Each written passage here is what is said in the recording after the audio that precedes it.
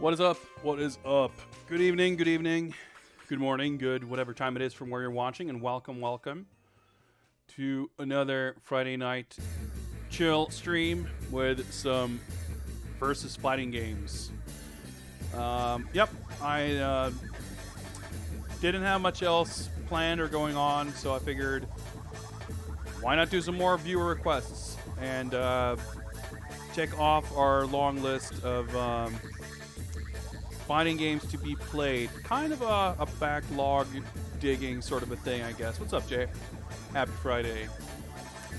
And let me post this here. There's a new command. I guess it hasn't been shown on screen just yet, but if you type !list, it will link you to an updated list of games, which I, in the preparation of this stream, already realized that there's maybe 2 or 3 or 4 games on here that, or not on here, rather. So when I first put together this list that we started picking from on New Year's Eve, I had been a little bit selective in terms of what games to put on here from my collection. Mainly kind of filtering out more recent games that I just knew that I didn't really want to play. And now I've kind of gone back in and added everything I could think of, basically, that more or less qualifies as a fighting game from my library. So that number of games has now gone up to just north of 200, but that does include a bunch of arcade games that are kind of randomly strewn out, through this list.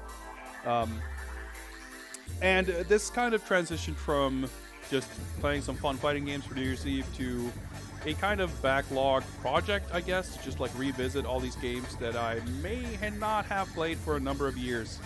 In many cases, these are games I picked up and played on stream once for like 20 minutes and then never touched again. And other games, they're more closer to my heart, I guess. But yeah, so the list should be more flushed out, I guess, and also contain, I guess, a few more consoles. There's some more stuff added that I had, again, elected to remove from the list from worries that having too many different systems to pick from might be too much of a hassle for me, just swapping between those systems during a stream. But when we did this the last time, we ended up hopping a little bit between different systems, and honestly, it was kind of smoother sailing than I'd feared that it might be.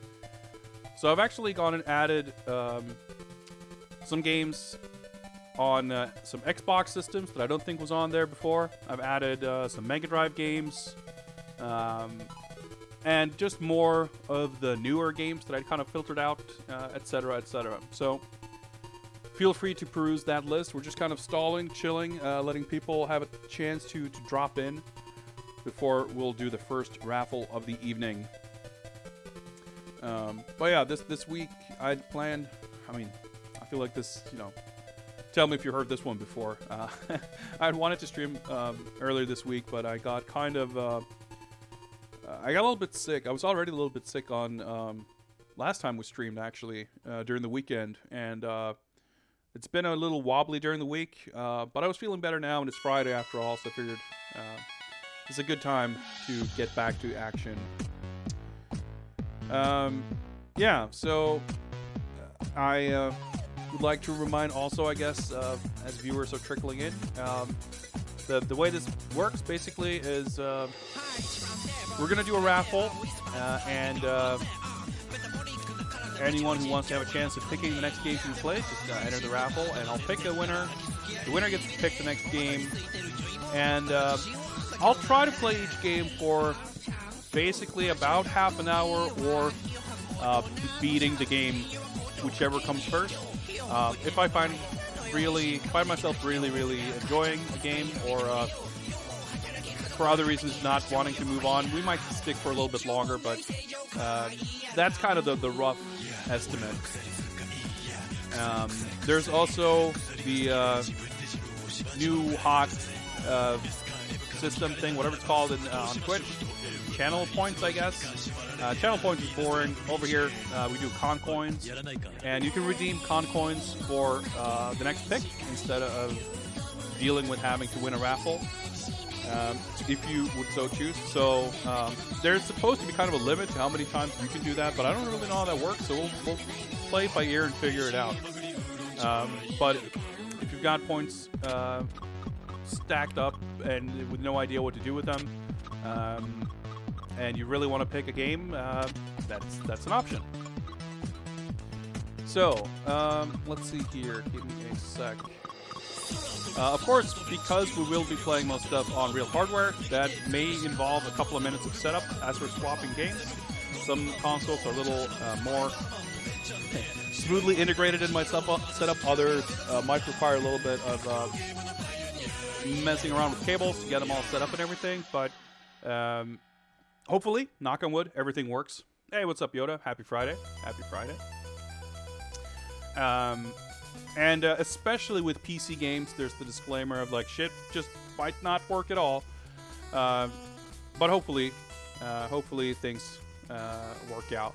I should also mention that because I've recently added a bunch of games on more recent systems, it's possible that we're going to be adding games that I don't currently have installed. I hope that doesn't happen. Yo, Roberto Tienes, thank you very much for the follow. Welcome, welcome. I appreciate it. So with that kind of all laid out on the table, we're getting a few people dropping in here. I think it's about time we do a raffle. What do you guys say? So give me a second to actually set this up. And we'll do this, and I'll do that, and I'll click around a little bit here. Do a keyword giveaway, as it's called. And there we go. The raffle is open. Type the word raffle in chat, and you will be eligible to pick the next game. Would I play Mega Man? I will play anything that's on my list. Anything that's on that list is eligible to be picked, unless it's marked in red, which means I've already played it on a previous stream. Technically, you know, there are 2 Mega Man fighting games, but the list is mostly based on my personal collection. So, fortunately, neither of those games are on there, I think.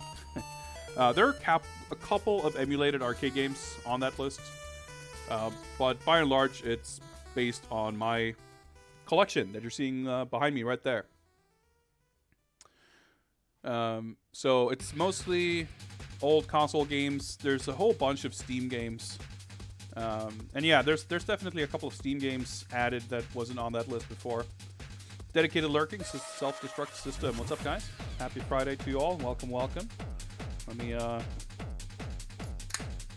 pour myself a beverage while we're letting people join in. There's no need for an exclamation mark, by the way. As long as the words or the letters R-A-F-F-L-E, and as long as your spelling is better than my pronunciation, you'll be in the raffle. So we'll give this a couple of minutes, let people drop in and have a chance to type raffle in chat to join in. And yeah, I'm always excited for this format to see. You know, I've done this a few times now, and I've really enjoyed it because I feel like whenever I want to go back and, like, most of the times that I stream, either I'm doing something like my Batman streams where we have a very clear-cut list and order of games to be played, or it's just playing like the most recent games I've picked up. Yeah, raffle's open, gun tanks. Just type raffle. In fact, you just did, and you're in the raffle.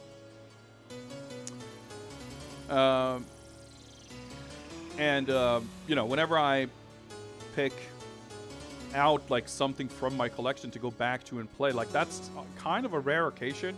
And honestly, you know, it's a silly thing to complain about, but honestly, I have so many games that it's kind of difficult to have a very strong feeling of, hey, this game in particular is something I really want to play now. Let's do that on stream. So doing stuff like this and just kind of removing my indecisiveness, I guess, from the equation and just letting someone else pick, it's pretty liberating and it's pretty fun because a lot of the times it's, again, it's a weird thing to say, but a lot of the times I find myself being surprised by what games are picked. Like, I put together the list, I own the games, but still someone will pick something and I'll be, oh shit, yeah, that's, you know, hey, that game. And it's, I don't know, it's a weird feeling, but it's pretty fun. And so far, it's been an eclectic mix of, you know, favorites and, you know, games that I've been meaning to and wanting to play more, and other games that I've kind of forgotten about and gone back to and found new appreciation for. And in some cases, I've played some games that I found myself perhaps not being the biggest fan of, but, you know, all's fair in raffle picks, I guess. Hey, what's up, Sword Fam? Happy Friday. Well, we got a few entrants. We'll let this rock for another minute or so and see if give people one last chance to enter. So if someone is lurking and half viewing, not really keeping their eyes on the stream, if you type raffle in my chat right here, you'll have a chance to pick the next game, which we'll be playing for half an hour or so. But yeah, we'll find out soon enough where tonight is going to take us, or where it's going to start off, rather, I guess.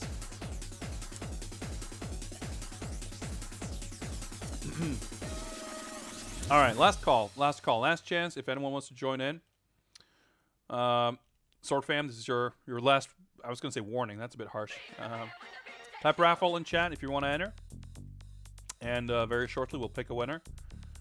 And we might have. I still don't have like a fancy stream set up or anything, so we're not going to get any exciting animations on stream. But we'll see a little announcement in chat. Hey, Final Fantasy SETI, what's up? Skip this one out. That's cool. Obviously, it's not mandatory in any way. All right, well, let's do it, guys. We'll roll it in chat, and we'll see an announcement. See, it's Friday night, all right. I can't even fucking talk. We'll roll the raffle, and we'll see it announced in chat. And the winner is Gun Tanks in Space. Congrats, you've won the inaugural game picking raffle for tonight, which means that the raffle is not open. So let's hide that. Blood Warrior. That was decisive. That was a decisive choice. All right. That means name. That means this arcade stick over here. And I want to remind everyone also that backseating is highly encouraged for these streams. In fact, most of my streams, I don't mind it. But we'll be playing games, and by experience, like a lot of time people pick their kind of favorite games. And for the most part, I have like a superficial knowledge of most of the games. Deeper knowledge for some games than others, of course. But if you want me to do well, or if you want to like explain how to do shit, I absolutely do not mind. So feel free to give me advice or strats or tips or anything like that. Was that or Onitatsushi suffering last time? It's funny because I don't really remember that necessarily, but that's kind of how it goes a lot of the time. Like, I mean, some games are so annoying that it really stands out, especially if it's games that you have like an expectation for. But when I think back to that game now, I just remember like the fucking awesome characters and shit. So, having said that, Blood Warrior rules, so I don't mind that pick whatsoever. In fact, I'm quite looking forward to it. Now, let's see if we can get this up and running here. Boss fight looked like a struggle. I mean, I don't doubt it. I don't think you're wrong. I just have a terrible memory, and it's very selective. But yeah, I mean, I'm pretty sure it does get really difficult towards the end, you know. That I do not have any trouble believing. But if anyone here is unfamiliar with Blood Warrior, aka Odo Fight, you're in for a treat. Good old Kaneko jank, that's for sure. That's for sure. Also considered it because it kind of skimmed the Onita versus Terry Funk no rope exploding barbed wire exploding ring cage match. Sounds like a good time. Dino was playing this. I bet he was. I bet he was. Now let me just see if I have this. If I can spell here.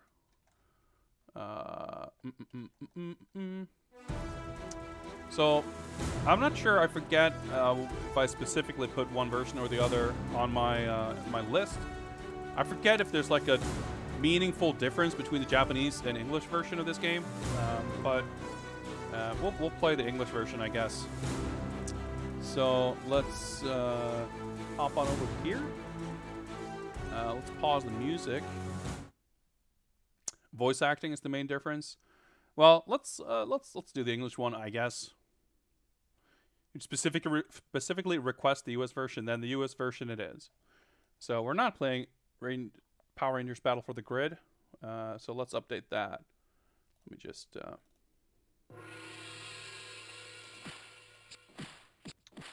and we should have some kind of cover art for this. Yeah, we're not playing Cobra either.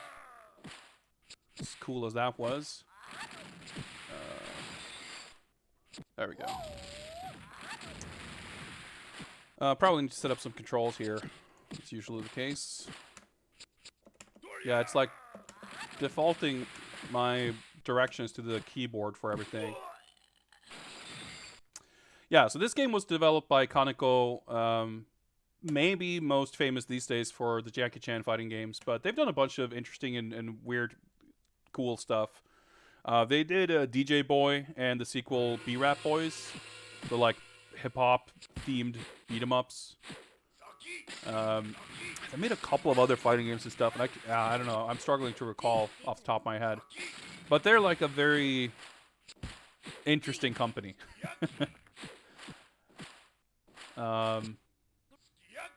Bakurit's Breaker shoot 'em up that's nicknamed JPEGs in Space. I mean, that sounds pretty good. So this game is in fact a sequel to a previous game, which is called Shogun something, right? I can never remember. Fujiyama Buster is the Japanese name, yes. And the English title, I think, is something certainly more generic than that. I think it's called Shogun Warrior or something. Yeah, Shogun Warriors. The original game has like kind of typical Street Fighter 2 knockoff sprites. Yeah, let me set the start button actually. As you can see, not the case with this game. Kaneko was, I guess, one of a couple of companies in Japan who sort of... I mean, this game does not play anything like Mortal Kombat, but clearly it's, you know, it's got the live-action sprites.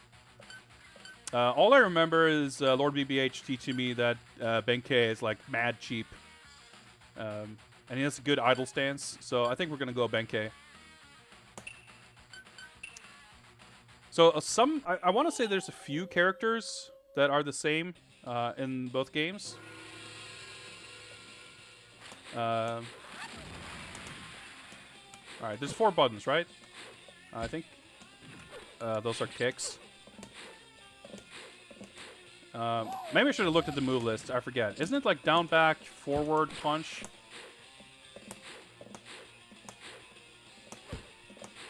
Something like double. It looks like a charge move, but it's not. Yeah, he does that spiked ball move, right? Maybe I should have paid attention. Maybe we'll just match this out and we'll see it on the versus screen next time. Yeah, so, I mean, aside from the live action, you know, digitized sprites, there's a bunch of blood. How's audio, by the way? I just realized it looks like it's a little low. I can turn it up if you would like. It's a bit low. All right, let me pause this for a second. Let me turn it up. Is that any better? Oh yeah, it's got a mash move, right?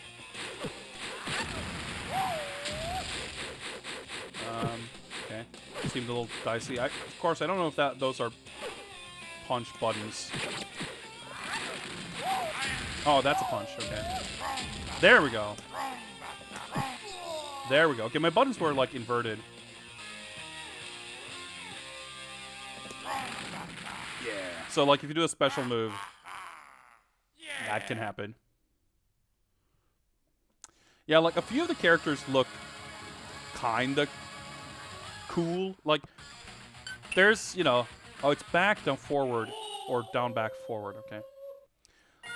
Like some characters look cool, although there is like a definitely a layer of goof on top of everything. But some characters are just goofy. But yeah, as you can see, obviously the whole setting and everything is all based on like folklore and like traditional kind of Japanese, or I guess you could say it's based on Japanese history. No real-time weapon switching or giant enemy crabs in this one, though.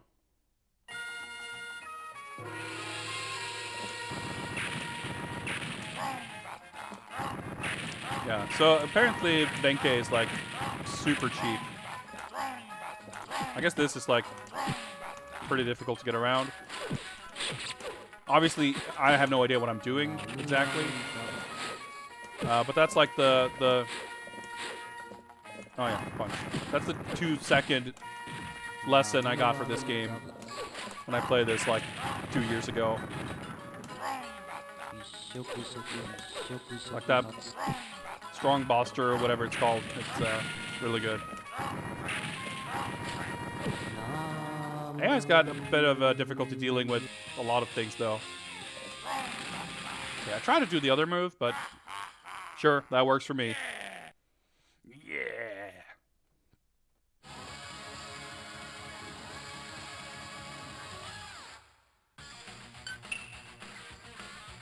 Yeah, it cost me. The backgrounds look a little like the game is not bad looking, and you know there's definitely sort of live action sprite fighting games out there that look a lot worse than this. But yeah, the backgrounds are a little rough. Like I would say Jackie Chan definitely looks better than this, but I'm glad this came before to, I don't know, you know, for them to get their feet wet. Like, I wouldn't necessarily say that Jackie Chan has a lot better animation, which is usually kind of the part that looks the worst. Like, the roughest part about ugly digitized games. I mean, obviously the quality of the photography can differ greatly as well. But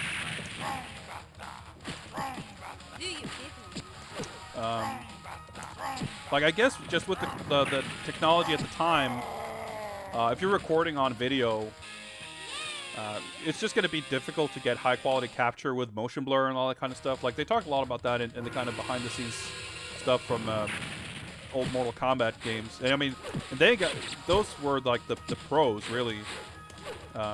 Like, if you look at the midways, like, later, like, MK1 looks super rough. But even by MK2, the quality was so much better. And if you look at, like, MK3 or WrestleMania, like, those games look really, really sharp and really nice. And even some other studios who were able to get, like, decent photography, which even that was tall order.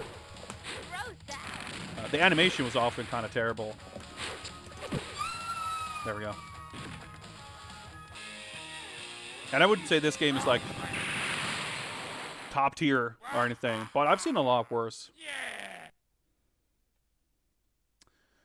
I want to assume the backgrounds are made of Kaneko office staff. I want to assume the cast is Kaneko office staff. Like, yeah, it doesn't seem far-fetched. Like, it would have been difficult, I think, in general. Like, how do you find the people for this? Like, the entire process of shooting stuff like this, making it, finding, you know, even if you could find, you know, stunt performers, martial artists, actors, people who would be good for this kind of stuff, like, it's not like most developers probably would have had, like, a network to get in touch with those kind of people. You know, unless it's stuff like Jackie Chan, where it's like Jackie Chan and his, like, stunt team and shit. But again, like, that wasn't obviously their first time doing something like that.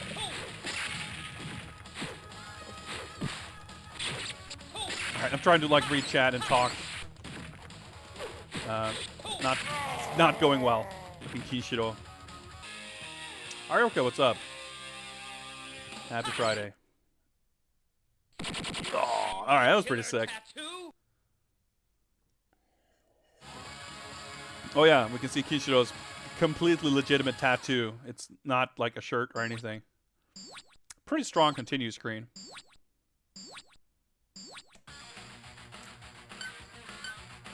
I like that everyone is doing this pose. It's like very confusing. I'm gonna honestly stick with Benkei here because I don't know anything else. But like it's interesting because in game, like the quality is low enough that you can get away. You know, you can believe. I mean, like the reason it might be, you know, you might not see this as tattoos. Hey, what's up, Pixel Ghost? Thank you very much for the follow. Isn't really because he's wearing a shirt. It's more like the image quality is such that it's kind of hard to tell anyway.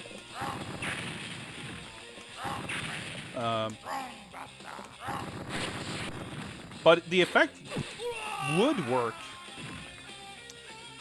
It's like if you look at a lot of the, like some of the photography you can find from like behind the scenes when they were shooting the old MK games, like a lot of the costumes look really dodgy. Like they wouldn't hold up to be used like on film or anything. But because the resolution and quality was so low, like it's fine. But when they do these like close-up shots of him wearing his tattoo shirt, like it's just a little silly. Okay, we might have a problem here.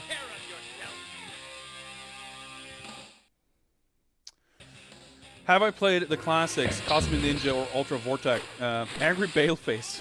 That's a pretty good name. Thanks for the follow. Have I played Cosmic Ninja or Ultra Vortex?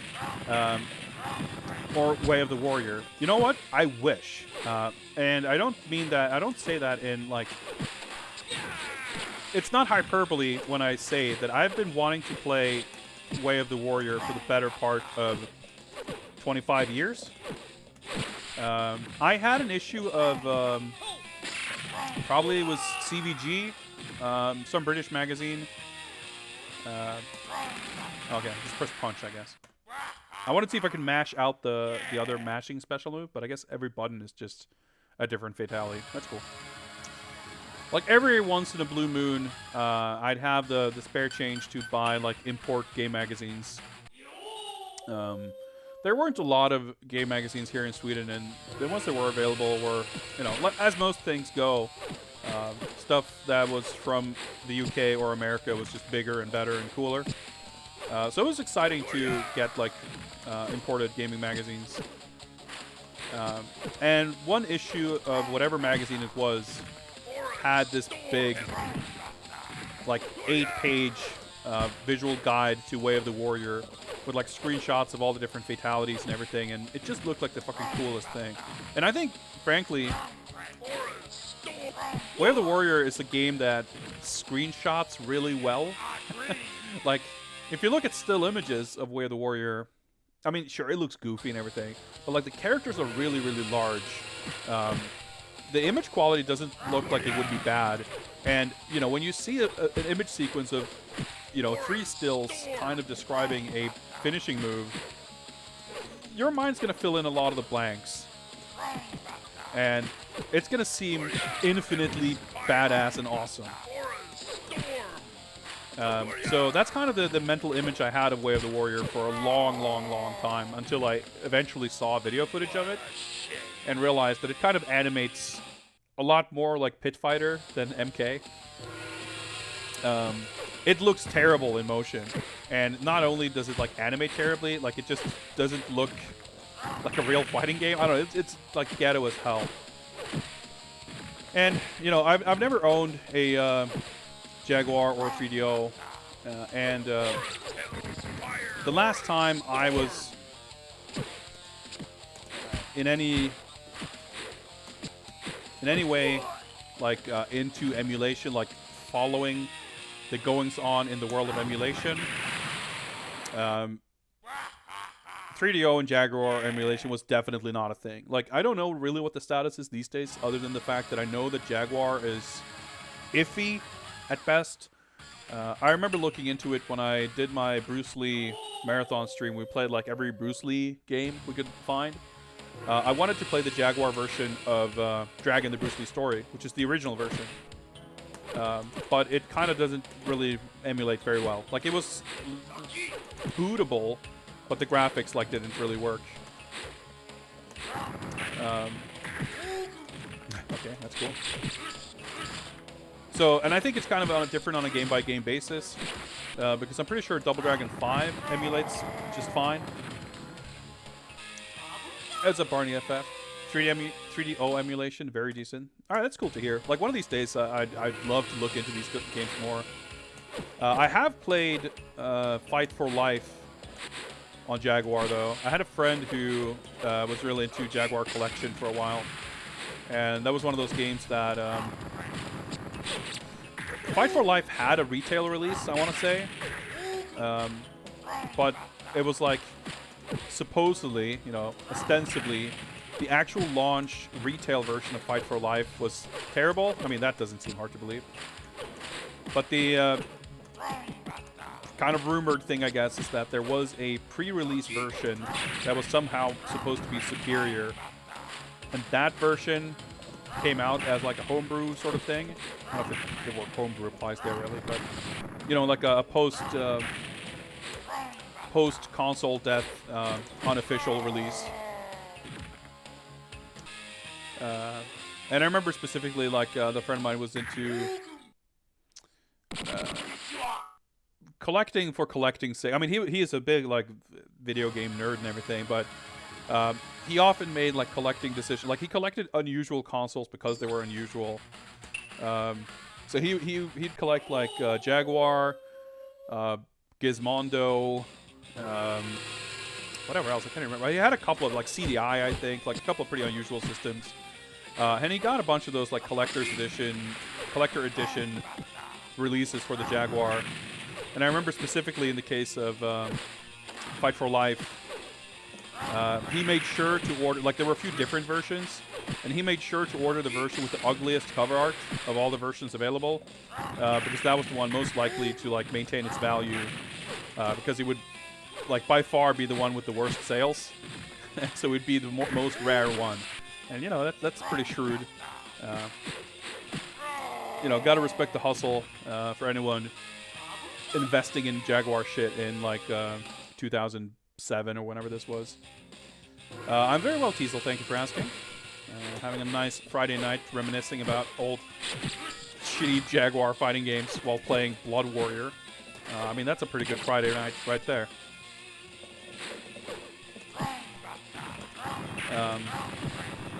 I can't say that I remember anything in particular about Fight for Life other than not being particularly impressed. Whole marketing at the time was that it was made by former Sega developers who worked on Virtua Fighter, and this would be even better. There's like 5 separate things in that sentence that seem difficult to believe on their own, let alone piled up like that, but yeah, wasn't there supposed to be like some amazing version of FX Fighter on Jaguar or something as well?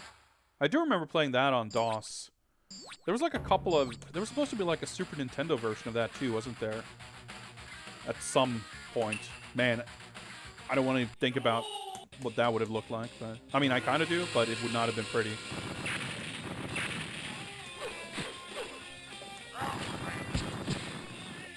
that a combo? I'm not sure.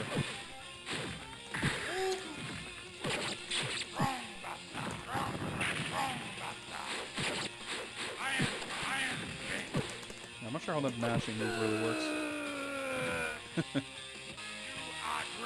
what I remember reading from magazines at the time. I mean, sure, there's no lack of hyperbolic marketing talk around all kinds of things in those days.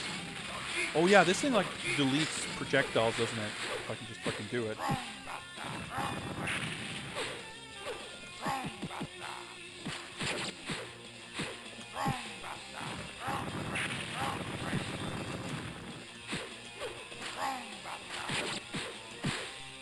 Yeah, I mean, when I played FX Fighter, I think, first of all, I was an idiot child. I would not have been able to distinguish a quality fighting game from a bad one.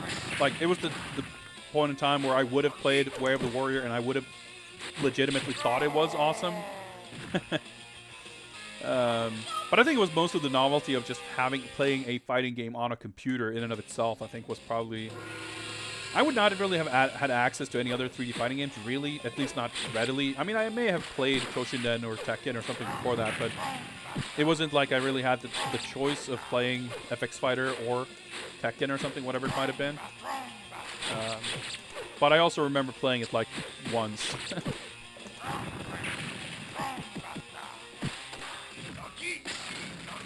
Yeah, so many magazines were also run by like 19-year-olds, or it was pretty. The whole industry and everything around it was. Oh, oops, that was not good. Everything was the Wild West. Yeah. People complain about the original Virtua Fighter on Saturn. Never played Fight for Life. Yeah, I mean, in fairness, Virtua Fighter 1, the original release, is not it. That port should be better than that. But, yeah, I mean, if you went to Jaguar for fighting games, I mean, I guess it's like the noteworthy thing isn't how bad those games are, but rather the fact that you actually have a decent amount of choice. Because, like, yeah, Ultra Vortec and Cosmic Ninja are both on Jaguar, right? You've got Fight for Life, you've got Double Dragon 5, you've got Dragon the Bruce Lee story. Even that, like, that's already more than you have on probably N64, right? I mean, not saying that any of those are worth your time, but I mean, they exist. The Jaguar version of Double Dragon 5 is kind of hilarious too, because it's like an enhanced port where they kind of redid all the sprites, but they've not like redrawn them. They've just added like a horrible looking filter on them. Like, it looks terrible. In the not too distant future, we're hopefully going to get started on my long planned Double Dragon marathon, and once we do get started on that, it's going to be a while before we make it all the way through the Double Dragon timeline, all the way up to that game, but it'll be a good time for sure. Game players also call Toshinden the Virtua Fighter killer. Yeah, I mean, looking back, it's like, I mean, sure, Toshinden is more appealing, let's say. Let's not use the word impressive, but it's more appealing than several other like early like PlayStation like 3D fighting games. I feel like Virtua Fighter's appeal and quality has historically been kind of lost on the West, I guess. But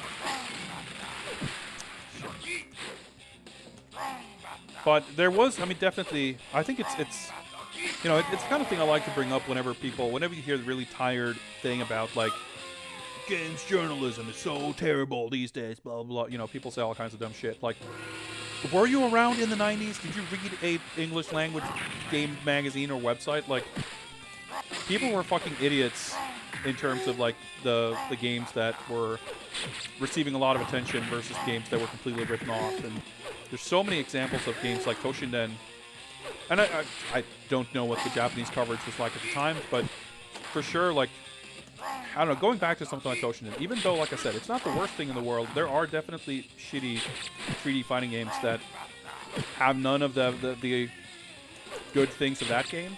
Because, Toshinden has amazing character designs, music, and, the aesthetics are pretty cool, but it plays terrible.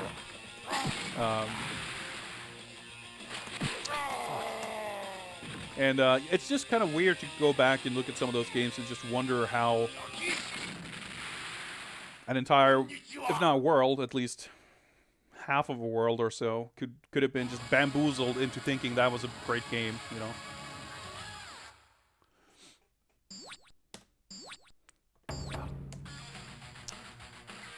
I think you'd like Cosmic Ninja and Ultra Vortex. I'm sure I would. I already do, even though I haven't played them. Cosmic Ninja has a fucking bloody sword as a life bar. What's not to like? It also has an absurd 3D maze character select system. I can't even call it a screen. I mean, how good is that?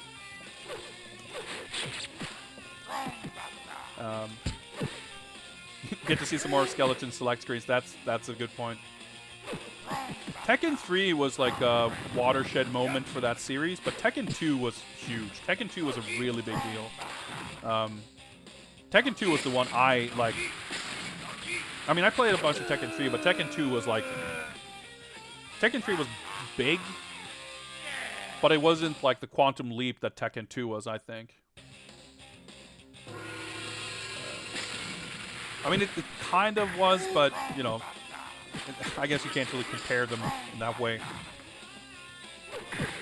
I mean, Tekken 3 was a big leap, but I think just in terms of like... I think it's...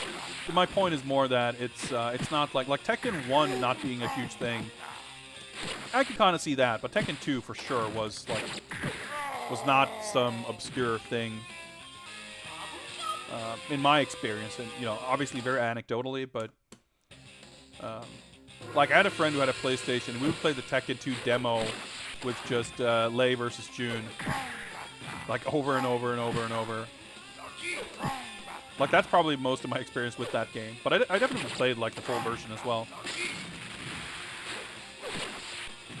Like, I was familiar enough with Tekken 2 that I could appreciate, you know, at least some of the differences, like, in the new characters and everything when 3 came. But Tekken 1, I'm not sure if, honestly, if I even did play before playing, like, 2.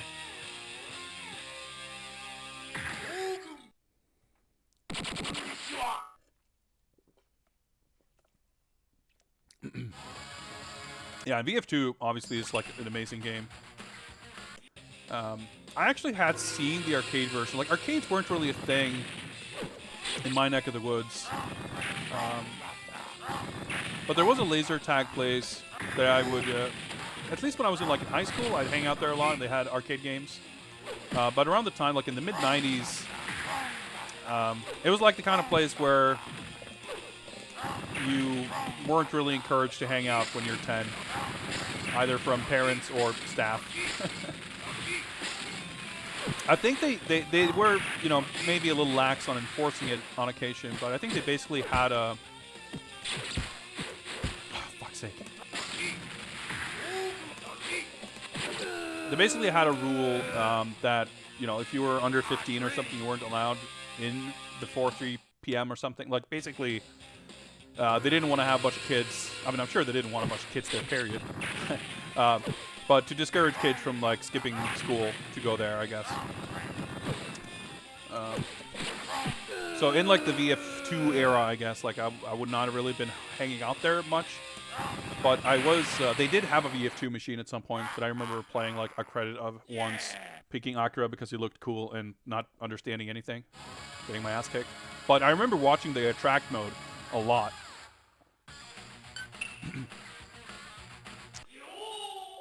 And yeah, VF2 was big, and VF2 was in '94.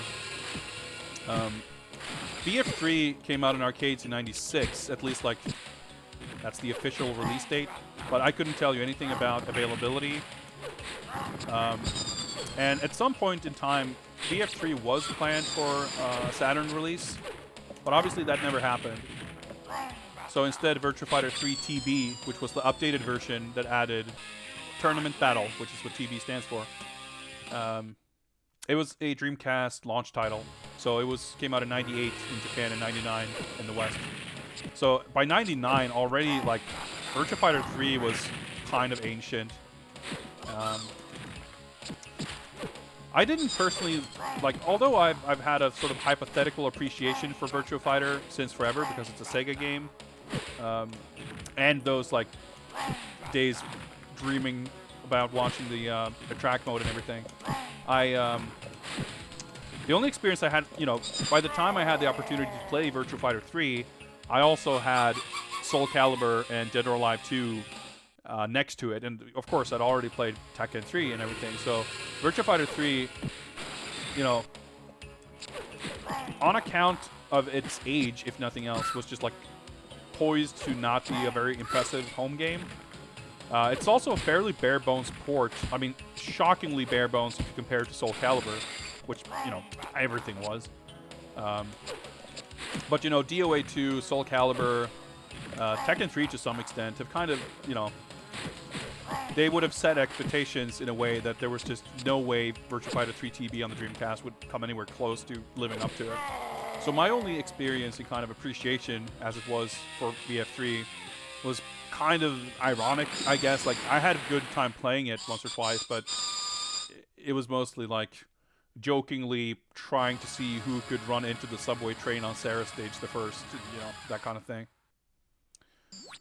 And Virtua Fighter 3, it was like really impressive looking. Like, it was for a 96 game. It's like, it's got really, you know, it's got fucking Disco Kagemaru's silver pants and everything. But from 96 to 99, like, that's a pretty big, like, what's impressive in 96 just is not going to be, like, 96 to 99 is the jump from, you know, the original Quake and Duke Nukem 3D to Quake 3.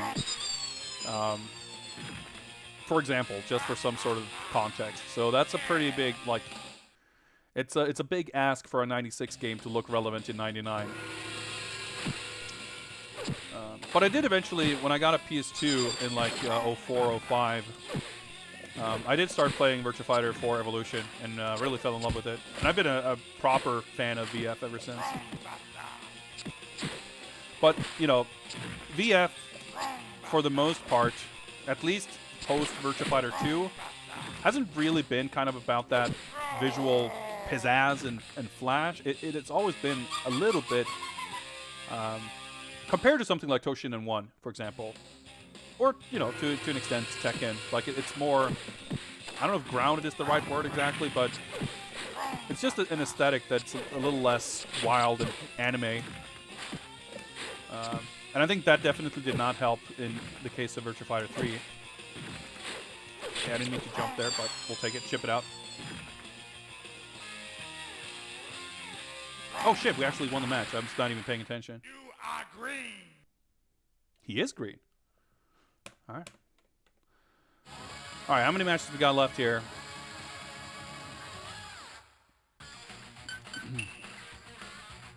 Shishimaru and Benki. Okay, I think we're unlikely to beat this game in another 45 seconds, but we'll at the very least play out the credit here.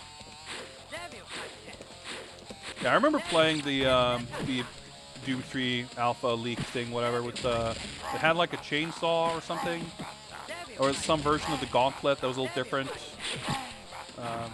Or am I? Or I had some.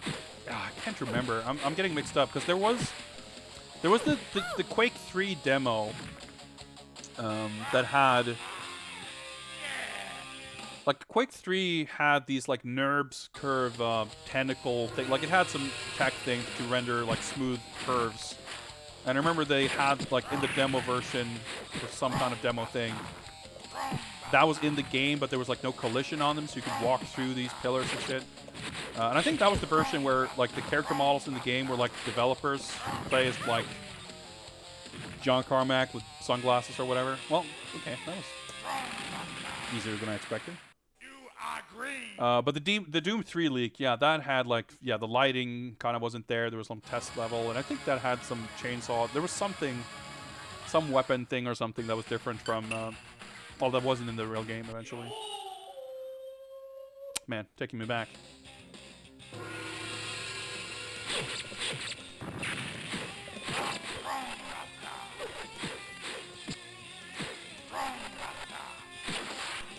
Man, I'm not sure what I should anti-air with.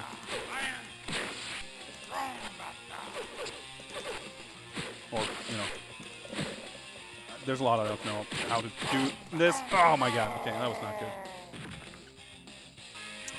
I do remember the Half-Life 2 had some, like, leaked thing too, didn't it? There was this big thing about that, right? There was some playable thing. I remember vaguely, because I never really played the final Half-Life 2. But that version had something about those, like, the bugs that you can spawn like this this weapon in the game, right? Where you throw out these little critters. I vaguely remember seeing that. Oh, this is looking good. So there's like some boss character after this, right? There's definitely some kind of boss. Multiple, maybe? Seems like a thing from this era of fighting games. Yeah. So even if we were to make it through this, we're definitely ways away from beating this, but we'll have one more shot at least. No boss character? Maybe, okay. Maybe I'm just getting confused with the first game, because the first game definitely has bosses. Fujiyama Buster. Never played a Half-Life, not a true gamer. I could really not get into Half-Life 2 at all. I tried playing it, but the aesthetics for me, like, it just looks not appealing at all to me. And it starts off so, like, and, I mean, I don't know if it, like, really changes, but the whole environment and setting is so, like, kind of barren. And I really enjoyed the first Half-Life. But I think by the time the second game came out, like, first of all, I wasn't really playing a lot of PC games anymore.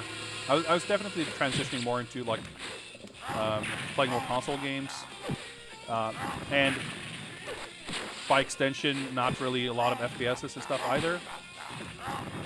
But if I were to play an FPS, I would have been way more into Quake 3 or, you know, whatever recent version of Unreal Tournament, etc. But I remember trying to go back to it a number of years later, and I just could not get into it. It just felt kind of boring. I didn't like the feel of the guns or anything, and a lot of the gimmicky physics puzzle stuff just wasn't very fun. I didn't like the vehicle. Like, I don't know. It's hard for me to point at specific things that put me off it, because there weren't really things about it that appealed to me in the first place. Yeah, Half-Life 2 was like... Steam existed before Half-Life 2, but Half-Life 2 was like the first game that required Steam, and it was a complete shit show at the time. I remember there was like that was like the big internet joke thing, I guess, that Steam was fucking terrible. I mean, it got there eventually, but it was pretty rough back in 2004. Yeah.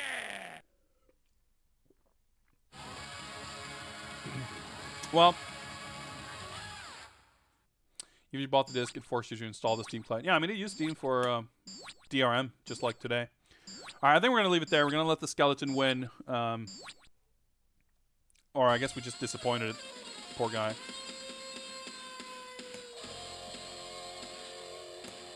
Oh, we got some sick riffs. So it was worth it in the end. Yeah, no one could... It was like, you know, it was the Diablo 3 of its time. Fucking Error 17 or whatever.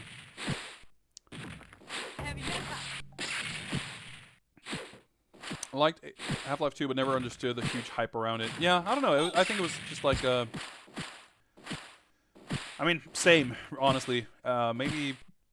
I don't know. I got nothing. I got nothing. All right. We're going to leave it there, as I mentioned. Well, we got the Ichiban, top spot on the leaderboard. We'll be happy with that. And with a few seconds of setup here, we shall set up a new raffle. Boom. There we go. I hope that's readable. The raffle is open. Type raffle in chat to join. And get the chance to pick the next game. 94, same year as Kasumi Ninja. I mean, 94 was a big year in fighting games for sure. You know, Street Fighter 2 and Fatal Fury both came out in 91. New raffle time. That's right, Gundam. That is correct. Guntex, thank you very much for this pick. This was fun. I hope I did it justice and people enjoyed seeing this. And if you saw this for the first time,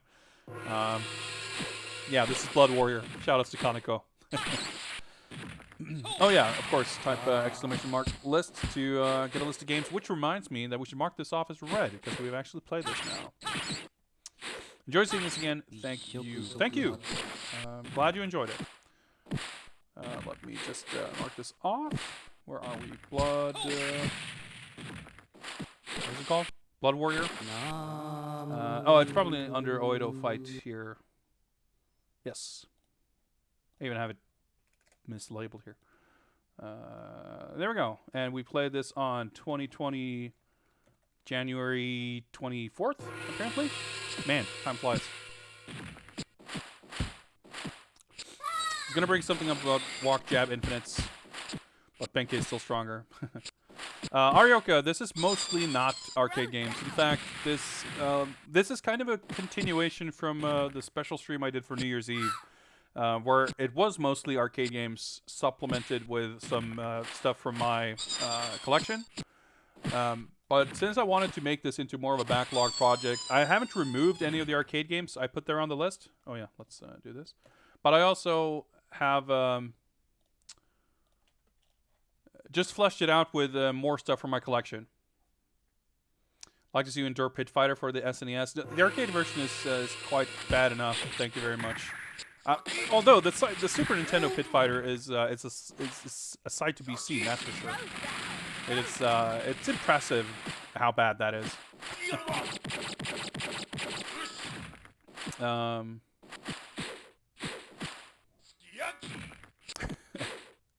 Skiyuki. Yeah, let's just say Japanese words. That's how Japanese Blood Warriors do it.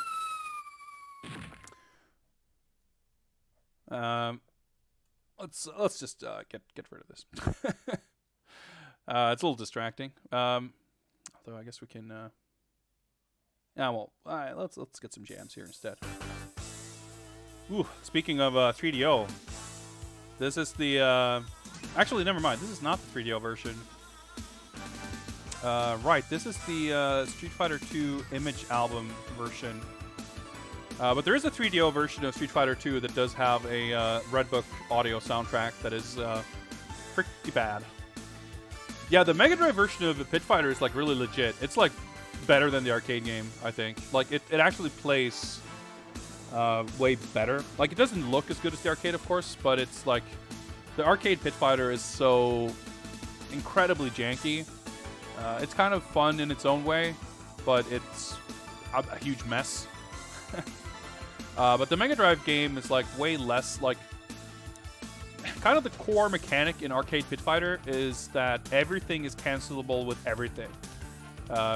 So you like cancel an attack into another, like you Kara cancel everything into everything basically, and that lets you do like really rapid fire combos. But the enemies can kind of break out of it at any point if they want to. It's really, really stupid.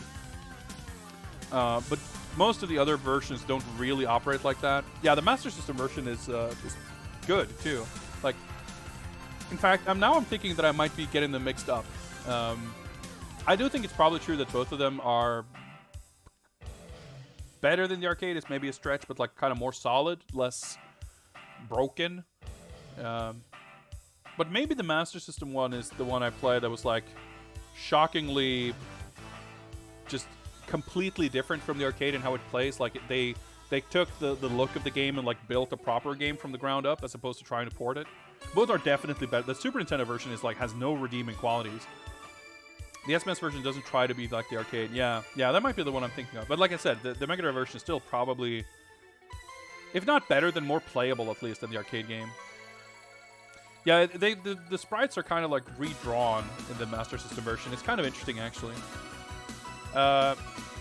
As much as I enjoy reminiscing about Pit Fighter, let me give you one last reminder that the raffle is open. Last call for raffle entrants. If you want to have a chance to pick the next game to be played on the stream tonight. Super Nintendo port of Pit Fighter, probably one of the worst arcade ports ever made. That's a tall claim. I mean, I would say Super Nintendo Pit Fighter is a bad enough port that even if there are ports that are way worse than it, it is still bad enough for like anything worse than it to not really matter. Like it's definitely very, very bad. I mean, I would Street Fighter Alpha 2 on the Super Nintendo is a weird port that I have no idea why it exists. It probably shouldn't exist, but you wouldn't expect that game to run on the Super Nintendo, and the fact that they got it to work and have it look okay, it's like quite impressive for what it is. Pit Fighter has no excuse running like a piece of shit like it does in the Super Nintendo. Like, it's obviously it's a way worse game to begin with too. It's just a mess all around. Super Nintendo Pit Fighter identical to the GB version. Like, I mean, yeah, yep, pretty much. I mean, it's got a bit more color, but it's fucking pillar boxed for Christ's sake. Like, it doesn't even run full screen. It's got these big ass borders on the side because they had to like shave the resolution in half to make it even run. It's just shocking. Last call. Any more entrants to the raffle, or are we gonna call it? Oh boy. Okay, I think we're gonna call it. The winner of the raffle and picker of next game is Headwound Yoda. Congrats. The Mortal Kombat games to Super Nintendo are great ports. That's debatable. MK2 is a good port for the most part. It's got issues and it's got some weird quirks here and there, but like if you wanted to play MK2 at home, I think the DOS version is better, but the SNES version is nothing to sneeze at. How about X-Men: Children of the Atom? Thank you very much. Yes, delightful is how about that. This is a game I do not really know how to play because it's a weird one. I remember playing this back in the day when it was new, and obviously being blown away and everything. I actually played the Saturn version. I remember in a toy store thinking it was amazing. And I've told this story several times before, but I remember at one point, as I usually did when I was in like 7th grade or whenever this was, I was hanging out in this video game shop after school, and some mutual friend or acquaintance kind of ran into the store out of his breath, trying to tell us about this amazing new game they had at the laser tag store, laser tag place. That was, as he described it, like Street Fighter but with X-Men, or like X-Men but Street Fighter, whatever. And me, being a genius intellectual, being aware of and having played Children of the Atom, naturally assumed that was the game he was talking about. But we went there, and it was fucking X-Men versus Street Fighter, and it just blew my mind. I'd never heard of it, so, you know, seeing that out of nowhere, and having only... That was the first Street Fighter game I ever saw in the arcade. So having only ever played, like, the Super Nintendo version of Street Fighter 2, or, you know, the Mega Drive version, the Amiga version, whatever, and, like, touched the Saturn version of Children of the Atom once or twice, to go from that to the deluxe 32-inch sit-down arcade cabinet of X-Men vs. Street Fighter, the Japanese version even, so it seemed even more exotic. Like, that is one of my most vivid memories of being, like, blown away seeing a new game as a kid. So that, I've always had a soft spot for that game. And having played that game a lot off and on, like I remember when X-Men vs. Street Fighter raffle is not open, that is correct, thank you. When that was first emulated, when like the encryption, CPS2 encryption being broken back in like 97, 98, whenever that was, it was, actually it's probably later than that. Anyway, I really fell in love with X-Men vs. Street Fighter and played that a lot. And I remember going back to Children of the Atom after that, being really like, whoa, this is really quite strange. Like, you kind of assume... you kind of assume that it's going to play like... Alright, is this... Yeah, okay. You kind of assume that it's going to play like the later games, but it does not at all.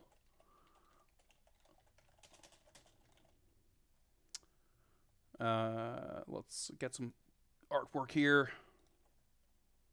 Do I have... This is probably not the right X-Men. No, it is. Okay, good.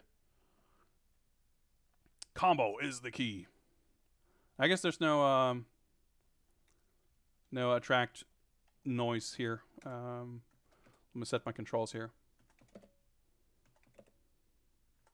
I was definitely a big Marvel kid growing up. Like I didn't read a lot of X-Men comics, but here and there. I was mostly into like Spider-Man, but I was still, you know, I knew who these characters were for the most part. And obviously, just the look and everything of this game was just amazing. I mean, it still is. It's so amazing. Was my laser tag place importing Japanese game? Oh, chat, come on. I mean, not on the regular, but I think distribution and stuff was kind of a little dodgy in those days anyway. So that particular game, they got the Japanese version of. I think they.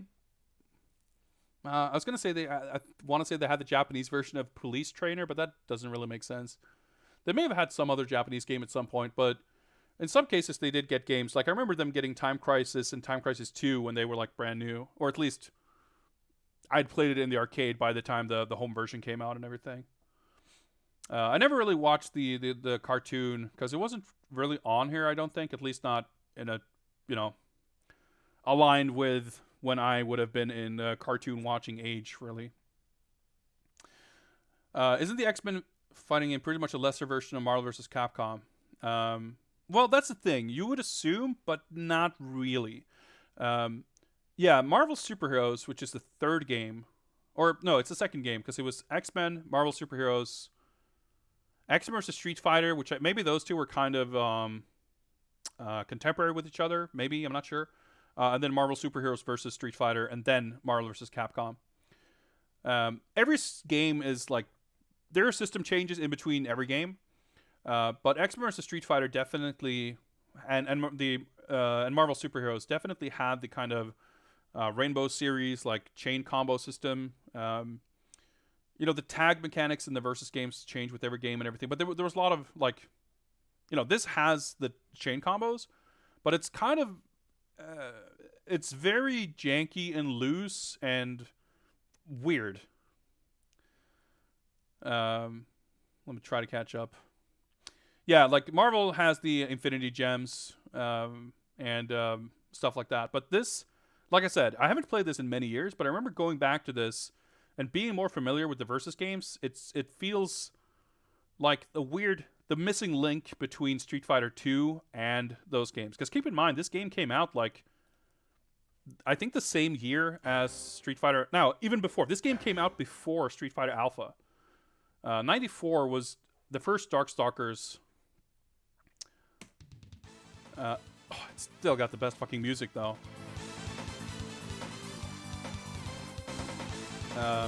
The one thing I definitely don't like about this game is how much of the original comics art that it uses. So does Marvel Superheroes, but from X-Men vs. Street Fighter, when they just did all their own artwork for all the portraits and everything, like everything looked way more cohesive and better. Psylocke is the coolest, despite her Simpsons skin tone, and I think Wolverine and Cyclops are maybe the only characters I could really pretend to know how to play at all. We got to pick Psylocke, right? Round one. Fight. Like, I think that it, like in some of the later games too, like the whatever combo rules you can use kind of shift with characters. So there is super jumping, but there aren't launchers the way you would know them from the versus games. Supers like that are way more like, there's no proper super flash. It's like in the Super Turbo.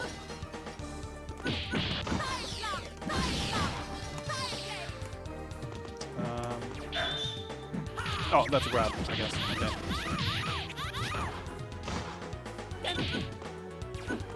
The meter system in this game is really weird too, because there's one gauge,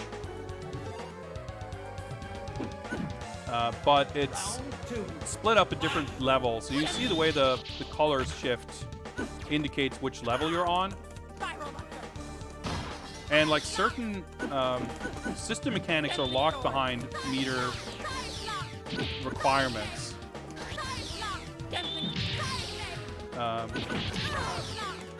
I want to say it's some stuff like, oh, she's dizzy. Mash out multiple supers.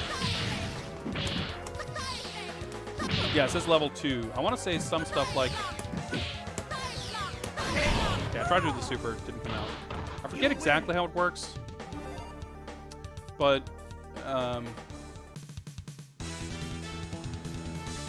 something like throw escapes or alpha counters or those kinds of mechanics like require you to be at a certain level.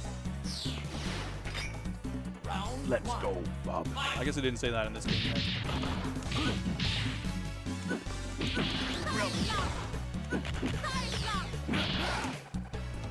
But yeah, just the way like combos works, and like there's definitely a lot of broken shit that I just don't know at all in this game, because I don't really know it. Okay, yeah, so that was like that used a bar meter. So I don't know if that's maybe technically a super. That uses 1 bar.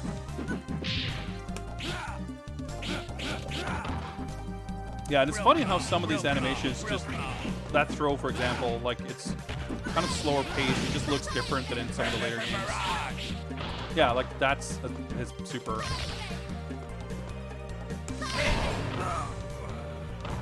You win. Definitely hella jank combos in this. The stages in this are super cool. A lot of them have like these different kind of interactive elements. Like Mojo World is maybe the coolest with all the like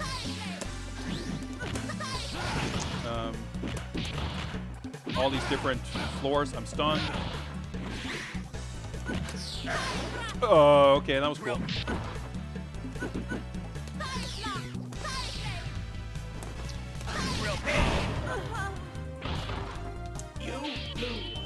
But this stage is really cool too. I love Colossus' stage. But yeah, there aren't really like the kind of combos. I mean, I'm sure there's like 100% combos and shit, but like I said, that's kind of her launcher in some of the later games.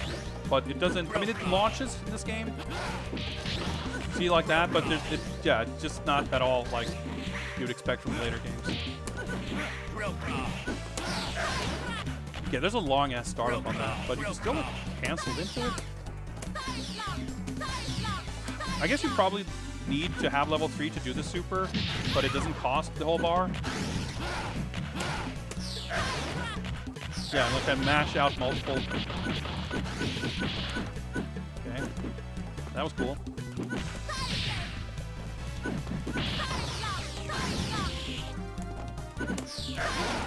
Oh, okay. Nice, we got it somehow. You win. No sweat. Yeah, Magneto is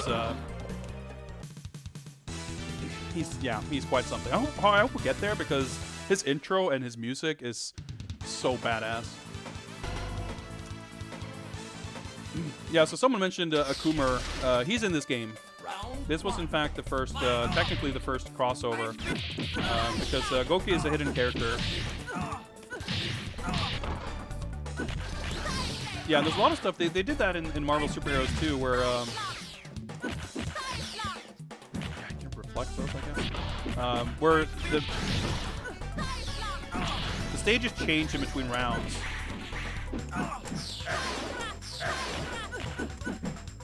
So we'll see that in the stage if I remember correctly. Oh my god, a landing killed me. Right, yeah. So the ice flow kind of drifts off and...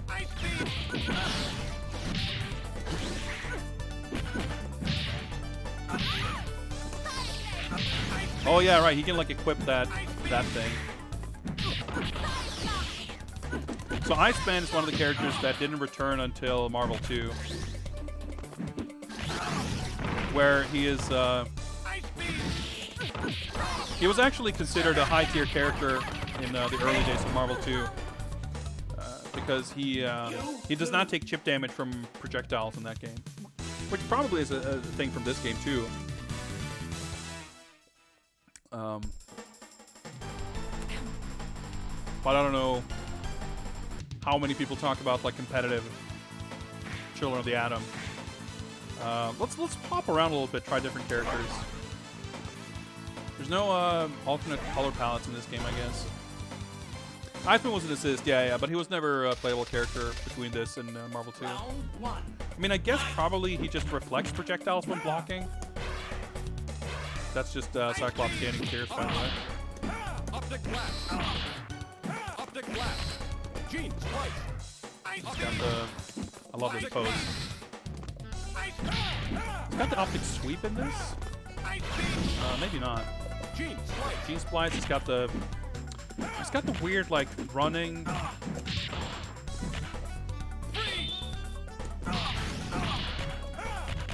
Yeah, you like mash both lights if he does that move.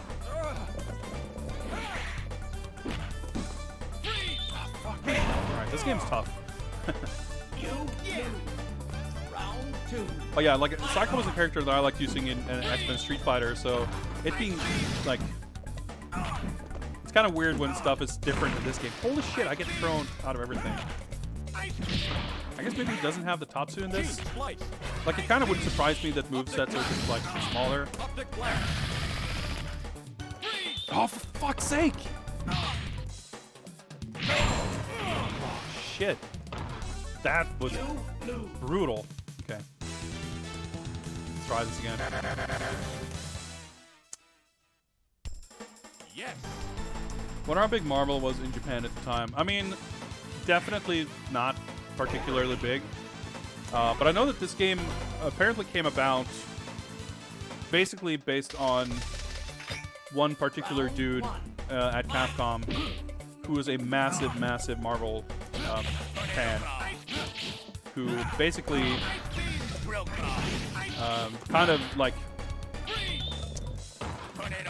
informed, like he was kind of the dude who like made sure everything was the way it should be. He was this like passionate dude who like kind of made this project happen.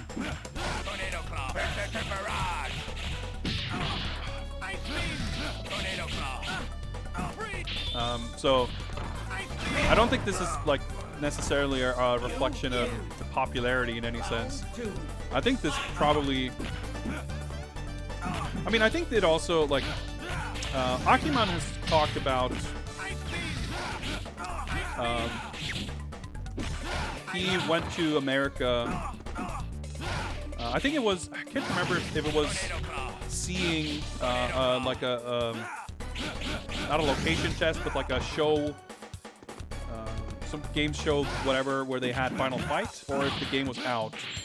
But apparently it was like a big inspiration in going for like an international appeal with Street Fighter 2. So the idea of appealing to a foreign market would not have been a new idea. And it makes sense that that was probably part of how this game came about. Holy shit, damn it. But I would say that even more so than that, I get the feeling that it came about because basically they slash that one guy really wanted to make it. And it definitely comes across as a passion project, I think, just with all, like, there's a lot of deep cuts and references, even just in this game. And just the way they really get all the characters so perfect. I mean, it really doesn't come across as like a automatic blocking. Cool. It really doesn't come across as like a, you know, cash grab or whatever you'd call it. Like, there's obviously a lot of big passion behind this game. At this rate, it does not seem likely we're going to make it to Magneto, by the way. Storm was definitely cheap in X-Men vs. Street Fighter. I don't know, like, there's definitely not enough, like, to carry over between these games to say that anything in that game matters in this. Man, I guess we're rocking some bootleg-ass Street Fighter 2 AI in this, where he probably just flat out does double damage to me. It didn't really occur to me, but that's probably the case. Because I don't deal a lot of damage to him. We are playing the English version, where that would be more likely to be the case.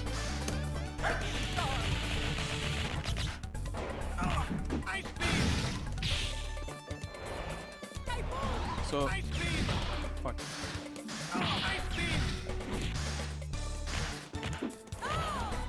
can't figure out her other moves. The only okay, she probably doesn't have the vertical typhoon in this game. I guess it has flight, but I don't know how it works. Alright, that's an air dash. I guess you can only, yeah, you can like command dash with 3 kicks in the air, but there's no normal air dash, so to speak. Oh yeah, there's no push blocking in this. So mashing while you're blocking is not a good idea. Does good damage when it actually connected, and I guess there's some weird dash infinites or combos. I guess she's got a charge projectile time up. Oh, I get to see her lose pose. But yeah, stuff like that. I guess like doing a normal and then dashing and doing the same normal. I've definitely kind of accidentally done that a few times before. Let's try her again. So this is our second opponent. Probably should find the dip switches to lower the difficulty setting or something.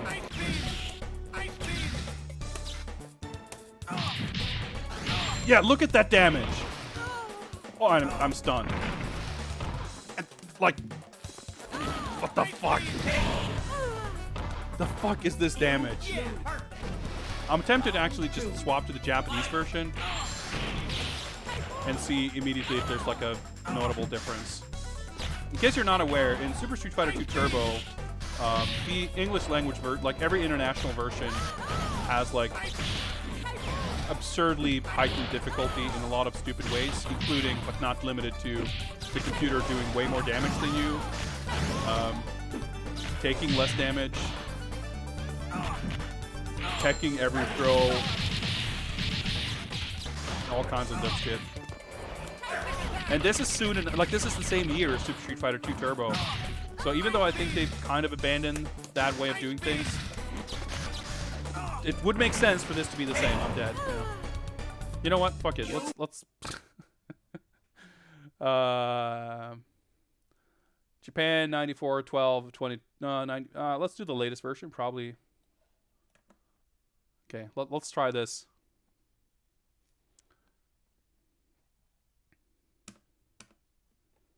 Oh, I'm gonna set the controls. Right. Oops.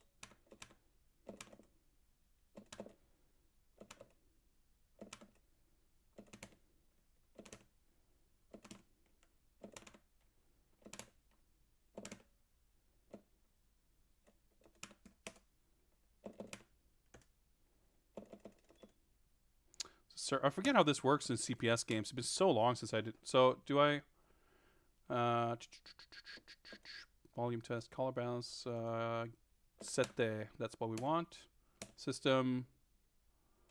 2 shoots. Continue. Adi. Monitor normal. Demo sound on. Game. Okay. Level difficulty level. Let's keep it at 4 just to see what it's like, I guess. Damage timer, 3 rounds, not in event mode. Join in available. Save the test modoru. Game ni modoru. There we go. Get the Q sound jingle.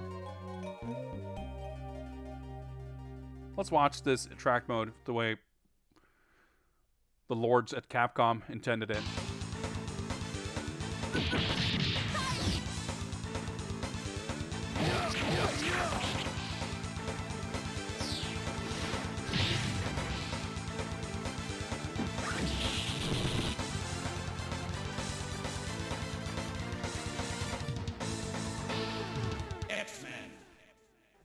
That's a cool intro, but they would get fancier for sure.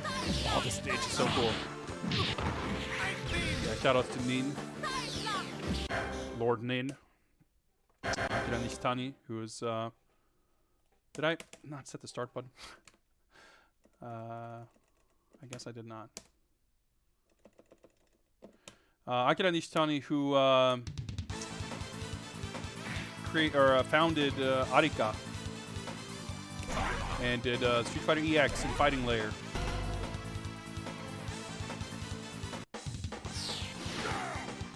Round 1. Nice, we get to see some different stages. Yeah, so Colossus stage. Dude, like unique hit sparks for Colossus because he's metal. That's pretty sick. Stun. Like commander overhead. Yeah.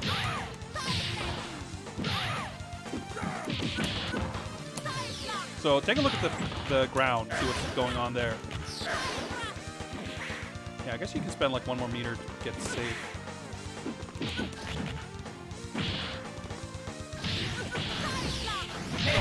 Ah, wait, he probably won. No, shit, I actually won. Nice.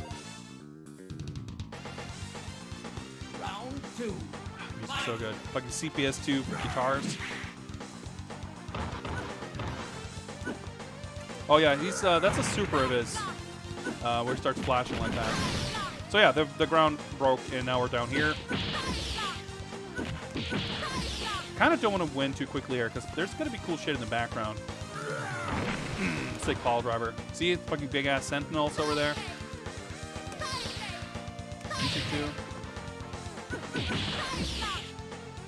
I want to see him do his sick command grab. And that's not his sick command grab, by the way. I think that's probably a normal throw. Yeah, look at these guys in the back. Alright, that's definitely a normal throw. He has a giant swing, spoiler alert. And in this game specifically, there's actually unique sprites. There's unique sprites for being thrown by Colossus's giant swing in this game that were never used. Super armor.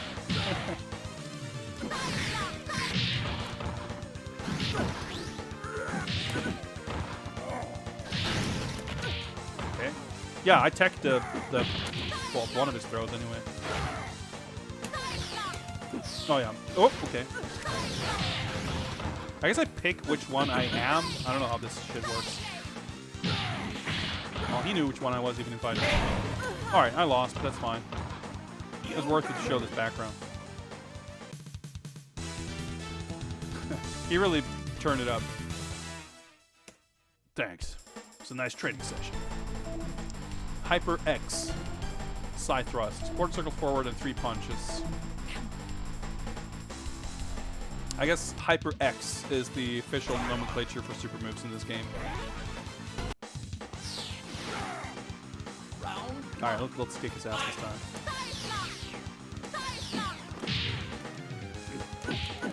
Maybe my theory on the damage was incorrect. I mean, it's, as far as like regional variance goes.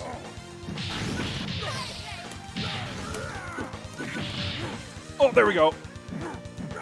How sick is that?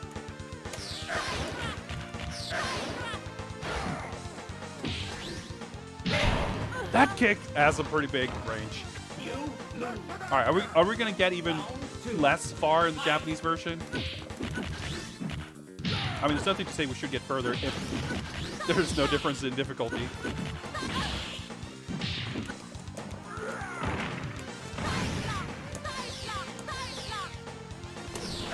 But I would assume that every character only has one super in this game too, or Hyper X. Because again, like even the idea of super combos were fairly new and novel. Dude, that anti-air kick! How do I deal with it? I'm so dead. Holy shit! All right, okay, let's do this. In the interest of just getting to see a little bit more of this game, let's turn this down to the easiest level. Just I have no problem swallowing my pride. If this was about the challenge of beating games, that would be one thing. But I just want to show off more of this sick game. Mutant Hunting, pretty good stage name. But I guess it tracks too for like a, you know, even if you're playing a or if you're playing the Japanese version of Super Turbo, like if you don't know how to play the game, it's not easy. It's just less bullshit than the American version. And I guess the same applies here. Like, I don't know how to play this game, so... Dude, he was stunned, but because the ground broke when he touched it, he got out of his stun. Like, that's kind of janky. Dude, I took like 20% from one jump fierce.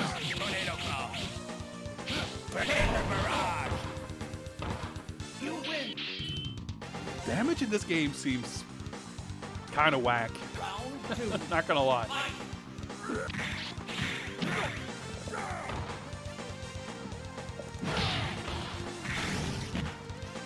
Like super.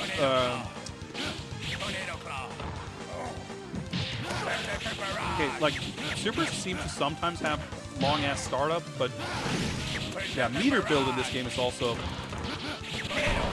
weird. OTG attacks. Like, yeah, there's a lot of just the mechanical rules of this game that are still like they hadn't quite codified or figured out what these games should be like. Oh, yeah, I don't like this stage. I don't remember this song at all, though. I want to say, isn't this stage also in X vs. Street Fighter? Maybe that's why I'm confused, because I'm remembering it from that and not from this.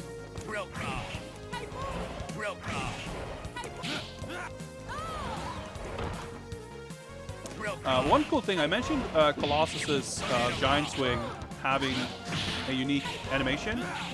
Like, when you're being thrown, when you're, like, twisted and turned around like that, swung around, I guess I should say. It's a unique animation.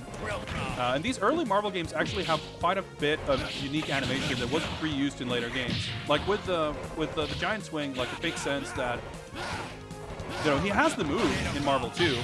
It just doesn't use that animation. It just, you know, the character just kind of laying flat with the normal knockdown sprites. But this game also has unique sprites for the animations where when characters get hit. Or Marvel Superheroes does. I'm not sure if this does, actually. But there's these, like, really exaggerated smear frames when the character is just one big, like, motion blur. And they really, like... Yeah, no push back. They really flash by really quickly, you know. But it looks really cool. And they never did them again after Marvel Superheroes.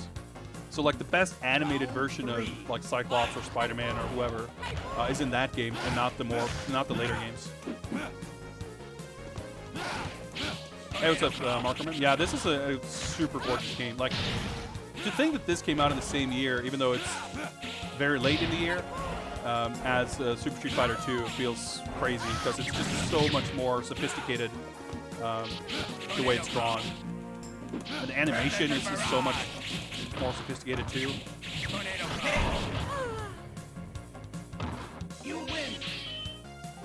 Yeah, these games were both 1994.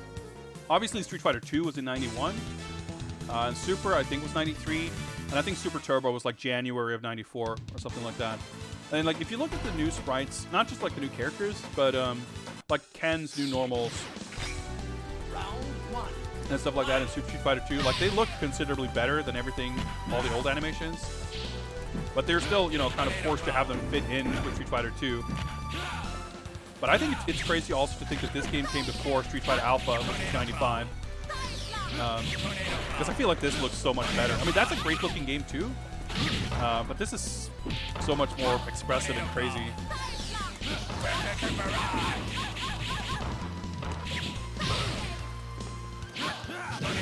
Like Darkstalkers was, of course, why did I go for a film? Darkstalkers was also 94, but that game also looks kind of crude almost when you look at the first game.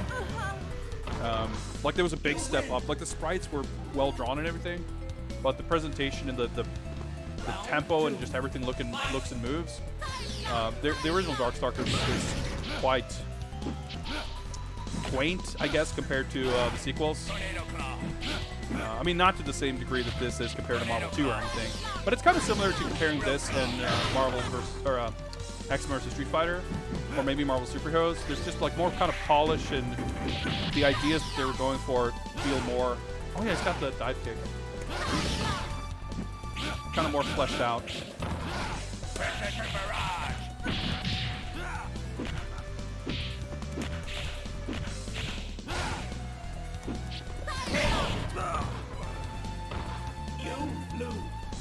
Yeah, that was definitely a golden era. Not just for Capcom, but like kind of arcade games. But they were just like the absolute king of like no one made games that looked this good. at the time.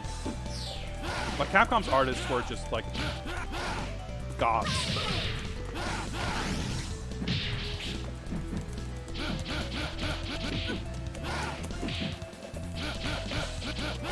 Trying to cancel into dash.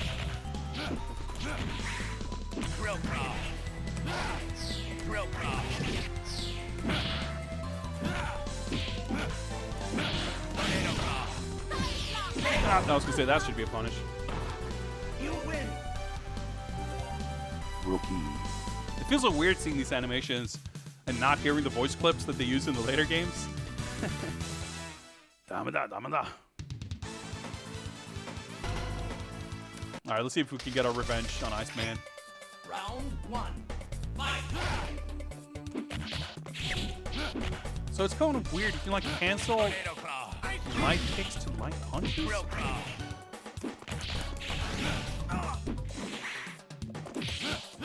Yeah, the combo rules are definitely a little unclear to me.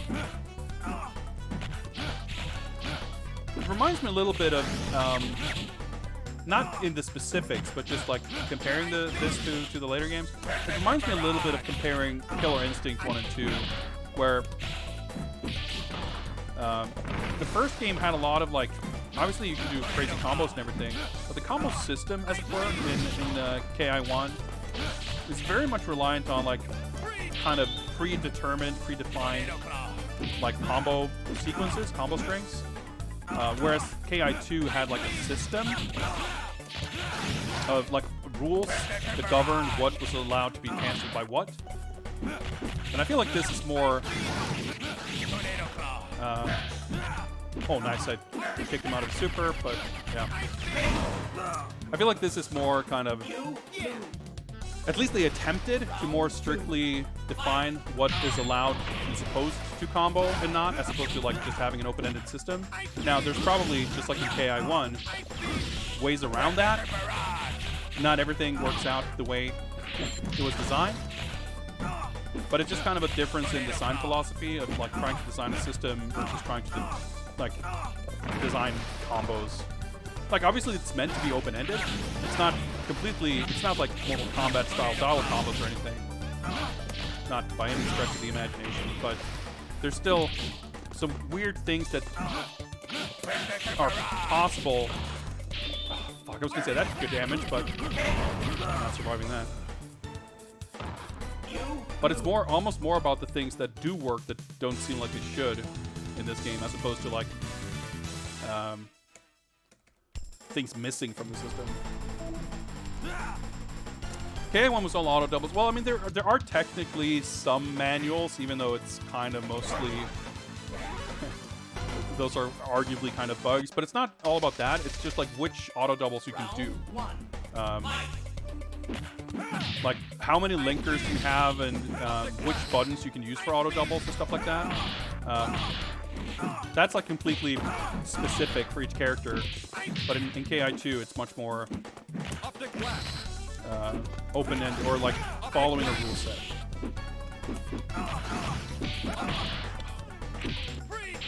Like, dude, the throws in this game. Because yeah, this definitely has like Street Fighter 2 throws. Superb. Yo, Garepa is now following. Superb. Thank you very much. Appreciate it. Fuck's sake. I did my super, and I didn't have time to drain my super meter, so that's cool.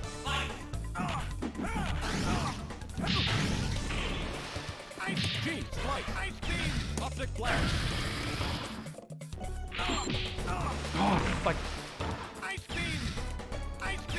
Staying on the ground for so long, too, feels really weird.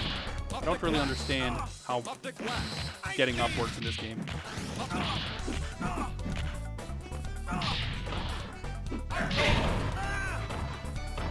You win. Games used to evolve really fast. I mean, yeah. That doesn't connect. Yeah, he doesn't take chip from projectiles. That's kind of a... I mean, it's really weird, but it's an interesting idea to have something like that be Optic blast. Like such a unique mechanical quirk. Oh, I tried to push block, but it didn't actually do much of any damage. Optic blast. Oh, I was gonna say that's.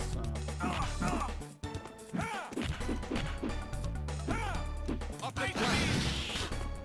Optic blast. Ooh, oh, that's not the move I meant to do. Gene slice. Not normal stat. Super. Come on. There we go. Ah. You win. Sometimes feel like we haven't made much progress. I mean, it makes sense. It's like, how fast do you think cars evolved in the fucking 1920s compared to now? Oh, this song's so good. Round 1. Fight. Gene slice. Unique sound effects, fucking metal sounds. Gene slice. It's interesting actually how most of the characters in this game, Optic blast. a lot of them actually weren't, didn't really come back until Marvel 2. Iceman, Colossus, Silver Samurai, Spiral. Optic As blast. far as villains, it's pretty much only Magneto and Juggernaut who are the bosses in this Optic game. blast. Optic blast. It's weirdly easy, but it's gonna kick my ass in this round, I guess. Little OTG between rounds. Round 2. Fight. Well, unfair to use Capcom as a barometer. I mean, in a sense, sure. I mean, it's certainly unfair to say this is what video games were like and consider anything less to be like a disappointment or whatever. But it is, you know, it's not like everything else was stuck in the same place for 3 years. Yeah, he definitely kicked my ass. Okay, one more round. Round 3. Omega Red was in Marvel Superheroes vs. Street Fighter. Optic blast. Gene slice. Attack 7800. Hello. Welcome, welcome. Happy Friday. Oh, I love that throw. Okay, that's not a good normal to use.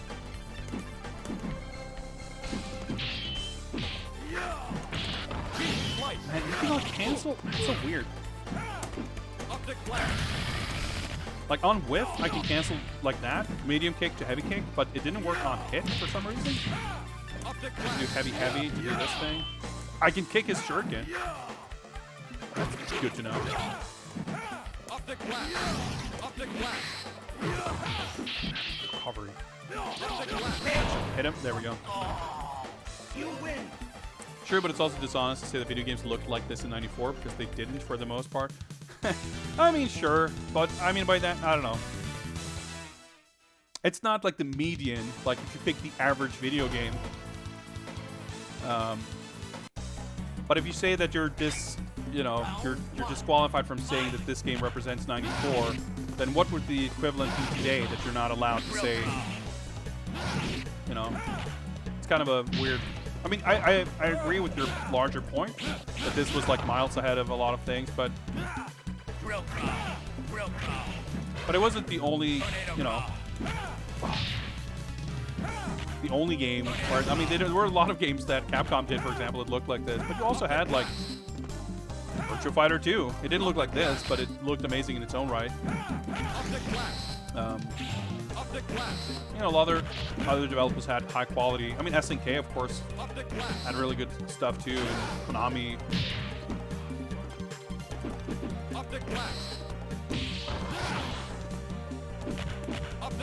Ah!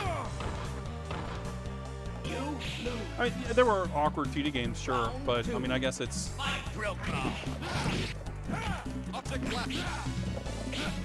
there's a lot of questions of what you compare and how, I guess. All right, there's Gene Splice the sucker.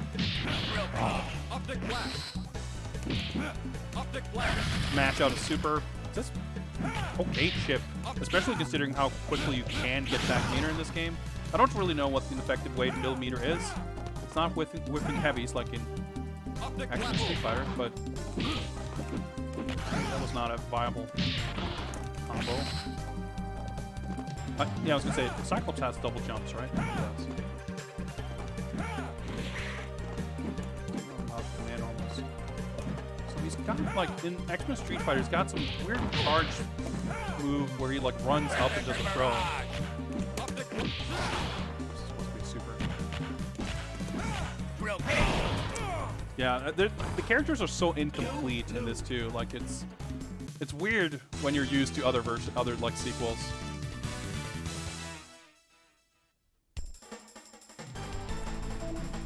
Forward plus light. That's how you do that. No, just mashing.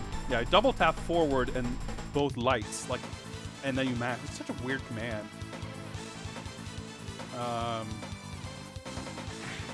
I'm not gonna be able to do jack shit, but let's pick Spiral. She's so cool looking. Like the animation on Spiral, how crazy is that compared to like Street Fighter 2? Or even something like KOF 94 or like Art of Fighting 2 or something, which is like good looking, but like, come on, this is just on its own level. I don't know any of her moves. I've never played as her. Is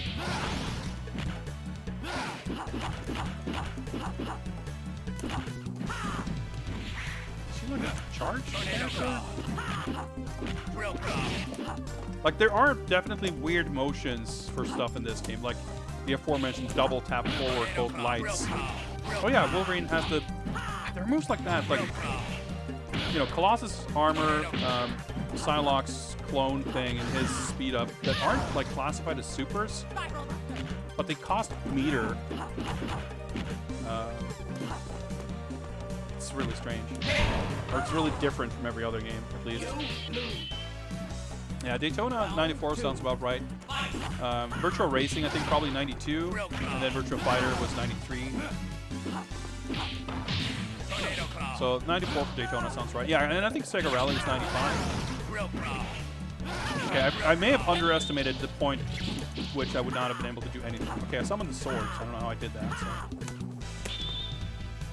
I became invisible.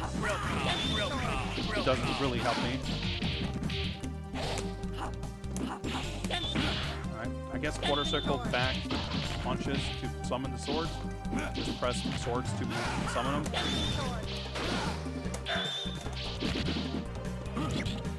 Oh yeah, yeah, okay, yeah, it's like Shumagorath. I have to grab him while in that install mode to do her super. Yeah, that was destined to not go well, but... oh, blocked jumping attacks high and crouching attacks low. It's, good tech. I think Psylocke feels a character that we maybe did most okay with. I want to at least try and see, like, we're definitely running a little late here, but we had troubles with the difficulty level, so... Whoa, shouldn't that combo?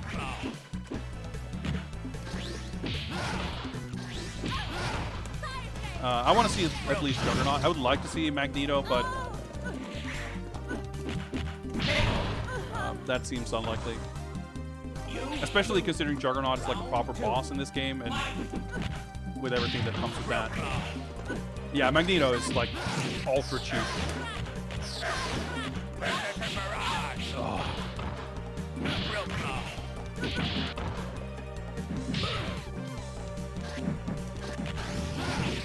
You like cancel everything in this game, it seems like. It's definitely kind of strange. Oh yeah, that's his like install.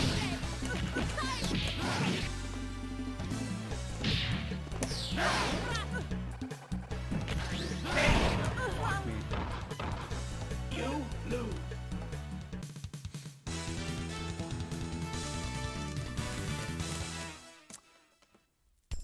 Maybe try Iceman? I don't know. Kuchunage. Yeah, jump, hold any direction that isn't down, and press heavy punch or whatever. Okay, makes sense. Round one. This is the lowest difficulty level, by the way. But that's where fighting games were at in 94. Like, people are getting really good at them, so... Most games had very high difficulty level. Yeah, he can, like, attack them in their cover of his drill claws. Makes it really awkward to try and punish. Yeah, the animation is really cool. Like, especially, like, I talked about those, like, extra smear frames, which I actually am not sure if they're in this game. Or just Marvel superheroes. But even with or without them, like, it still looks... The poses are still incredible.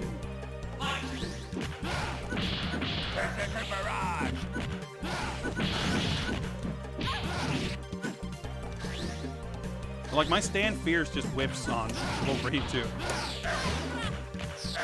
Just fucking waste 2 meters to do a little bit of chip. Grab range is...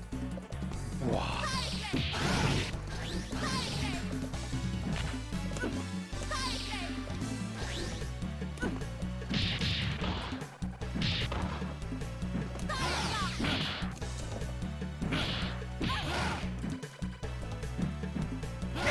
Oh, it just... it's so hard. Like, I try to backdash out of range, but I guess he hit me out of my backdash. It's not absurd to think that backdashes would have startup frames. But, it feels like you're outside of the range. Getting thrown on your start frames always feels like bullshit. I wouldn't even say it's that. It's more the range at which it happens that makes it feel bullshitty. And how consistently the AI can, like, just be at the perfect range and with the perfect timing.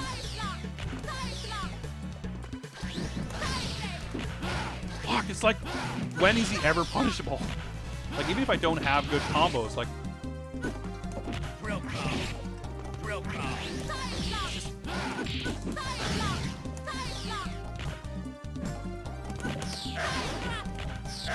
Just get the fuck out of there.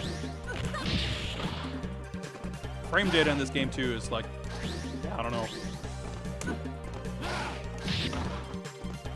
I trip him up with double jumps. I don't know.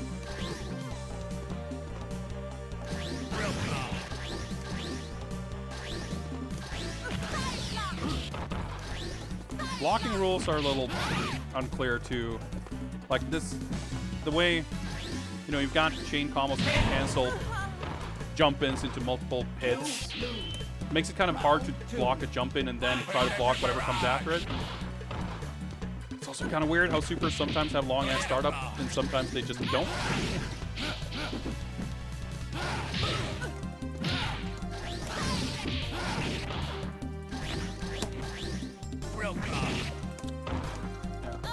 Oh, I'm stunned too.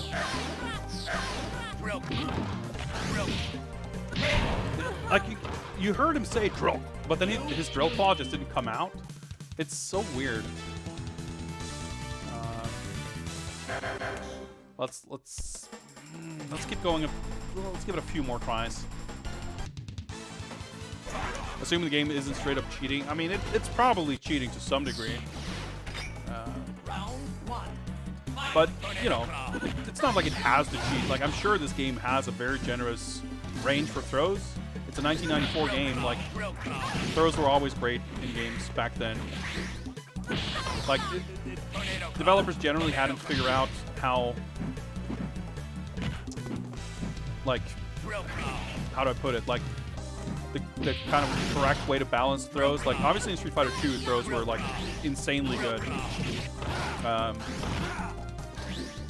In these games, you know, with Super Turbo and in this, like, they've at least added the ability to tech a throw, but you still take a little bit of damage. And, like, if you look at throws in fighting games historically, like, it's a pretty linear evolution in them becoming weaker and weaker. It was just, like, not quite... Great use of meter. You know, quite figured out, I guess, just how strong they would be strategically, even if they have, like, no range.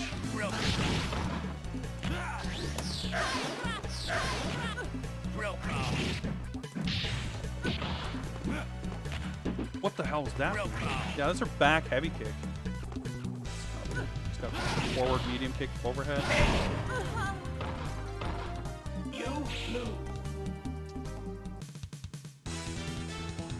Here's how to block. What's up, Dashna Chris? Yeah, I need some advice here on which direction to block. All of the artwork is traced from Marvel artwork. Definitely Psylocke, Psylocke and Cyclops. I know for a fact. I recognize them instantly as from the Jim Lee's cover of X-Men #1 from 91, whenever that came out, the relaunch that all of this art and animated series and everything is based on. But this game, as well as Marvel Superheroes, has all of the profile art like I'm sure, you know, the pixels done by Capcom staff, but it's all traced basically from Marvel art.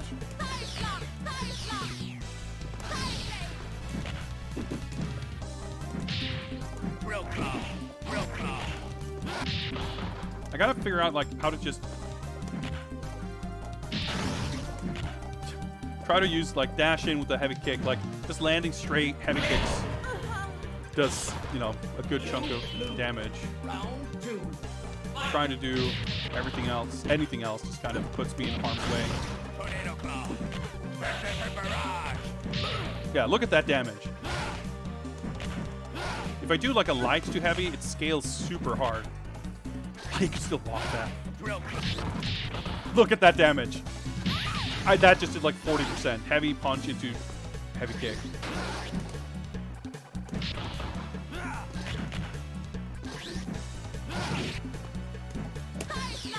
Drill. Okay. Tornado claw. Fuck. I moved so far with that move that... Drill. Okay. I think we got some new strats here. You win. Yeah, and I think that the art looks so out of place, and that's why I much prefer all the art in the later games. Drill.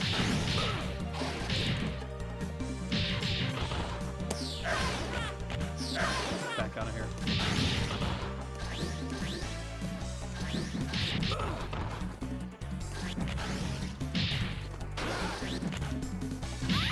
Whenever I press heavy punch, when we're like meeting the air like that, he does his heavy kick.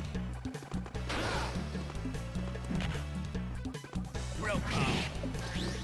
Didn't mean to jump. I pressed a kick there, which is like a better hitbox, but You lose. all right.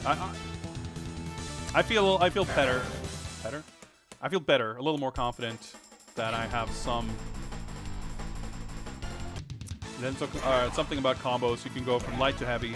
I know that, but a lot of normals are also kind of weird, where you do a light into a medium, and the medium hits like completely straight vertically, so it just can't connect. Like her crouching medium kick.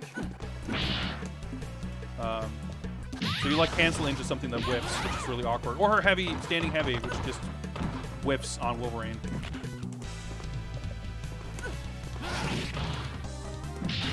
Normals have like 800, like her command normals, like this overhead, which didn't come out because it's too slow. So much startup.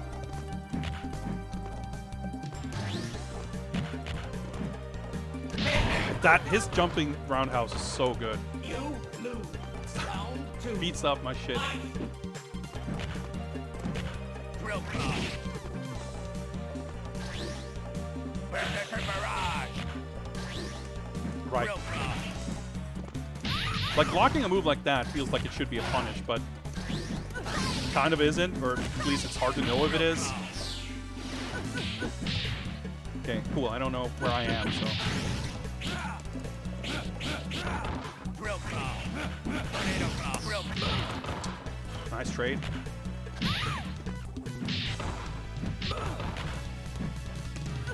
Maybe I can bait. Yeah, he teched that throw, by the way. Drill. Maybe I can bait the air to air and beat it out with my heavy kick. Drill. You win. Weird exchange, but Round 3. Fight. Drill.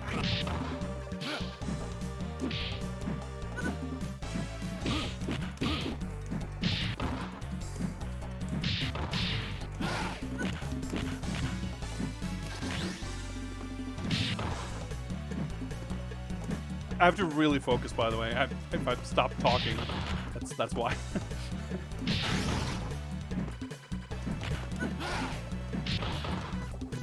Barrage. Look at the startup of the super. All right, let's get the chip damage in there. Drill. Oh my god. Oh. Drill. Drill. I should not have. Yeah, 2 times I tried to punish with a crouching short, and that did not work.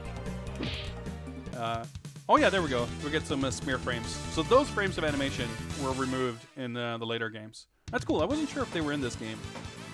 So they're in this and the first Marvel Superheroes. Oh, Juggernaut. Yeah, so Juggernaut has like super armor. And this projectile is pretty good compared to later games.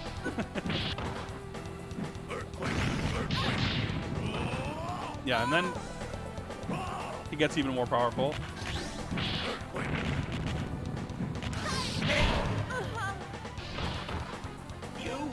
I mean, I would probably need different strategy for him anyway, but yeah.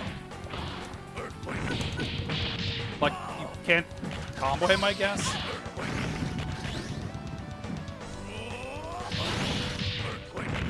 And that's punish. Like, what the fuck do you do? He was too far away from when he won, but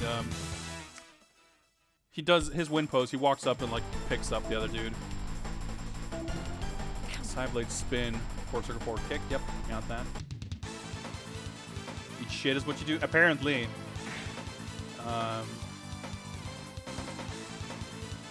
Let's start. I mean, I'm not gonna achieve anything, but we didn't actually see Sentinel once, so let's pick him.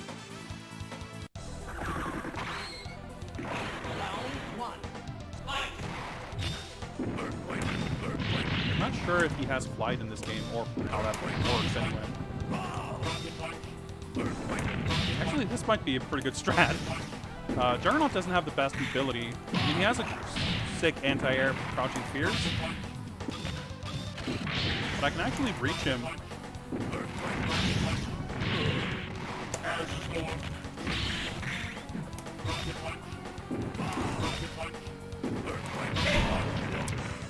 This is not what I expected. I'll happily take it, but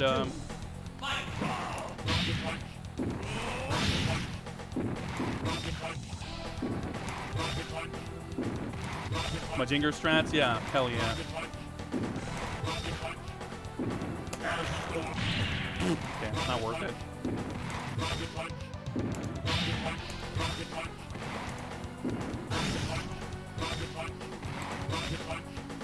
I mean, at this rate, yeah, he needs to actually start attacking me to get a life lead.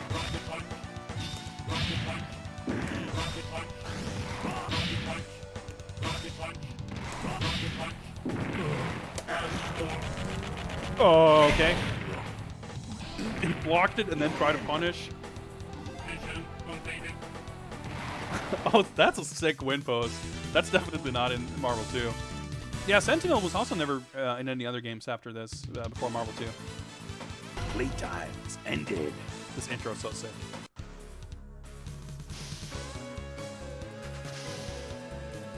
You dare rise against me?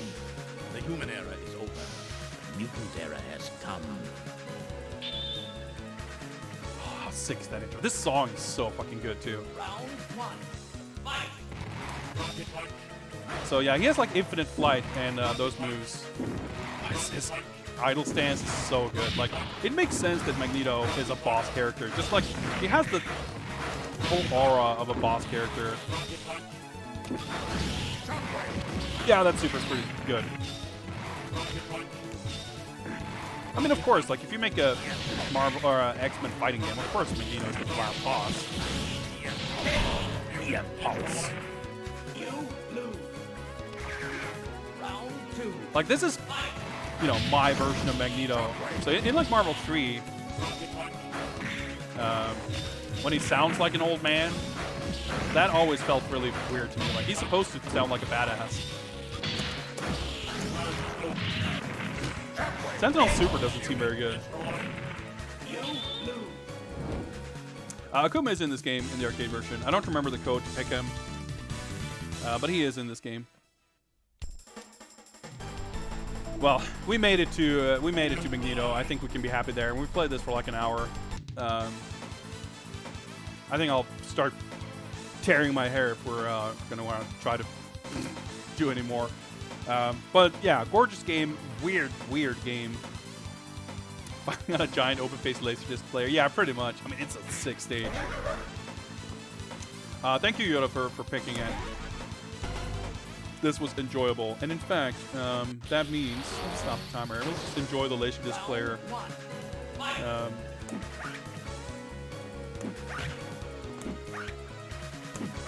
That's not going to go well. Yeah. So, yeah, if you... Without the right moves... it's very hard to deal with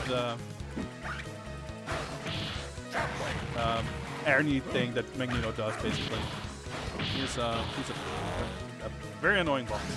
Okay, so let me set up a raffle. Round 2. The raffle is now open. Actually, let me first mark this game off as having been played. Children of the Atom played 2020 01/24. What's the date, right? Oh yeah, sorry. Let me put this up on screen. Raffle it up. Yep. All right, you guys are all entered. I'm gonna need to go take a short break. We'll leave it in this screen, I guess. Let me just I'm gonna just do this, and I'm gonna mute my mic. But I will be back shortly. Let's just enjoy this attract mode and enter the raffle, and I'll be back very shortly.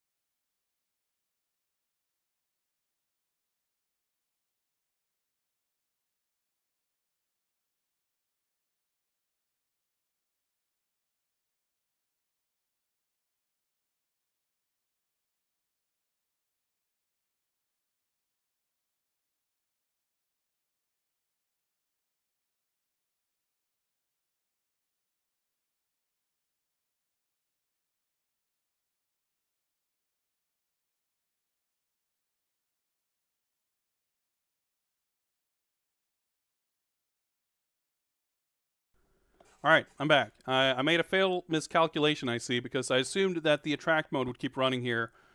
But I have a credit inserted, so it doesn't. Fuck that one up. All right, let me just reboot here. And there's my camera. There we go. Jeremy Austin Bowers. What's up? Hello, hello.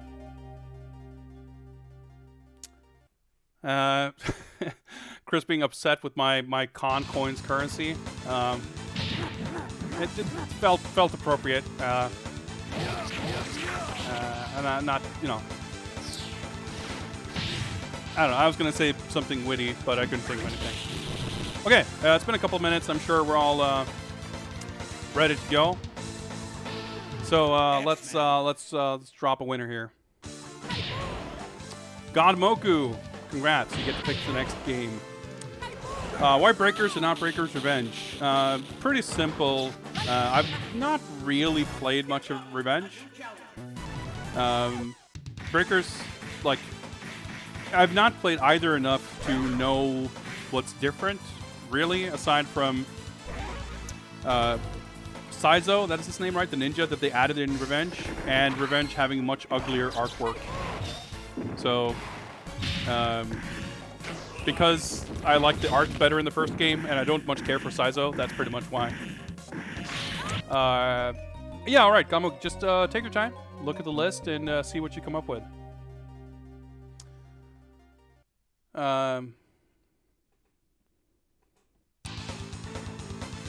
I mean, it's like, you know, it's the Khan's coins and everything, but it's not,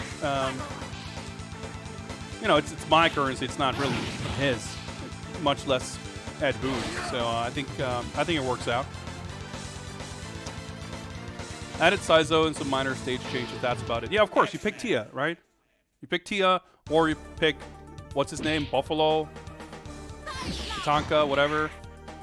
Or maybe if you're feeling a little spicy, you pick Rila.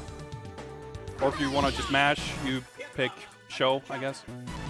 Kondo, right. Buffalo is White Buffalo, whatever. That's Power Instinct, right? All these Native American wrestlers with interchangeable names. Hey, no, Running Wild. Rila's everyone's girl. Also, the raffle is not open. Man, I gotta remember to actually remove that thing when the raffle is not open. Although, I mean, given the choice, I mean, Rila's cool and all, but she's no Tia. I mean, let's be real.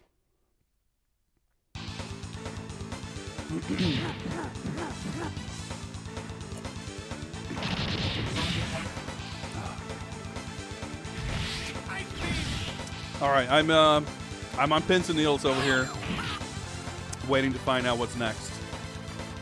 It's like I said, it's my list, and it's although we've been playing some arcade games here, for the most part, it's games in my collection, but somehow I'm still always taken by surprise with whatever's picked. Man, the Silver Samurai theme song is so good. Like this music, this song, I'm so strongly associated with X members of Street Fighter that it feels weird to hear it in this game. And especially with the rest of this soundtrack being kind of funky. Like, it's the same thing with Marvel Superheroes. It's got a very, like, Street Fighter 3 New Generation, Marvel Superheroes, to some extent this game, they've got a really kind of special funky vibe to it that is a little distinct from Street Fighter. And like X vs. Street Fighter had not necessarily more of a Street Fighter vibe to it, but it doesn't quite have that vibe to the music, so it's a little different. Curious about seeing more of Fighting EX layer. Curious what my take on it is. Awesome. Sure, let's do that. I'm just going to need a minor reorganization here. I'm going to move away my arcade stick. Or rather, this arcade stick. And we're going to grab this arcade stick. I've not played a lot of Fighting EX layer. I bought it on release, of course. Speaking of Lord Nishitani and Arika. But it was obviously very bare bones. Online wasn't great in anything. you know, I've really only dabbled very briefly with it, so haven't spent much time with it. I think that I bought Terry Bogard for that game, but whether or not that's actually true, we're about to find out. So let's hop on over here. Let's shut down this operation. Oh yeah, I'm in the middle of playing Yakuza 4. But let's not do that. I mean, as good as that is. It's a pretty sick game. Gotta have Jamaican Skeleton Dance, by the way. Best PS4 theme. Versus Fighting EX Layer. There we go. Yes, that's fine.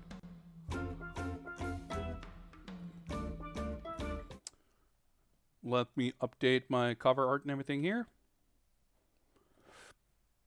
And get the game title fixed here.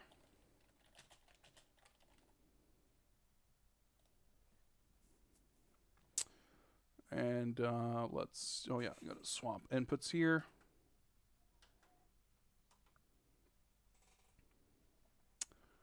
Yeah, this theme is awesome. It's the best. So there was like a skeleton theme thing, and then they released like this Jamaican version. It's literally called Jamaican Skeleton Dance. It's a pretty good generic name. Let's... Do I not have a timer? There we go. Yeah, like it didn't launch in the best of shapes and everything. EX Layer. I hope like this game is done well enough for them to be able to do more in the future. There's a lot of things about it that's bare bones in a way that's like you gotta be really into what's on offer here because there's not a lot else. Like arcade mode didn't exist when the game launched. There was only like training and expert and versus. So expert mode is like, it's like a survival kind of thing. And like the artwork is nice, but some of the character designs, like I'm really upset with Blair looking kind of terrible because I love Blair in the original Fighting, in Fighting Blair, but Street Fighter EX, and I don't like her new design. But some of the design, like Crackerjack, looks awesome in this game. So it's, I don't know, that's going to be so subjective anyway, I guess. Like I said, I'm not kept up with this at all. So let me just double check. Street Fighter controls. Alright, this should probably be all. Start to go back. Okay, so they added extra. Is that like classic music? I mean, the original Street Fighter EX soundtrack fucking rules, and I assume that Fighting Layer does too. I just kind of don't know off the top of my head. But my recollection is that the new music in this is good as well. I mean, this is pretty good. But I think we'll rock the default just to, you know, we're playing this game, right? I mean, a lot of characters got kind of redesigned, but I think it's a shame, and it kind of makes sense with it's in line with everything else being kind of bare bones that they never got around to doing any like additional costume DLC and everything, because I would definitely have paid money for Blair's classic costume. I guess we're doing arcade mode. Let's be brave here and try to go for normal. So let's see what this character select screen looks like. I was gonna say, I've definitely not played this game since they've added... I think I may have touched this game after they added Poem. But I've not touched it since they added Volcano Rosso, or Area, or Sharon, or Terry Bogard.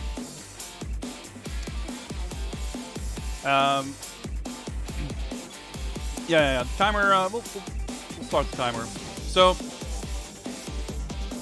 I might kind of want to mess around with Alan or Blair, or Jack. His new design is so sick. She looks kind of cool, but I'm honestly the most curious about Terry. What kind of roster are at the same time as? Oh, fuck! This keeps doing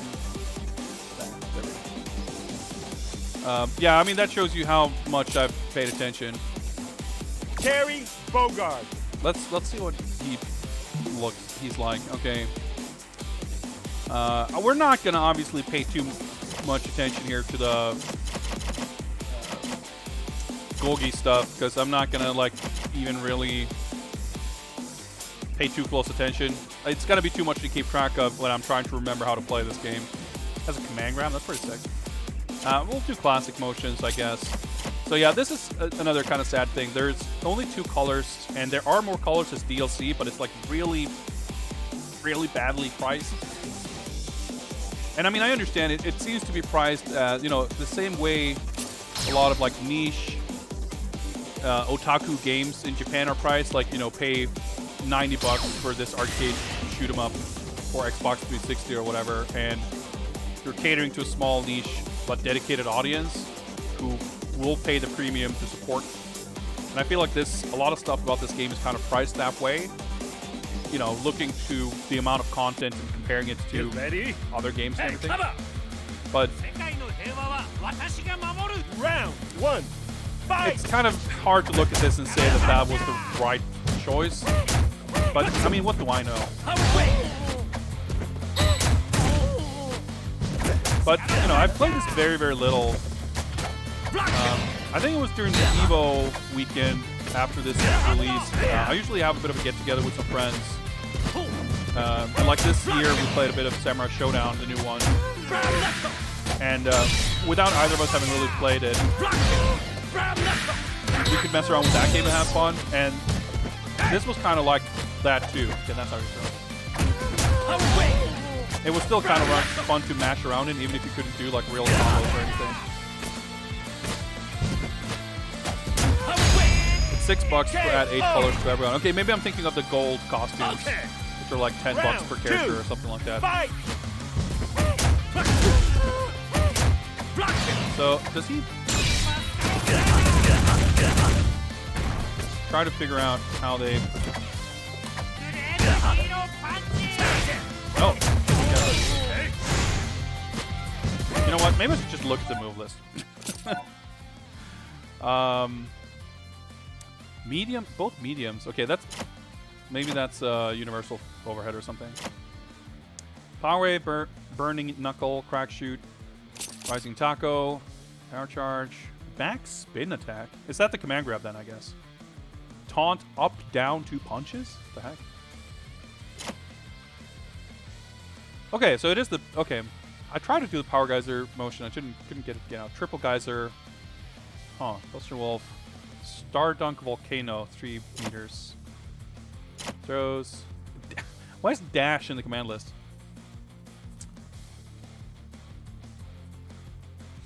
Daybind separately sold by character gold, silver, call. Seems to be buy one, show your dedication to your main, or buy lots as a way to offer us further support and continuing development. Yeah, like it's. I mean, I feel like it's.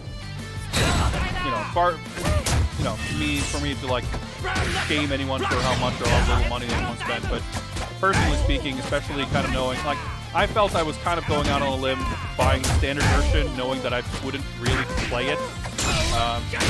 To me, you know, the asking price for all that, especially when it's something that I really enjoy the look of, like the gold costumes. It was just a bit much to ask. But I mean, hey, I think it's cool that you and everyone who did buy, whether it's all of them or just the one, like it's clearly from a typical like perspective of how DLC for fighting games tend to be priced. It's not quote unquote good value.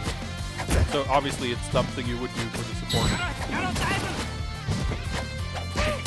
But I feel like stuff like that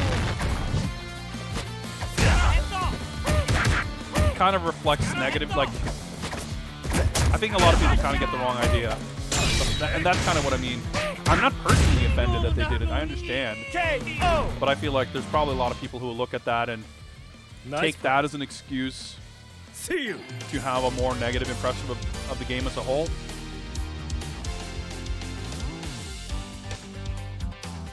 Buy the color pack just for the variety. Yeah, I'm more tempted to do that, I guess. Apparently, I never did, but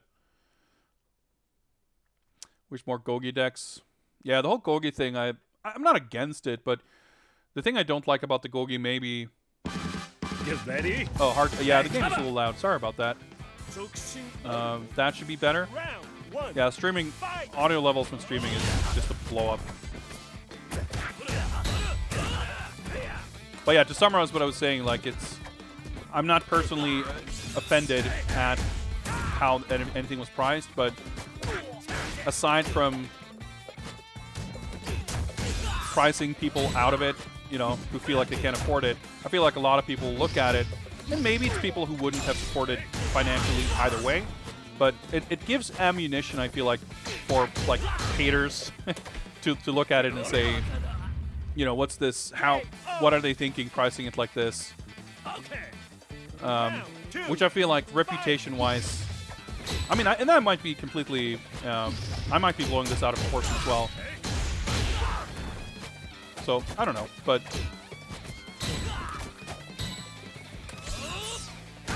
Grab up. So my throw do more damage now? Does something.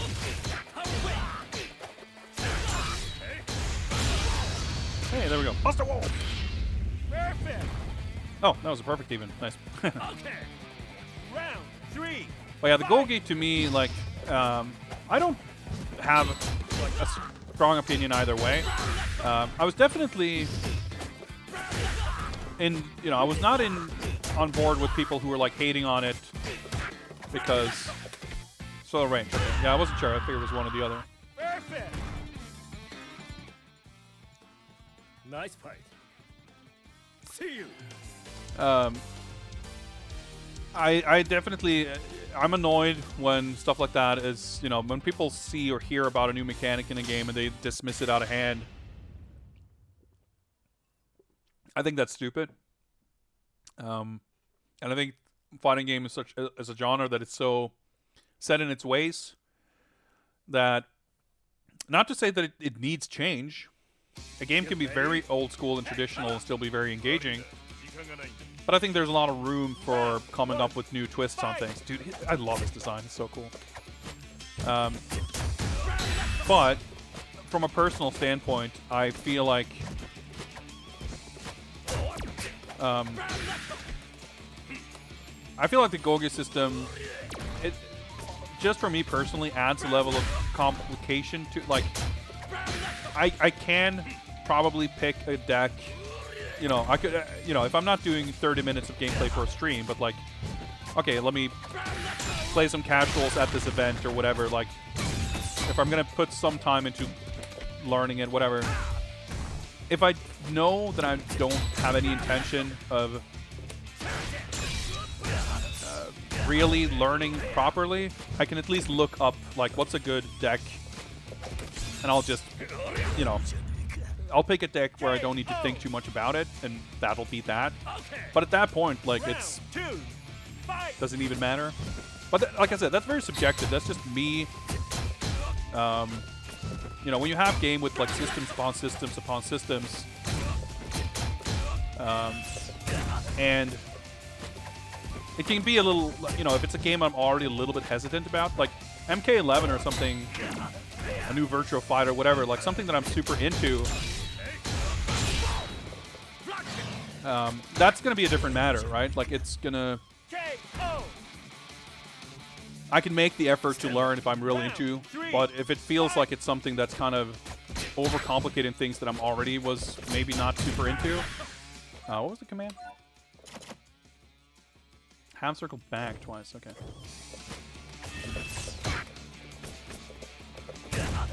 You know, it's... I'm going to probably kind of elect to not... Especially if it feels like you can get by without engaging with it. I'm probably going to elect to kind of ignore it, I guess. I'm trying to do the damn super. I just keep getting... Okay, I am getting the command correct. Problem with Gogi is that it replaced Excel and Tag. Let me see if I can... Oh, nice. Okay, that's a cool animation with the hat and everything, but... Oh yeah, it's got the rising tackle. Let me just see what that looks like. Nice fight. And as far as, you know, Jay, what I was saying about, like, you know, people getting a negative impression of the game due to the DLC pricing and things like that, I agree completely that the people who would be complaining the loudest are probably people who are not going to be buying it anyway. Like, Get ready. it's unlikely to me to picture someone who would be interested in buying the game and playing the game, but upon seeing the DLC pricing immediately, like, check out. I agree, that's unlikely. But I think the problem is those people being kind of tastemakers, potentially. Because someone who could be potentially converted, so to speak, if everything they hear about the game, whether it's, you know, regardless of the specifics of it, if it's negative comments like that, you know, I'm a very anti-negativity person in general. It's a silly thing to say maybe, but like, you know, when it comes to playing old games and everything too, right? Like, roasting bad things can be fun, sure, but like, I'm much more interested in finding the kernels of goodness among bad things rather than pointing and laughing and, you know, celebrating the badness of things, so to speak. Oh, man, AI's doing like real combos.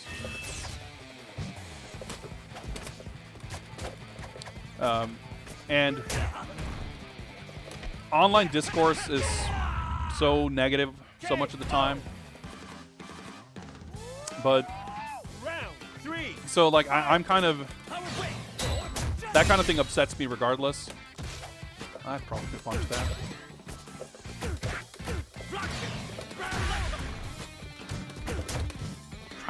Man, the power guys is like really weirdly difficult to do in this game.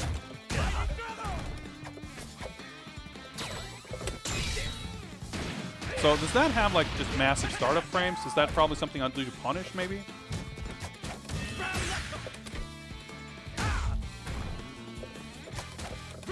So like, that's just like, I feel like anything that's leading to like negative, you know, a negative tone in the discourse around something, like,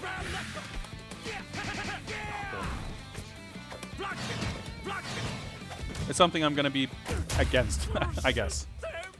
And it's so easy, especially for games like this that don't have a built-in faithful audience. You know, look at how bad a game like Street Fighter V can fuck up and still not really be at risk of, you know, kind of anything, let alone, you know, sinking the company. You know, anything, and I mean that doesn't. I mean that extends to so many things. People are willing to give something they're familiar with the benefit of the doubt. So something like this, that's like an unproven quantity. I'm curious to learn how that might potentially hit. I feel like it takes so little to poison the well, you know, that it rubs me the wrong way when people have a negative attitude, you know. KO.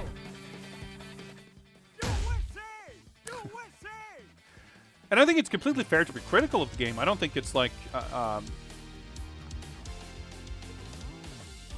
my point isn't that you're not allowed to be critical, but it's that knee-jerk defaulting to a critical stance unless it's something you're familiar with, or, you know, as soon as it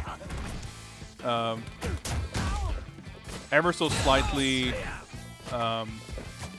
diverges from what you expect from something looks a little different. Like, I don't know how many times I've, you know, seen people shit on any game, you know, Mortal Kombat, for example, you know, mechanically, it's a little different than most of the established games in the genre. And, like, its actual merits makes no difference, but because it's different, it entitles people to have a very shitty attitude about it. KO. And I think that's unhealthy. Round 2. Fight. So yeah, I mean, I agree. Like, I've not played this game a lot because when I have played it, for one reason or another, I didn't enjoy it enough to keep playing it, you know? Break damage, so I'll take it.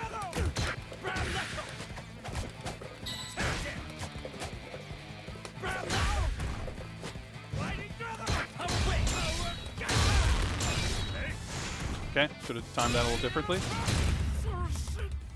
KO. Okay. Round 3. Fight.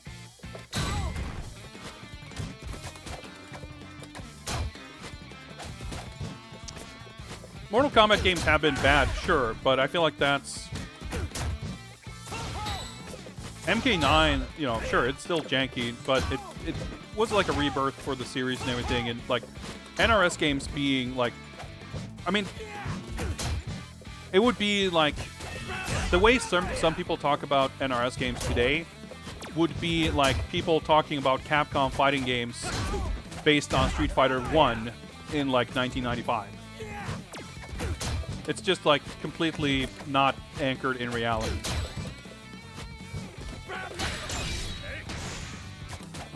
Well, I wasn't punished for it anyway.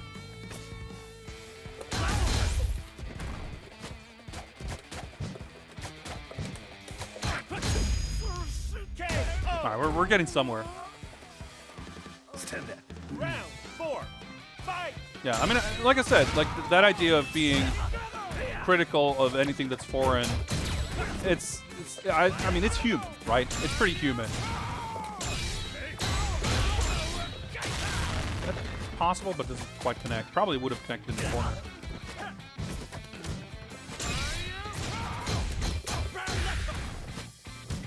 I know you can combo a lot more in this game, but unfortunately I don't know how to, honestly.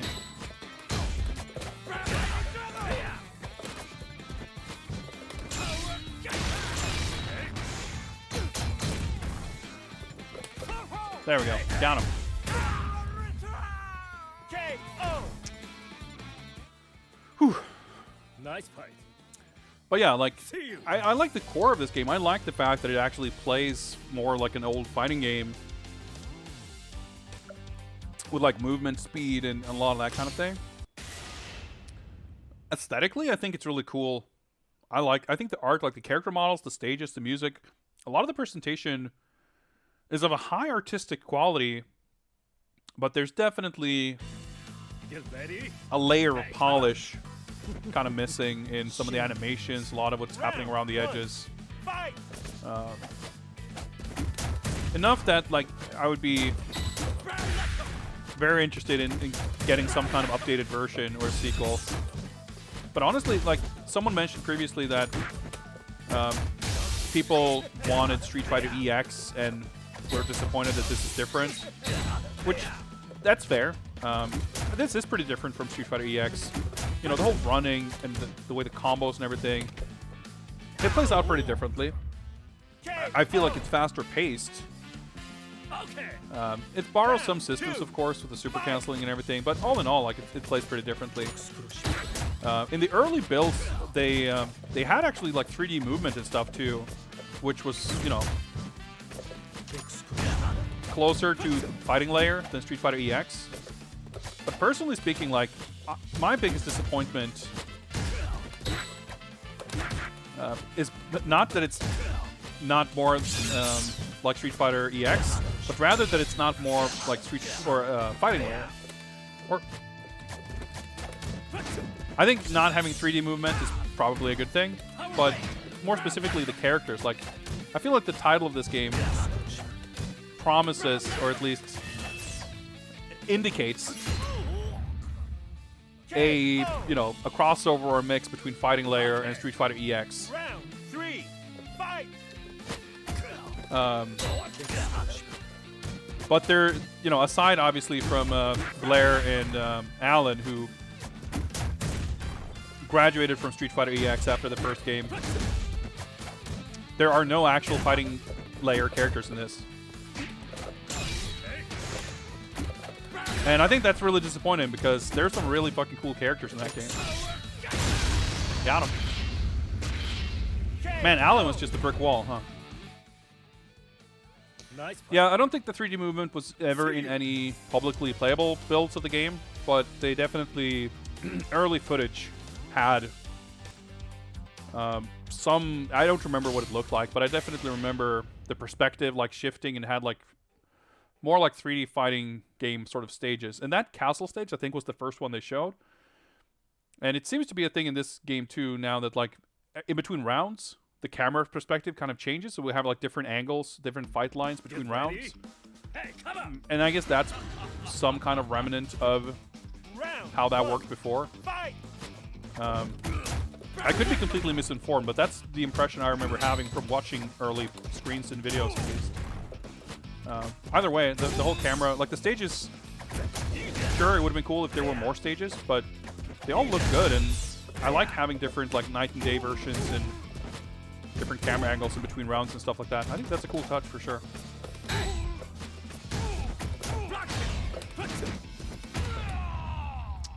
EXers had a fun core engine, or they had a bunch of those. Round 2, fight. Would rather have a new game than a new version of an old game. Fuck, I tried to mash out the power, Buster Wolf, but I mashed too hard. I mean, I think it's... Early demo had a castle bridge you could sidestep and the stage became narrow. Okay, cool. I'm not crazy then. That wasn't my imagination. Chris, I mean, I think what you're saying makes sense. I think it's a completely valid standpoint. And part of me agrees, but at the same time, I also do feel it depends, right? A series that gets stale 3, gets ripe for reinvention and reimagining how things could be done. Certain series, Mortal Kombat again, has kind of in its DNA evolution and change.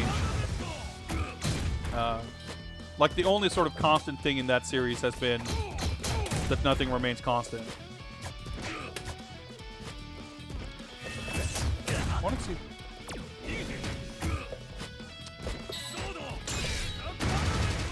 Okay, he was super plus after that. Fuck. I want to keep trying to do that fucking super. I just don't know how it hits. So like MK kind of reinventing itself a little bit with each of the modern games, I think it's interesting and appropriate. And as much as I like MK11, I'm curious. I wonder what the next MK is going to be, and I'm sure it's going to be very different. Whereas other series kind of stay the same. But in the case of this, I think... I mean, I don't mind how this plays. My lack of enthusiasm, if you can call it that, has nothing really to do with any of the game systems or the pacing. I think it's fun and feels good. It's more that, the content, there's not a lot to do that makes me maybe less than enthusiastic. And just, it being bare bones overall. But I think it's fair for something like this that's been like dormant for 20 years. And even if there were different versions and sequels back in the day, it's been long enough that I can understand, like, if you expect an old thing, an old nostalgic thing to come back for, it being different from that old version being... You want that, comfort food. And that might not be the place for something new. And I'm not saying that as a critique of this game. Like I said, I'm happy with this. But I think people expecting or wanting another game that felt very close to Street Fighter EX, I don't think that's an invalid perspective.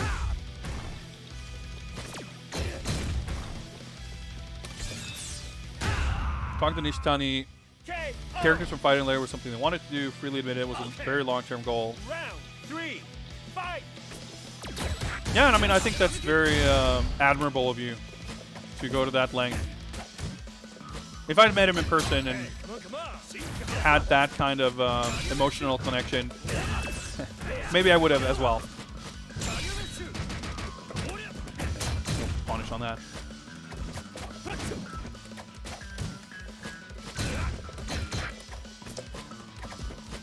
But I mean, this game, obviously I don't know how to play this game, but it's easy enough to play that you can have fun. And I'm even, you know, you can also play with the classic, you know, or what do they call it? The easy inputs, basically, where you get like Smash Brothers style special move inputs. Oh, shit. To make it even easier to play. So it's definitely easy to mess around with and have fun. So I think it's really well done in that regard.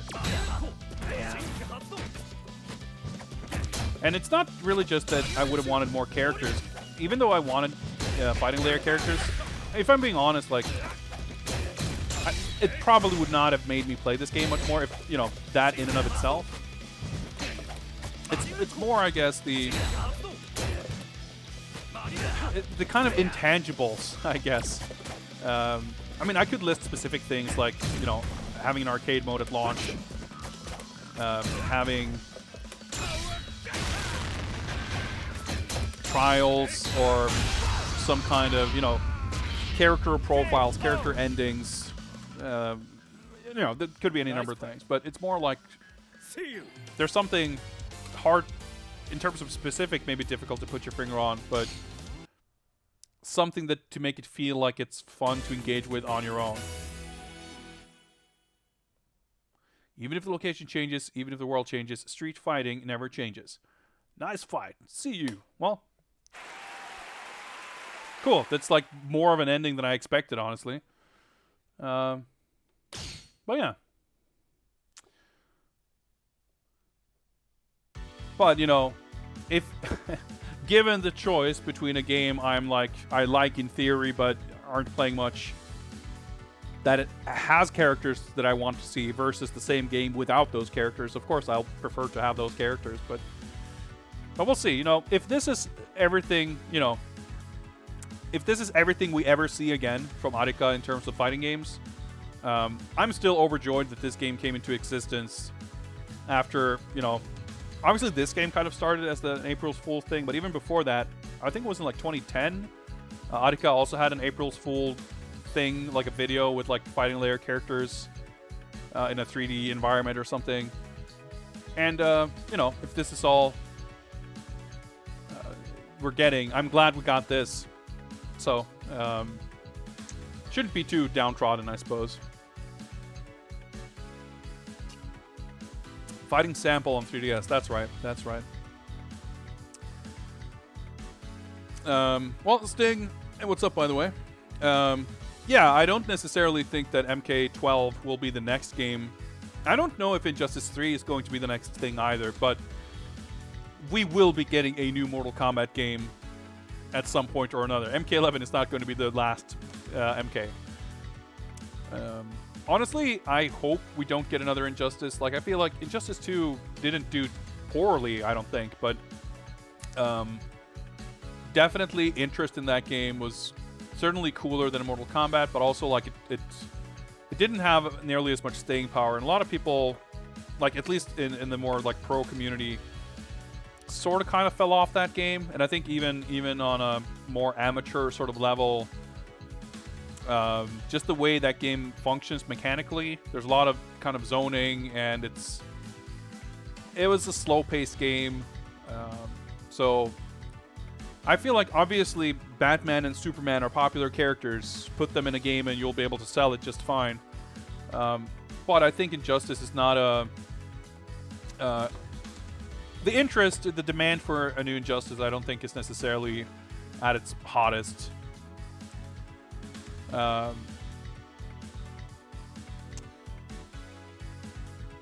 Picking the game is out of stock. Let me check how this works, because I disabled it before. Let me check. like I said, this channel point shit is like new to me, so I'm trying to figure out how this works. Let me take a look here.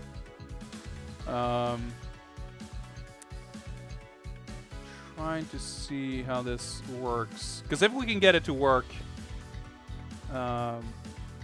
paused redemption. Oh, wait, hang on. Oh, okay, there we go. There we go. Yes, I found the setting. You should be able to redeem it fine just now. Try it again, Jay, before I start a new raffle here. There we go. Jay redeemed. Pick the next game. Okay, we're skipping the raffle. Friend of the channel, Jay here, redeeming 2,500 con coins for the privilege of picking the next game. So, what's gonna be? What's it gonna be? No, I mean, yeah, Sting, you're not wrong, of course. The perception of like the pro competitive community and is not representative of the wider audience, but I think. Let me put it this way. If NRS's next game is Injustice 3, I'll take it with a shrug. I won't see it as a shock. But if it's not, if it's something else, that's not going to shock me either. If that makes sense. Time Killers. No man. Oh boy. All right, let's put this on pause here. PS4, where's the power button? Okay. It's over there, I guess. So let's hop on over here then, back to the arcade layout. Let me swap arcade sticks once again. And we're going to play some quality Western jank. Shoutouts to Incredible Technologies, developers of such fine gems as Street Fighter the movie and Ninja Clowns, for bringing to us the most glorious of fighting games, Time Killers.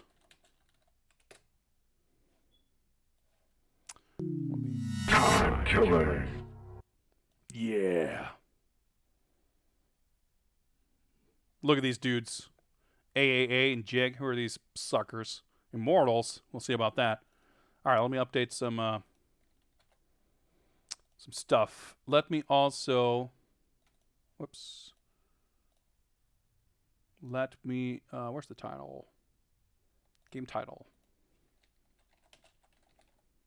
Let me go back to the spreadsheet here and also mark off Fighting EX Layer as having been played. Thank you very much for that pick, by the way. It was fun to revisit that game. Fun to get to check out Terry. And like I said, it's kind of a game that, to me, doesn't really sink its teeth into me, really. Like, it doesn't make me itch to go back to it. But it is fun to play. Like, it just has a very satisfying and fun quality to it.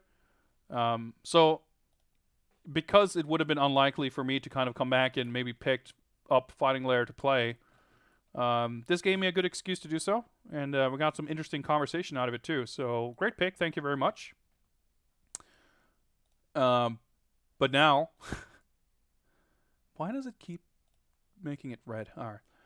Yeah, Strata and Incredible Technologies. Makers also of fine Golden Tee games. So let's do some settings here. Looks like I've set this up to be played. Well, this layout may not have been designed for this. In fact, is likely to not have been decided for this joystick. So we're going to hop into the game. And then we're going to see how it's fucked up. And then we're going to change it. Musashi is an agile samurai with unmatched swiftness and cunning. Get it? He's cunning because he's a sneaky Japanese. This game does not have any cultural stereotypes of any kind. Believe it. Okay. Start to choose. Game. Wait, hang on. Game. Let's go free play, I guess. Occasional. All attract mode sounds on. Thank you very much. skill level. Level 2 seems fine. Violence level adjustments. Blood, limbs, and decapitations. So this game, of course, has this is a game that came out in the wake of Mortal Kombat. It was pretty early too. I think it was like 93 or something, 92, 93. Like, the barrier had kind of burst in terms of doing that kind of thing, and it was, obviously trying to one up alternate player control, standard or German. Actually, can I audits? Can I do diagnostics? Is what I'm looking for. Players control diagnostics. All right, these controls are fucked up. I need to change them. So yeah, you can see there we've got limb-based controls. It's kind of like Tekken, except we've also got a head button. And you're going to need that head button in case both of your arms get chopped off. These things are known to happen in this game. So let's just assume these are in order. Left arm, right arm, left leg, right leg, head. Yes, that was accurate. Okay, so it's got like the MK style 5-button layout with punch, kick, and a head button. Yeah, this was made by all right, start. There we go. Exit, exit. There we go. Yeah, so following this game, the same studio made Bloodstorm, which famously featured Daniel Pesina dressed as Johnny Cage in a spread, like an ad, full-page ad in some game magazine. And there's a lot of misconceptions surrounding that that was loud. There were a lot of misconceptions about Daniel Pesina being fired from doing that ad. But that's really not true, because him having his kind of falling out, if you can call it that, with Midway happened before that. There were lawsuits because like the original games, the recordings for like MK1 and even MK2 had been kind of done not without contracts per se, but they were mostly kind of no one expected MK to be this massive thing, right? So Daniel Pesina was friends with John Tobias, and they basically got mutual acquaintances, people who trained martial arts with Daniel Pesina, to appear in Mortal Kombat. And when the home version started coming out, because MK2, the home versions of MK1 kind of came out as MK2 was being developed. And so they had like time to record stuff for MK2 basically. But around that time, MK became such a massive, massive phenomenon that some of the actors felt like they were entitled to more than the, couple of $100 or whatever they got for the recording sessions. And that led to like a lawsuit that essentially led to, I forget exactly what, I think they settled, but it kind of soured the relationship, not necessarily between Pesina and like the development team, but more like the management at Midway, which led to a lot of the MK cast changing for MK3. Like Rich DeVizio and Carlos Pesina were pretty much the only guys who kind of stuck around post MK2. So that had kind of already gone down by the time Daniel Pesina did the Bloodstorm ad. And apparently it was like all kind of fun and games. Like there's a lot of hubbub that had been made around that didn't seem to really match up with the actual series of events at the time. I should probably reset the timer, by the way. Not even playing, just talking about Mortal Kombat. That tends to happen on this stream. It doesn't really matter what we play. We can always find some reason or another to talk about Mortal Kombat. Let's go with Matrix. Matrix. Killer. Oh yeah, it showed a character on the select screen, but that's not who we're fighting. We're fighting Musashi. Yeah, so we got a headbutt button. I guess back and headbutt does a taunt.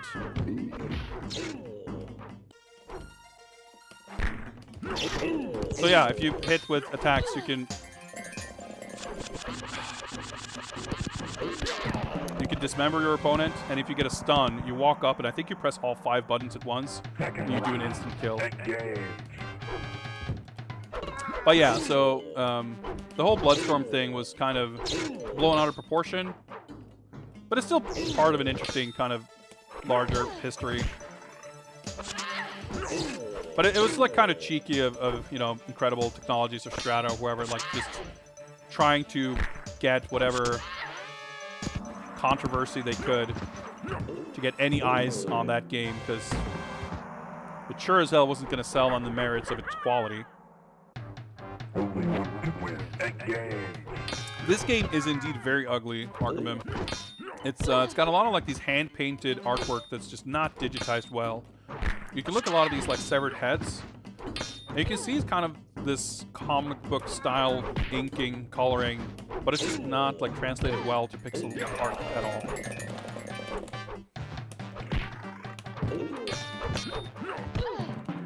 That hit me somehow. Looks like a fan-made game. I mean, this is what Western fighting games were, or are, I don't know. Sun rises for me alone.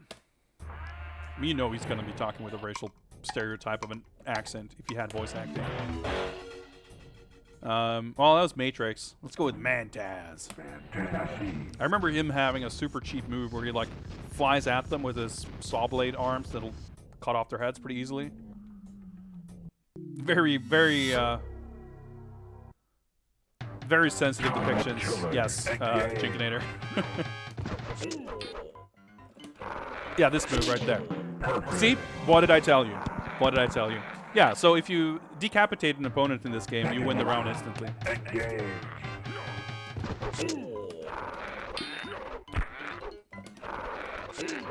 But it has to like hit correctly, I guess. I didn't mean to do that, but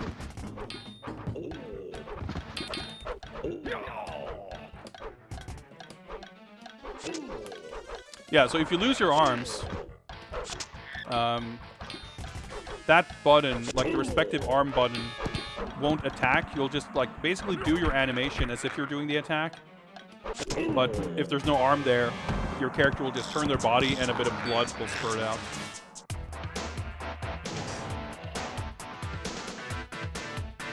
Yeah. So you get this little score tally of the number of heads and arms you've cut off. There are moves that are 100% to decap if they land flush. Yeah, I mean, I guess that's the way that move works. Shoutouts to Leif. Scandinavians gotta have a Viking. I mean, I guess there's, you know, it's time killers. So, of course, you gotta have different eras represented. But yeah, like, look at this background. It's like not poorly drawn or anything, but just the way it's translated to pixel art looks shitty as hell. Like, what's frame data? Who knows? I mean, I've definitely played games that are less responsive than this, but it's still just kind of nonsense all around. But at least there's a charming novelty to it, even if it's not good by any stretch of the imagination. Yeah, like, I think that move, well, I guess he was just twirling his axe so it, like, hits multiple times, but not sure why that comboed. Historically accurate Viking horns. I mean, I think the horns here are the least of this game's problems. And if I'm being perfectly honest, there we go. Hit all 5 buttons. A game like this, even if it was done very well, I would not want it to attempt historical accuracy. In fact, racial stereotypes are kind of what we're here for, isn't it?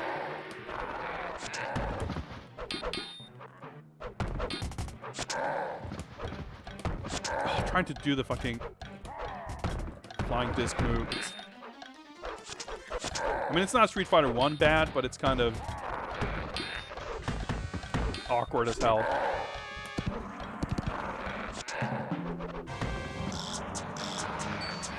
What the fuck is this music? It's cool, and it's the only thing that matters. I also want more modern games that are stupid as this. I agree. Yeah, like, it's fine if they're good, but for some reason I get to change characters. I guess let's pick Bantaz again. I don't know what happened there, but it was time to pick characters, I guess. The last front. I do love these little introductions to each stages. It's such a cool concept. But yeah, like, games, and that's part of the reason why I do like Fighting EX Layer, because it's not stupid the way this game is, but it harkens back to the fuck's that wind post? To a different era of fighting games in its fast pace, and like it's the ways in which a lot of stuff is really cheap and high damage. And like, you know, canceling supers into supers, that's a cool ass idea in like 1996. But modern fighting games are generally so much more conservative in a lot of ways that it's refreshing to see a game that just is so kind of out there like that. The music though.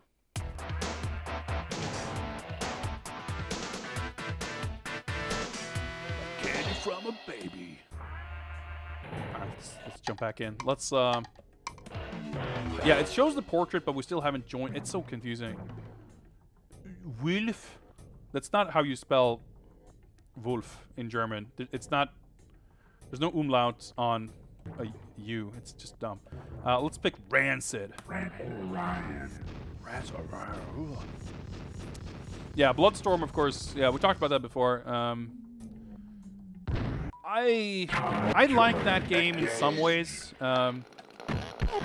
I kind of think Bloodstorm is even uglier than this game.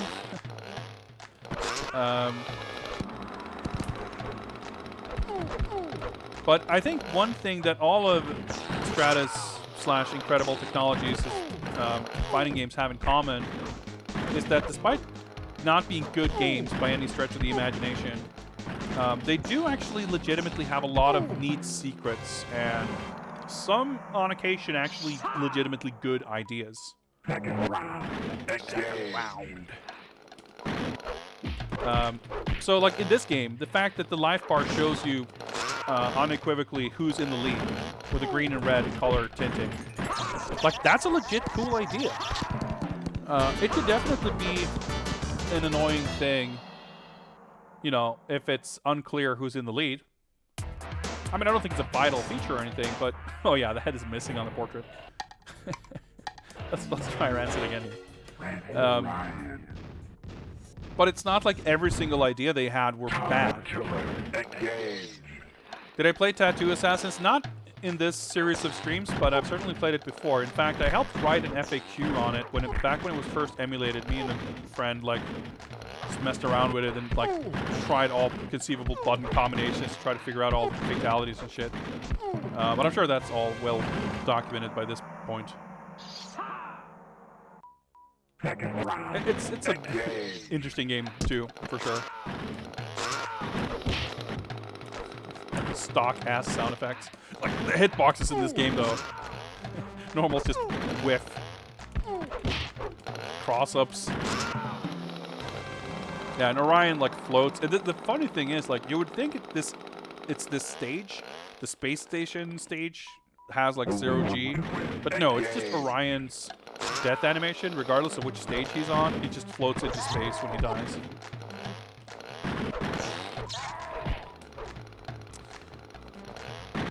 But like, yeah, the stun seems kind of random, but when you get stunned, you get, well, destroyed. Something about Rancid's design makes me think of Sketch. I just reset the timer again? Well, let's time it a little bit more. Oh, let's try Wolf. Lord Orion. But yeah, between this, Bloodstorm, and Street Fighter the movie, I wouldn't necessarily say that there's a ton of ideas that, like, man, this should have become standard in every fighting game. I can't believe other companies didn't copy this.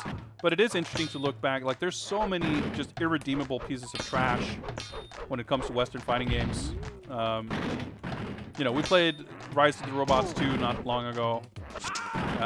You know, I've played Criticom on stream too. Like, there's some really atrociously bad games. I mean, we talked about Fight for Life and FX Fighter and whatever. So many of those games, aside from maybe charming character designs or like novel character designs or something like that, aesthetics, most of the time, a lot of those games like just do not have any real redeeming qualities or any kind of things you like, man, I wish other games did this. But these games, the Strata games, I think, like I said, in this game, the whole colored life bar, I think it's a genuinely good idea. Bloodstorm has a lot of really cool secrets where, like, you knock down, like, this part of the background and then you do a stage fatality, and then you can, like, jump down a hole after winning the match and use your opponent's corpse as a platform to make it into a secret room, which leads to a hidden boss fight. Like, shit like that is, I mean, that whole game, especially all of its, like, secret stuff, was, like, pretty much designed to be talked about in, you know, schoolyard during recess type shit. Like, it was designed for people to just spread rumors about, which, you know, it's kind of what MK did too, right? But they definitely went the extra mile with just absurd shit. And that's something I can really respect. Even in Street Fighter the movie, I mean, there's no shortage of goofy shit in that game. Has a lot of, like, weird little cheat codes and secrets with button combinations on, like, character select screen and stuff like that. Wow, that was punished on hit. So stuff like that will have me always kind of respect these games. Did I just do some weird air dash? Yeah, Wulf's color palette is really, really strange. It's like the way he's drawn with the, like, the reflections in his shiny armor just looks terrible. Yeah, like the drawing style, they must have just had, like, different artists doing different characters because they're like drawn very differently. Street Fighter in the movies, exploding life bars on super kills should have been a standard feature. I mean, yeah, that's like, that's dumb and goofy, but it's cool, so why not? Oh, stop.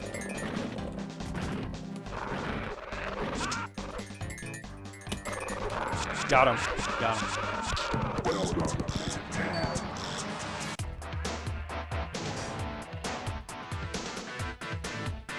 Human heads are tasty. It's probably not his voice, but... The console version of Street Fighter movie is an odd... Oh yeah, we get to pick a character after we win, for some reason. The only real relation between medieval Europe, that's very specific. The only real connection between the arcade Street Fighter the movie and the console Street Fighter the movie is that they made use of the same video footage. Like when...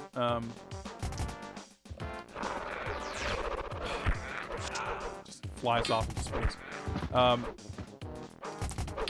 There's this guy, Alan Noon, who was a... who worked on Street Fighter the movie. He wrote a long, like, thread on Shoryuken back in the day, and I think it's, like, archived somewhere, talking about his experiences working on that game. And basically, they were involved at the movie shoot, because they shot the movie in, like, Thailand and Australia, I think. So they were there, like, as part of the licensing agreement and everything, that they were making the game. Oh, he was stunned. But they shot the footage for the game during the shoot of the movie. And apparently a lot of the footage is, like, not the real actors, but, like, their stunt doubles, which, frankly, it actually looks seamless for the most part. Just gonna stick with Mantaz.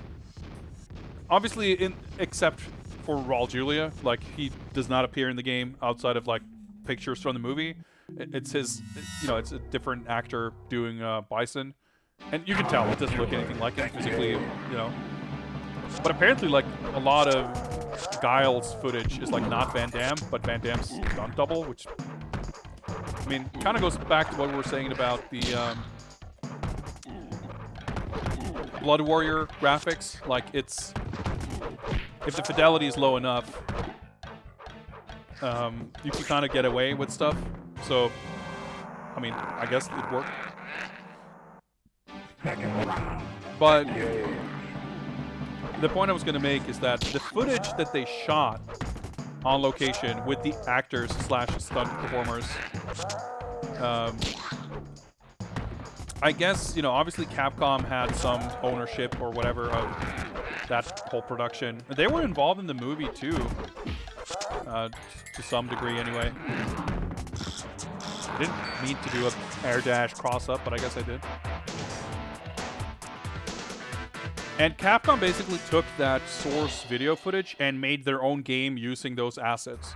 So it's not even, not only does it not play the same, it doesn't look the same. The graphics are not the same.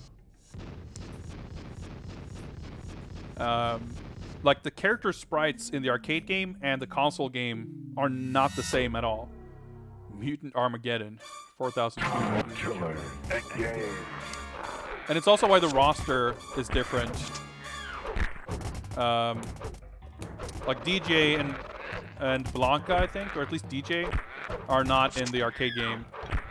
And Blade, Tiber, and F7 are not in the console game, which are like the Shadaloo Troopers. I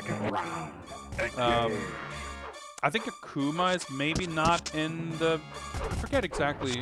I think Sawada appears in both versions, but he is very different. And contrary to what you would think, the Japanese game, the console game, is the one where Sawada has the Harakiri special move, and not the American-developed console game, if I remember correctly.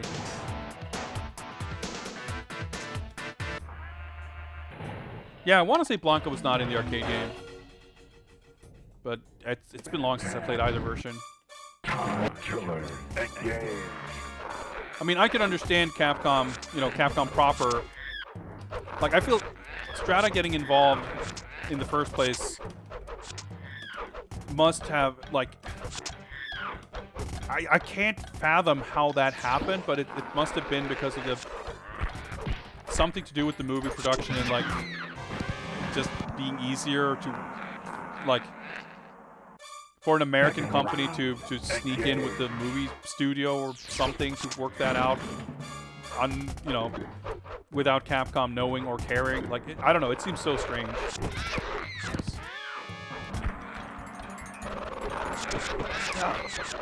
Technically, Akuma made his first appearance in the movie game. What's up, Frode Warrior?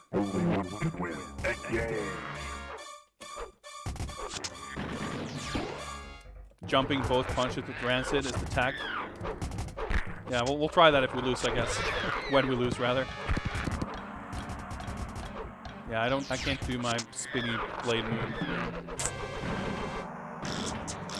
Yeah, and the funny thing, speaking about that, apparently they were planning...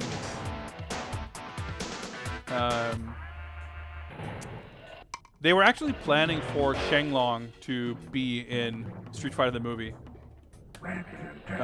They went as far as doing like makeup tests and stuff. And apparently Shenlong was supposed to have like... he was supposed to be like half dragon, so he was supposed to have like this... one of his arms was supposed to be covered in dragon scales. I don't think there are any pictures of this that survived, but like I said, Alan Noon, like the guy who worked on the game, talked about it in his memoirs.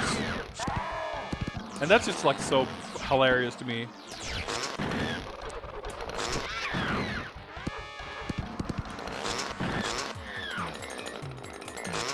Yeah, I don't know. Like, it's so just fucking bootleg ass, like literal interpretation, which seems perfectly in line with everything that game was, and like how they interpreted the characters in the like the cartoon and shit like that. It's so dumb that it's just a little sad that it never happened.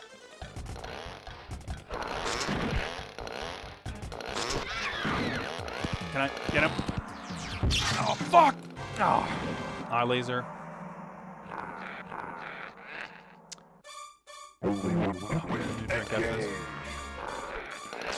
the timer is like completely non-accurate because at first the timer went up to like 6 minutes while we talked about Bloodstorm and Mortal Kombat before I started playing, and then it was at 0 for like 10 minutes.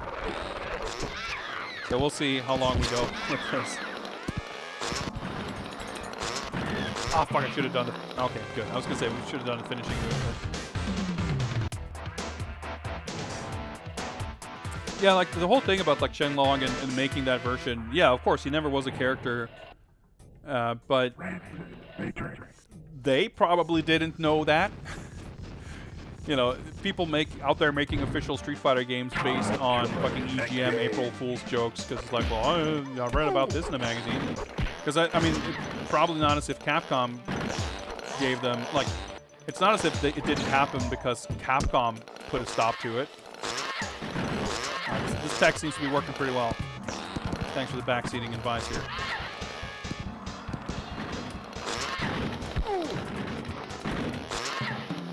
Alright, there we go. Still not an official character. They could still make it one. Yeah. But I mean, Gouken in Street Fighter 4 is very, very obviously based on... Like, Gouken's design in Street Fighter 4, as well as his moveset, is pretty much all based on that original EGM thing. Like, they even...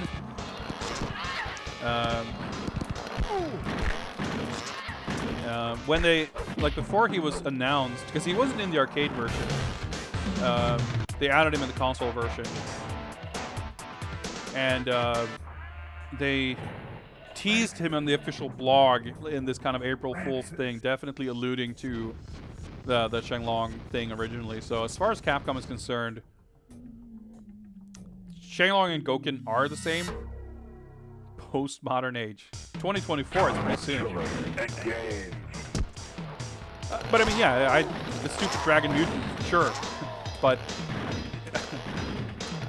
the thing is, like, I wouldn't want it in a real Street Fighter game. Not because it's like too stupid, but more like it wouldn't be stupid enough.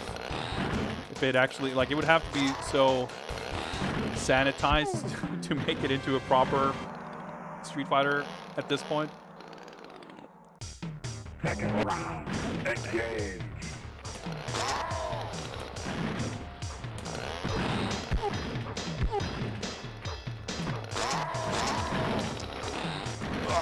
I guess this game is air blocking. It's like kind of hard to tell. Shit is hard to tell in this game. Sweep seems kind of good. Whoop! Oh boy. Fuck are these moves? I didn't even press up. Ah, nice, got him. I know that Gotetsu appears in, and I think Gouken does too, right? Is it Akuma's ending in the first Street Fighter Alpha? Because I definitely know that, yeah, because I think it has like Gotetsu has the bandana and everything, and I think Gouken, yeah, because he's bald with a big beard. Because I remember when Gouken appeared in Street Fighter 4, it's like, he didn't actually look like the way he had been established. But the design in Street Fighter 4 is pretty much taken from the EGM, or whatever magazine.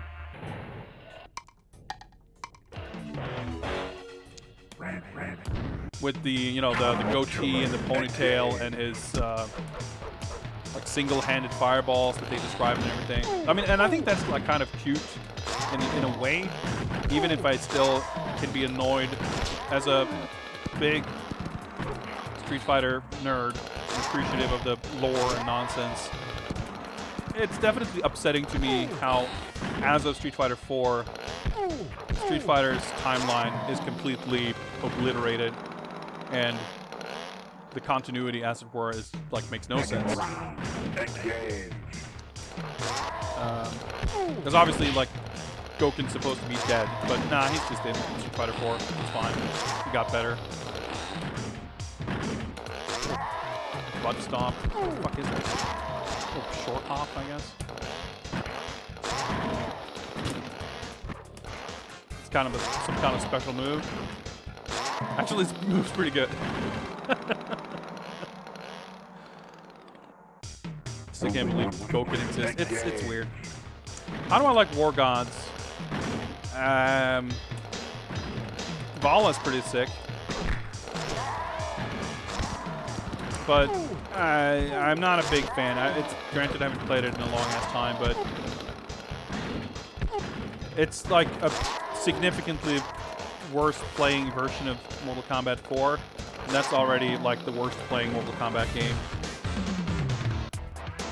That's my recollection of it, having not played it in probably years. It has some kind of cool characters. I mean, I like Vala because she's a bikini armor Amazon warrior, and she's played by Carrie Hoskins. So like neon Grim Reaper death.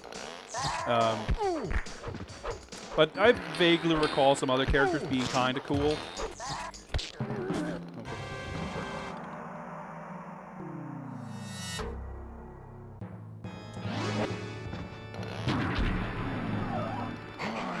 This is a fucking dumbass 90s action figure ass looking version of Death. I mean, the color cycling fire hair is like a sort of kind of cool idea, but he does not look cool.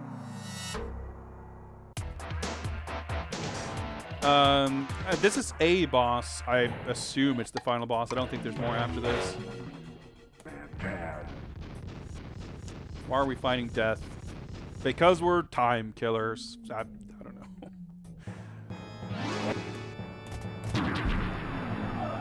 He has an hourglass, so he's like the ruler of time also, aside from being Death.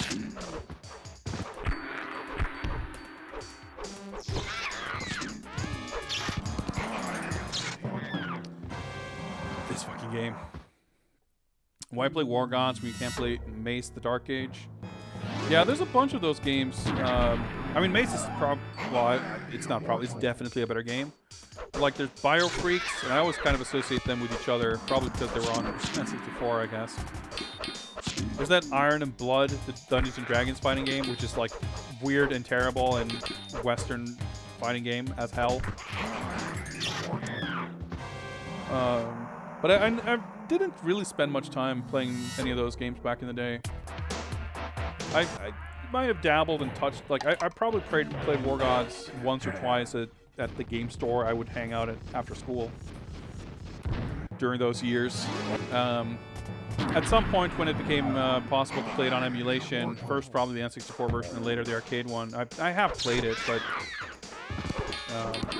not recently enough to have a proper, like, opinion on it.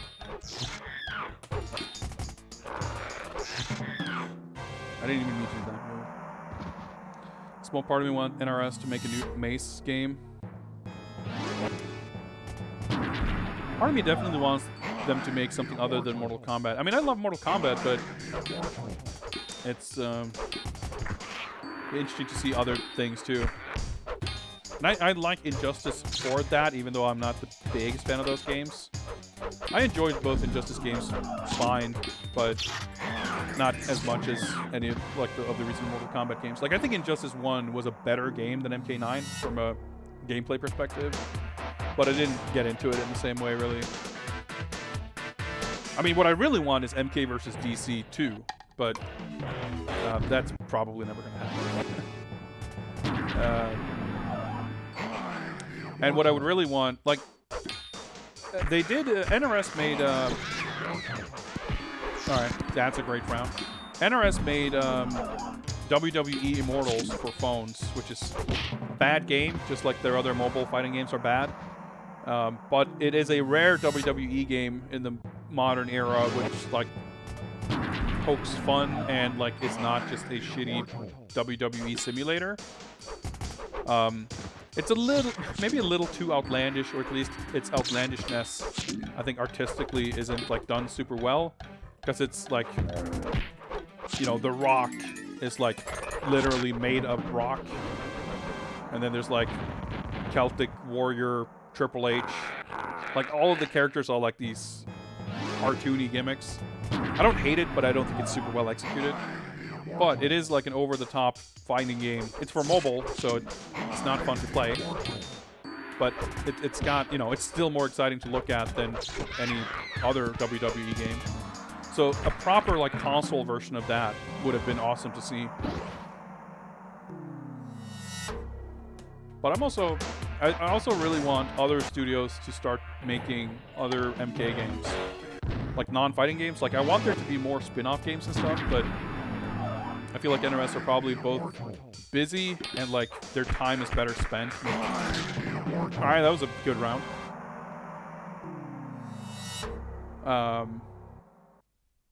But there are other WB studios who could be making other MK games. I would really love to see that.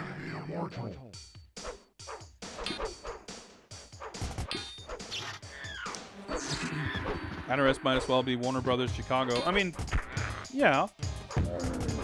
But, it's not like they're... I mean, they certainly have a... I mean, the name means something. It's not like NRS are going to make the next... I don't know, Arkham game. They're not going to make the next Lord of the Rings game. They're not, you know, it's... They're certainly their own studio with their own brand identity.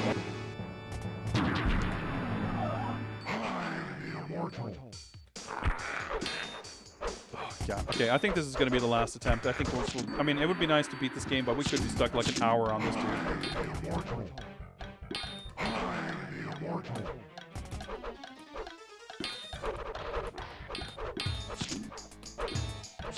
Unless we do this now. Nah, let's not be crazy here. But wild to see a good WWE game. Yeah, I mean, I'm really excited to see what Ukes are going to be doing now. Like, it's kind of weird. So Ukes were like the lead developer on the SmackDown games like 20 years ago.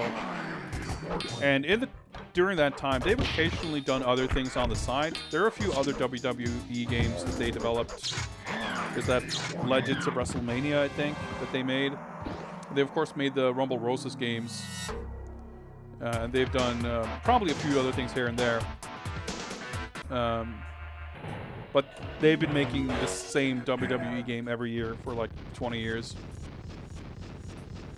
And they were recently kind of fired or ousted or whatever you want to call it because Visual Concepts, which is a 2K studio, have been kind of co-developing and like been doing a lot of the kind of art stuff and like, you know, the 3D scanning and, you know, capturing, doing all that shit with the wrestlers in America, while Ukes have been kind of building the game in Japan. But during the development of the most recent game, 2K20, someone from Ukes, they did like an interview where they basically mentioned, like, yeah, you know, it would be nice. Like we've got these other, you know, kind of side projects internally, and we're looking forward to whenever we'll be able to release or like. I'm paraphrasing, but the gist was that, well, we're kind of stuck making these WWE games, and there's a limit to what we can do. We're trying to develop our own like new shit on the side, because within the constraints of making these yearly WWE games, there's no room for us to innovate or do new fun stuff. So we got our own stuff on the side where we're making cool shit, and we're looking forward to doing stuff with that. And then like weeks after that, 2K announced that Ukes are no longer involved with WWE. So that means that they've basically been, on the one hand, you could say they've been sort of fired from that, but a more positive way to look at it is to say that they've been kind of relieved of that responsibility, pressure, and those shackles. So, you know, obviously those guys like wrestling, and I'm sure those guys cannot have been proud to release a lot of these WWE games that have been really boring and really bad. So whatever shape it takes, like whatever they've got coming, I'm really excited to see it. Both because I would want something better for those guys, but also as a wrestling and wrestling game fan, like, can we get some good wrestling games, please? And yeah, an AEW game would be cool. An unlicensed game or something would be cool. I mean, I'd love to see a new Rumble Roses in theory, but Konami aren't really in the business of video games for the most part. But more importantly, like the lead dude, like the lead creative dude for Rumble Roses, passed away. So it's kind of unlikely that that's ever going to come back. What I don't understand is how Visual Concepts couldn't make a decent release after working with Yuke's for so long. I mean, they're working with like 20 years of Japanese legacy code. It probably took a lot of experience just to finagle that into something halfway working by people who are very intimately familiar with it. Are we gonna just do this? That was a bad mistake. He just healed himself. What the fuck was that? What? What if Yuke's made a Fire Pro game? I mean, Fire Pro is Fire Pro. I don't like. I'd rather Yuke's. You know, with Fire Pro existing again now. Yes, I would want to see Yuke's doing stuff, but I wouldn't want them to cannibalize. Like whether or not a Yuke's Fire Pro would be good or bad. I wouldn't want them to. It's like saying, hey, I would like NRS to make something different than Mortal Kombat, and then say, oh, they're going to make the next, I don't know. What would be good? Like the next Tekken. I don't know. Like, I mean, nah, you know, it's a kind of a weird comparison maybe, but I'd rather have the opportunity for them to do something totally different. I think there'll be a Mortal Kombat 100. I mean, I'll give them props for not being afraid to put a number on it. It's a pet peeve of mine when movies or games or whatever it is are so afraid to put numbers on things. Because it makes shit really kind of confusing eventually. I think there'll be, it'll be a while before we're up to 100 games, but I don't see the IP. I mean, no IP that's that established and that old will ever go away completely. Like, I keep matching so much that I don't notice. Stun, which is really bad because any stun is an actual opportunity to win. Fucking mid-air teleports. MK11 is technically 10. I don't count. Well, that doesn't mean that it's technically number 10. It means you think it's number 10. I mean, nothing personal, but if they count it as number 11, who am I to argue? In my opinion. Plus, I think MKDC is like cool and fascinating and weird. Why are we still playing this? I kind of really want to beat this guy. How many last bosses are we going to get to and then get stuck on tonight? Quite a few, possibly. No, I mean, Expert Street Fighter. I mean, you've got Alpha, you've got Street Fighter the movie, you've got the Street Fighter 2 interactive movie game, whatever. I'm not saying it's the 11th game, because it's not. You've got Mortal Kombat Special Forces and Shaolin Monks and Sub-Zero. But they count it, in their book, it's number 11. They call it 11. I mean, if you're not going to count MKDC, like, I don't know, it's like what counts and doesn't. It's obviously the 11th mainline game. I agree with Midway / NRSS / WB's assessment that it's the 11th game, I guess. If anything, I think it's funny and neat and cool that MKDC is considered the 8th game. I like that. And I think, honestly, with the way the multiverse, multi-timeline story of MK11 kind of works out, it kind of backdoors in this kind of justification or explanation for MKDC just being one of the alternate timelines in the MK universe where they happen to merge with the DC universe. And, I mean, that's a goofy, fun, weird idea. Okay, I definitely need to get something else to drink, and I should probably take a quick bathroom break while I'm at it. So let me set up a new raffle. This has been Time Killers. This has been a big old mess, but sad we didn't get to beat it. I would have liked it, but I'm also happy to move on to greener pastures. I feel like the gimmick is that you have to behead him to win.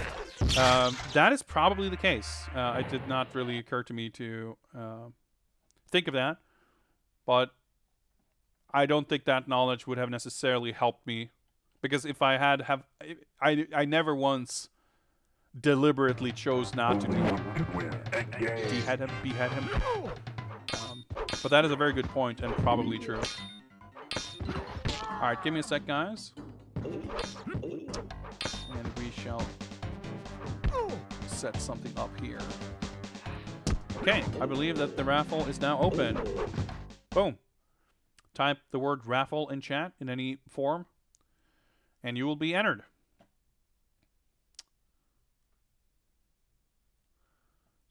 Rancid from 2024. Yep, we're getting close. All right, I'm gonna go step away for a minute. At least this time we will have an actual track mode. Oh man, it's getting late. It's like 11 p.m. already. But I'm still running on a good tank of steam here. We're not no need to shut down just yet. We've got probably a few more games in us. So enjoy the gorgeous attract mode here, and I'll be back very shortly, and let's find out what we're going to be playing next. Thank you very much for this pick. I was talking a lot of shit, but I enjoyed it, and I find it really fun and fascinating to see where all these conversation topics kind of take us based on the games that get picked. It's really interesting and fun. But yeah, I'll be stepping away for a minute. I'll be back very shortly with whatever we got next.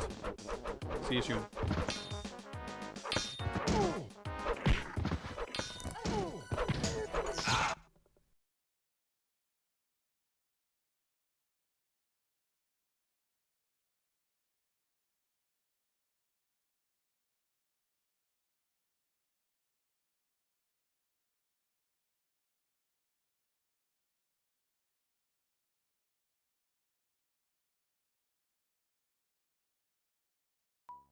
Only one can win. Engage.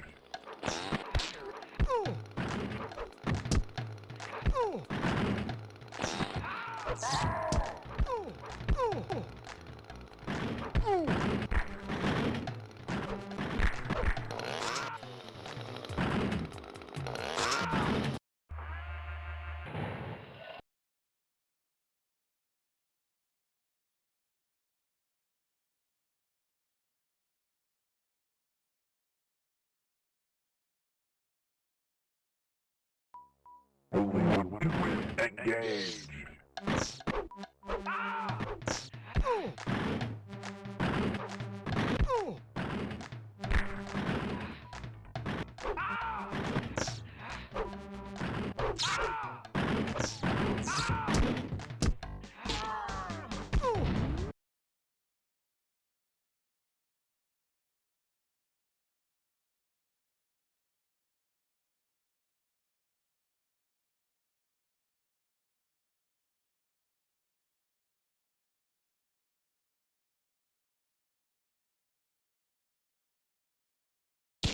Time killer. Only one can win. Engage.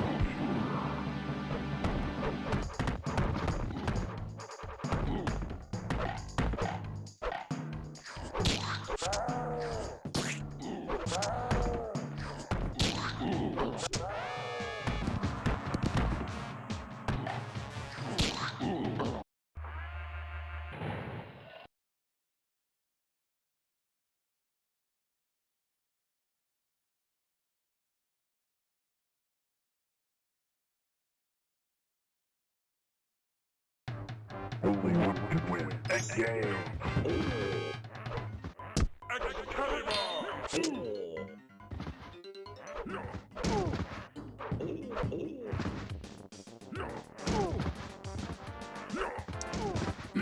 All right, I have returned. Pour myself a drink. In the meantime, feel free to join in if you want to have the chance to pick the next game. Did you win? We have not pulled a winner just yet, Spyro. We're going to leave it open for another minute or so in case anyone else wants to join in. And then we will draw the winner. To organize myself something to drink here in the meantime.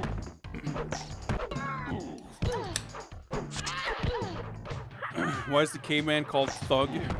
Because that's the peak of creativity, I guess. You know, the funny and dumb thing about this game is basically, like, this is simultaneously a slightly more polished, but also a more boring version of Time Slaughter. I mean, that came after this. But Time Slaughter is the fighting game made by Bloodlust Software, esteemed developers of Noggin Knockers 2, whatever it was called, that Toxic Avenger fan game they made, and of course, you know, pioneers in emulator development with Nesticle and Genesis. Quality group of folks. They made a DOS fighting game called Time Slaughter, which is pretty much the exact same gimmick as this. People from around the world in history fight, and there are absurd levels of gore. That game probably has even more racially insensitive characters. But it's got very much a, like, it's appropriate that Bloodlust made some kind of Trauma, you know, Toxic Avenger adjacent stuff, because they've definitely got a whole vibe very similar to that of Trauma, with like very what's the word? Juvenile edginess of, you know, just gore and disgusting stuff for the sake of it. But there's still a charming kind of earnestness to that kind of stuff. That, you know, it's especially coming back to it now, like 25 years later, it's just like kind of charming in its abrasiveness. I don't know, like, but even at the time, like, you could not take it seriously because it's not like, it's so goofy at the same time. But yeah, unfortunately, Time Slaughter not on our list, but maybe I'll dig it up and we could add it at some point in the future. Okay, guys, last call. Type raffle in chat if you want to have a chance to pick the next game. Otherwise, we'll pull the next winner in very short order. All right, let's do a little countdown. 5, 4, 3, 2, 1. And you'll see it in chat before this anyway because of Twitch lag. Dedicated Lurking 9 to 5. Congrats, you have won the giveaway, and you will be able to pick the next game. Sorry, Spyro. Better luck next time. Of course, if you are a regular viewer, you'll be able to save up some of those con coins, and you can redeem 2,500 of those for the ability to skip all this raffle nonsense and just pick the next game. But of course, we'll get Dedicated Lurking 9 to 5 to pick their game first. And anyone who redeems that reward will get the next game in queue, basically. Pick game or save for the Pit Fighter 1cc, hard choice. That's kind of the idea, you know. I try to come up with like what to do with the whole channel points thing. And you know, I mean, I'm not gonna, you know, keep in mind, it's called Pit Fighter 1cc Attempts. I'm making no promises I'm actually gonna do it. But, you know, that's the one kind of recurring fucking meme bullshit on this channel, right? So that seemed like an appropriate thing, but I gotta put some other incentives to kind of lure people away from just saving up for that. So I figured doing, you know, giving people a way to skip the raffles would be a good idea. Street Fighter the movie. Which version? The arcade or the console one? I'm assuming you're referring to the arcade one because we're on this incredible technologies streak here.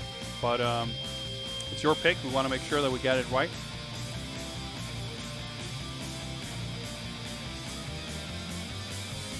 Arcade. Cool.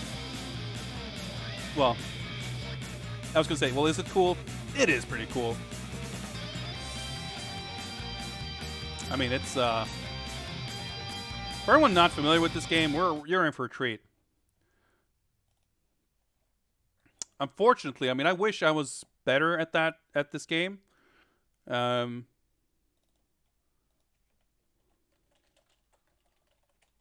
Because this game is a whole thing. And my lack of skill and knowledge of this game, relatively, will not be able to make the insanity of this game justice. Star-studded cast.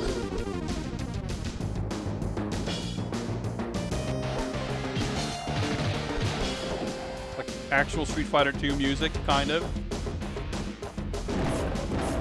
Although this game actually has a bunch of Street Fighter 2 music as like hidden tracks. Like when you pick characters, you can hold like a secret button combination. Get like MIDI versions of the Street Fighter 2 songs to play. This game is very interesting. Yeah, we talked about it a little bit before, Dedicated Lurking. Obviously, in relation to the game we were just playing, Time Killers. This game was made by the same company, Incredible Technologies. They were, you know, parts of their staff were present for the shoot of the movie. I know they shot in Thailand. I think they also shot a bunch of it in Australia, and I'm not sure at which point the Strata folks were there. But they were involved, and they shot the actors. And the footage that they shot, Capcom had access to that footage and made their own sprites and used them in their own game. So, like, the sprites themselves, even, are completely different between this and the Capcom-developed console game. That game basically is a weird version of Super Turbo that runs more slowly and more awkwardly, whereas this game is fucking nuts. Yeah, Ming Na, I think, is like arguably bigger star today than she was then. She seems to be doing well. But yeah, so like, obviously Street Fighter 2 was, you know, the basis for this on some level. You could tell that, like I said, there was this guy, Alan Noon, who worked on this game, who wrote this long post on Shoryuken, or this thread talking about working on this game. He, and I'm sure many other people who worked on it, were Street Fighter fans. And I'm sure they, you know, tried to, when they shot the actors, you know, let's try to get animations from all these different special moves and normals and whatever. But a lot of the animations obviously are a little different, and in addition to their, you know, the special moves you would expect every character to have, they've got a lot of other moves too. So you can see there that Chun-Li shoots a dragon. She can also throw her spiked bracelets. Guile has an actual handcuffs command grab. Cammy can throw hand grenades. Sagat can, like, hypnotize his opponent to stun them. Boxer can reflect fireballs. It's like everyone's got crazy shit. The stages are different in the arcade version. Yes, everything, literally nothing is the same. The video footage used to produce these sprites was used to produce the completely separate and different sprites in the console version. In the console version, it's also really hilarious because they made a lot of effort to try and match. Oh yeah, Claw can throw his mask as a special move. They went to a lot of effort to try and match the animation. So fucking poor Damien Ciampa there playing Ken, clearly not a martial artist, struggling to like throw these punches and kicks halfway convincingly. In the console game, they like photoshopped his arms and legs together in these weird awkward angles to try and recreate the specific like kicking animations from Street Fighter 2 Turbo, or Super Street Fighter 2 Turbo rather. Two hilarious results. Oh yeah, controls. It's like, it looks terrible. Yeah, Honda can stomp. Like everything that was a or like a rumor, you know, a schoolyard rumor for Street Fighter 2, like Chun-Li being able to throw her spiked bracelets. They just made special moves and shit in this game. Everything combos. Yeah, that's the coin noise. But yeah, because the video footage used as a source, you know, was the same between... Yeah, we gotta go Kylie Minogue in a leotard. Hell yeah. County versus Gaia. Round 1, fight! Okay, my controls are all wrong. Okay, let me fix my controls. Looked like they were set up, but not quite, I guess. That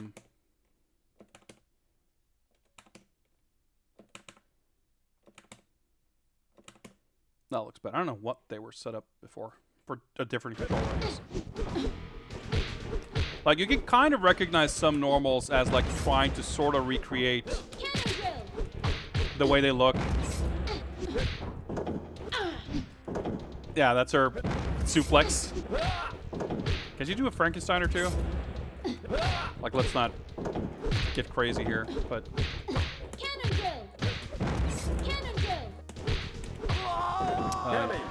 Win. Round 2, fight! Combos in this game are absurd. Like, you can juggle... I mean, there's no, like, juggling limits. But this definitely plays better than any of the other, like, Bloodstorm or Time Killers by far. But it still doesn't play like a real fighting game. But, like, if you know what you're doing, I'm sure you can have a lot of fun playing this two-player mode. Yeah, you could tell, like, the suplex animation was like... Oh yeah, press start, and Van Damme will flex/flip you off. It's pretty good. Like, smash start. Pretty good secret.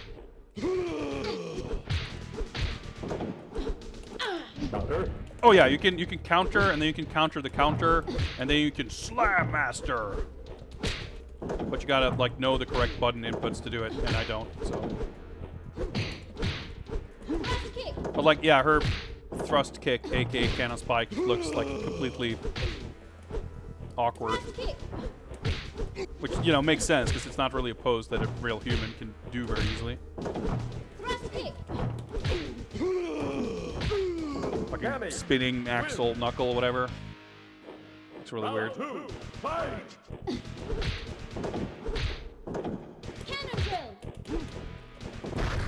This looks so funny. Oh yeah, I think she's like hold punch. No, she's got like a weird whip, choke, rope thing. I forget how you do it. I think it's like hold a punch.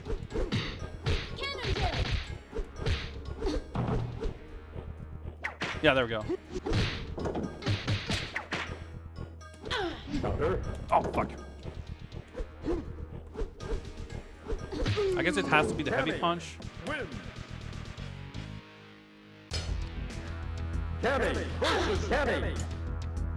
Tog warehouse. Oh yeah. Not any, no background elements on. I think you can start. You can like mash buttons when the helicopter's in the background to like shoot the helicopter down. Oh yeah, the hooligan throw. Start. It's like mash punch. I forget what you mash, but you're definitely supposed to be able to mash buttons to have something like those helicopters in the background. I forget what you're supposed to do. But there's a lot of these little weird, goofy, inconsequential secret things. Like I said, the kind of things where people would... Stuff that sounds like a ridiculous rumor. It's like they tried to Escape! Escape! include as much of that as possible. She did a cannon drill in the air before. Not sure if that was like a real thing. Cammy wins. Round 3. Yeah, this game is fast-paced. So the meter system is like kind of like Super Turbo. So it's a bit broken compared to what you'd expect from modern games, where you have to do a lot of special moves to build meter. It's hard to build meter without doing a lot of special moves. And characters who have like mashing moves can like build a meter super quickly. Round 1. Fight! Yeah, Dawson's Lab. Yeah, so in the console, in the arcade version, Sawada uses a sword because he's Japanese, I guess. In the Japanese-developed console version, he performs harakiri. He literally cuts his belly with a knife, and the blood splashes on the opponent, hurting them. I am not making this up. Like, if that was in this game, and the Japanese developers of the console game felt like that was a little much, you know, I could have understood that. But nope, it's actually them, they who added it. You trade meter for HP. Yeah, there's a lot of weird shit like that in this game. Choke move. I guess you probably can combo after that too. So, oh yeah, he just did that right there, I guess.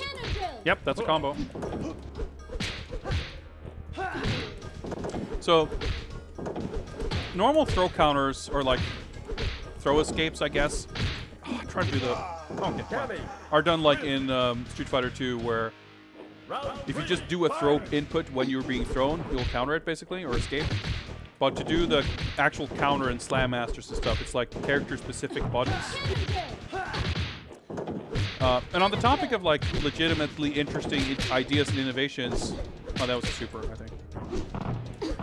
This game actually, oh yeah, that was a guard cancel, I think. There's like a lot of weird mechanics in this. This game actually has EX special moves.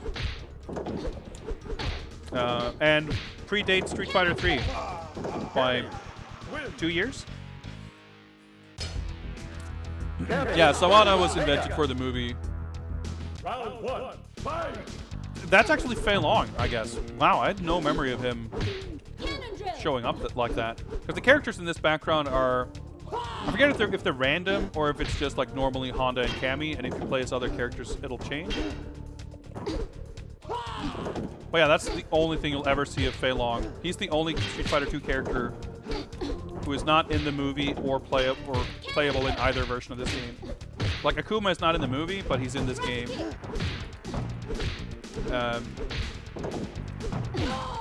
DJ, T-Hawk, and Cammy, of course, are in the movie. Round 2. Fight! But Fei Long, like, I feel like... Was Sawada supposed to have been Fei Long? Like, it's conspicuous that he's not in the movie. But, you know, I can't see how that would have been supposed to be if not him. Hitboxes and priority and everything in this game is just a complete crapshoot. So actually, I mentioned that, I don't remember what they are, but there's button combinations that you can hold, kind of similar to Killer Instinct's got some secrets like that too. Like on the versus screen, or like when you pick characters, something like that, if you hold certain directions and buttons, you can enable like classic Street Fighter 2 music. And Sawada's music is actually Fei Long's theme. So maybe the guys who made this game felt like that should have been him. I don't know. I feel like they could have gotten his actor or someone to put on a pair of black pants. They obviously got someone to do that and just record Fei Long anyway, but they didn't. I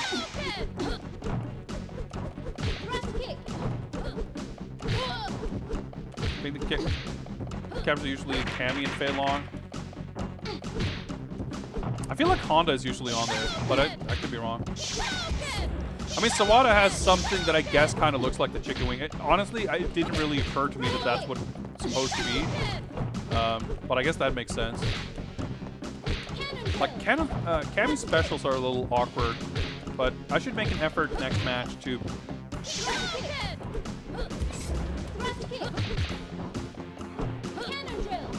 try to build a meter to do her super. Not that the super is exciting or anything, but I'm actually surprised at how well we're doing. We'll have plenty of opportunity to get our ass kicked if we get to the boss, though.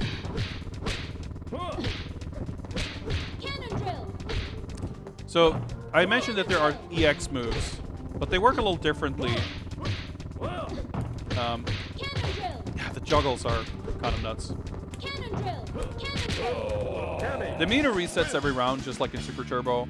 The EX moves, I forget if you can do them at any point, as long as you have meter, but the point that makes them different from most other incarnations of that system is that if you have a full super meter, you can do infinite EX moves.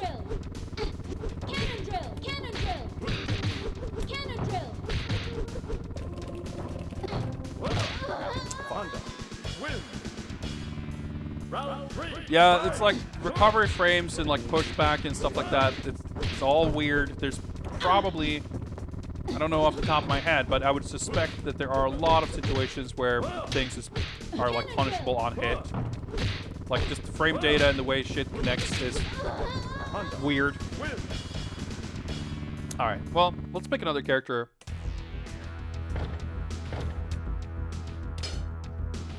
So we can kind of see more.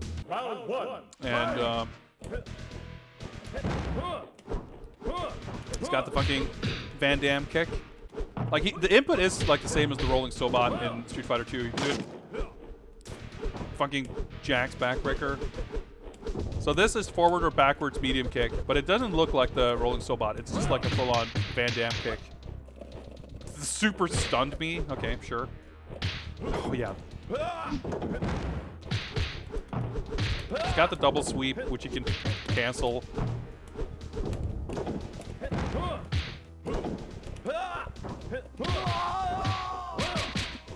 That's a combo, sure. Yeah, the stage is just random every match, like in Mortal Kombat, I guess.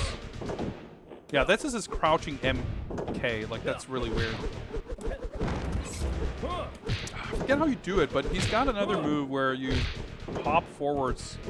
It's like forward and kicks. I forget. Like every special move in this game that isn't from the, from Street Fighter 2 has a really weird input. God, this is fucking super. Super's dealing stun is like not a thing in real fighting games, but it is a thing in this game. No meters. I did an accidental cheat code, I think. I didn't. Okay, maybe I needed to press another button to confirm it.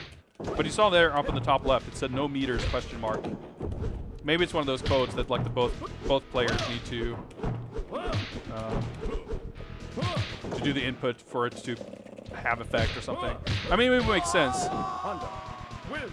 If one player can do an input to hide the life bars for both players, that's kind of fucked. Not to say there aren't things in this game that are fucked, but fucking crouch, like playing a version of Guile that has a shit crouching medium kick, like it's just, that should be illegal. Alright, I did a guard cancel there. So many things like that too, where something just hit 3 times but doesn't knock back.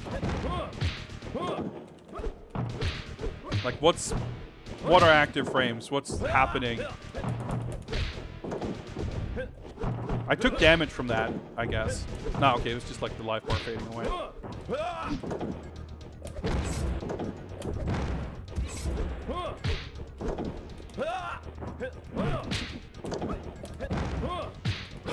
Everything just hits in these most absurd ways. But like a lot of characters too have like this very awkward normals. Hadouken. Oh yeah, Ryu can like combo Hurricane Kick into Hurricane Kick and shit.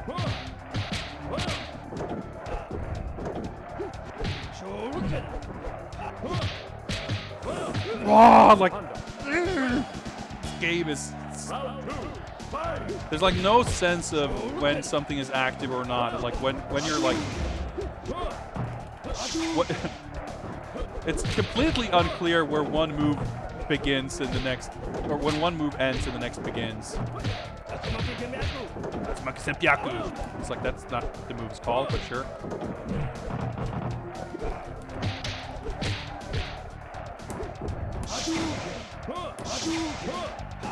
Oh yeah, so Ryu can remote control his fireballs up and down. That's like, wouldn't that be cool? I guess it would be cool, so I guess he can do it.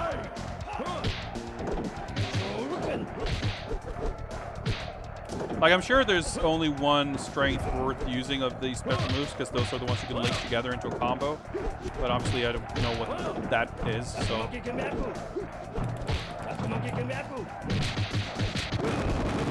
There we go. At least we got to see the exploding life bar. I'm happy about that. Accidentally hit a button. I'm trying to figure out if we can find some of these combinations.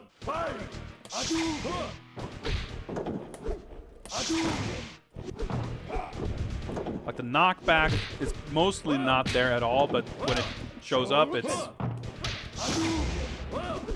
completely out of control. Everything juggles. Damage scaling is not a thing, I guess. Oh, who the fuck knows? Honda, win. Round 2, fight. Like Honda's slaps are just like they hit in such a weird way. Like a weird thing on the stage, backgrounds. Probably. It's like double cross up mid-air. Like what the fuck is happening at any point in this? Like, why is this fucking butt stomp an anti-air? Like, it hits. I mean, you can use it as an anti-air in the original, I guess, but like, it hits right at the apex. Round 1, fight. Yeah, see, it's Chun-Li and Cammy. Yeah, the Oicho throw.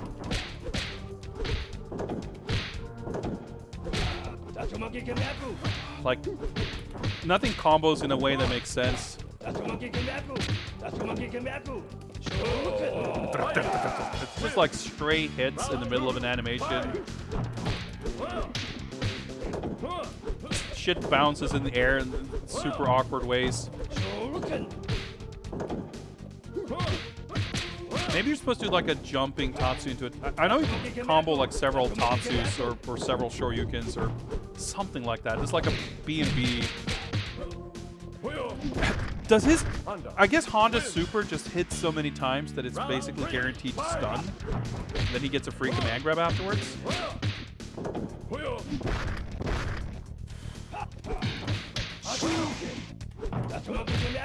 Like, it's a little easier to do special moves than in Time Killers, I guess, but it's still fucking awkward. He's just like not vulnerable at all during his stomp, butt stomp. I can't just call it stomp because he has an actual stomp. How do I do the... I did something with start and jab to do the no meters question mark thing, but I can't figure it out now. Like, you cannot really trust that any combo that you would know from a real Street Fighter is applicable here. Like, might be, probably, but like, everything hits differently, so... Damage is weird, too. Because that did, like... good damage. I'm not sure how I clutched that out, but I'll take it.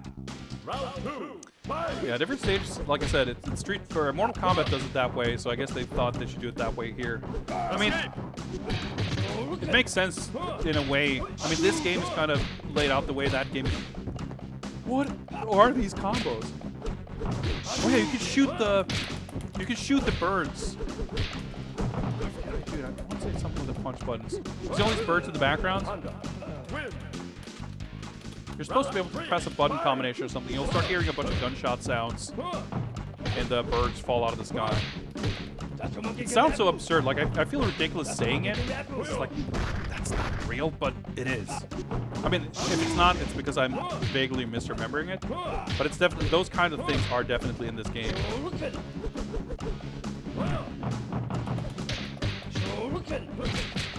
Come on.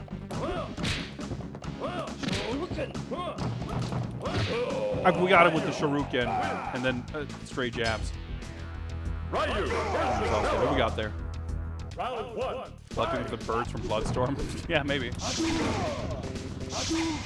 Yeah, so Balor can reflect fireballs by blocking. It's not a special move. He can just block fireballs and they bounce back.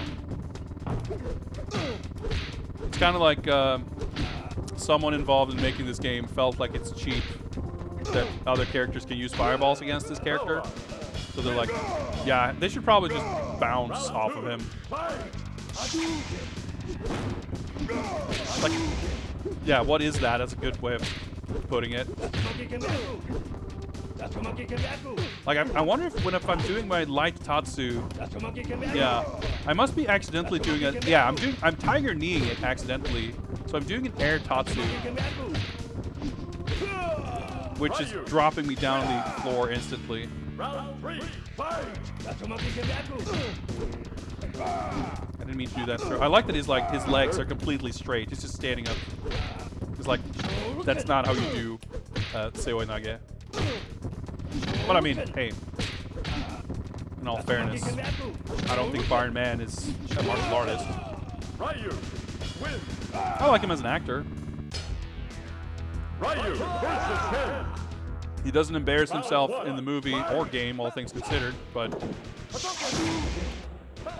like, yeah, you wouldn't mistake him for a martial artist. But I mean, he does way better than this guy.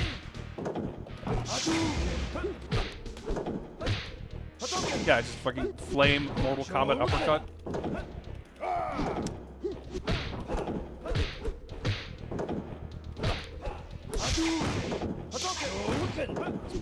Fireball.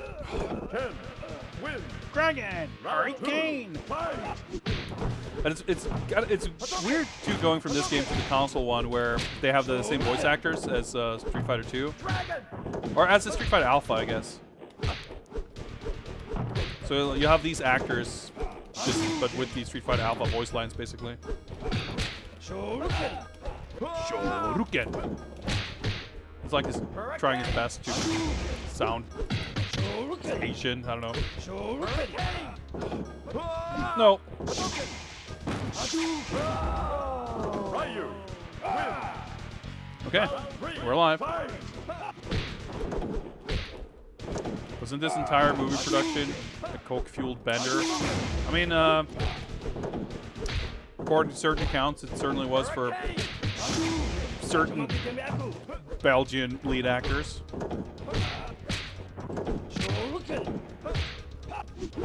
But I mean, I don't know if that, you know, tracks for every part of the cast and crew. Ken wins. That was a surprise sweep.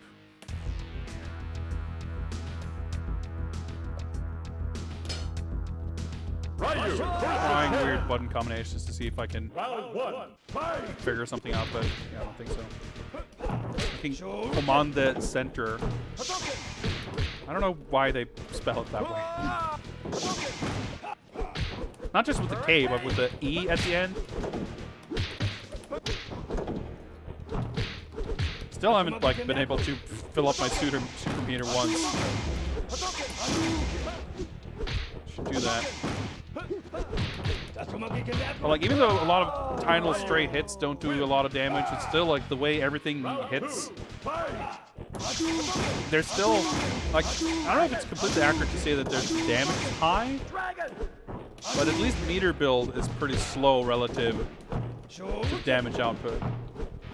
Unless you just do a lot of specials or use combat, basically. Hurricane! Arcane! Oh, fuck, it kind of sucks. Like, the throw countering mechanic means that you really don't want to land throws. Fuck, I wanted to at least fucking do an EX special move so I could show it off. Dragon! Dragon! I love how Ken's feet, like, you can tell when he's doing the Dragon Punch, he's, like, not leaping into the air. It's just this, you know, obviously the sprite is being moved into the air, but the actor's just kind of swirling on his foot. I mean, not that I can expect anyone, let alone Damien Champa, to have, like, perfect form or anything, but it just looks so half-assed.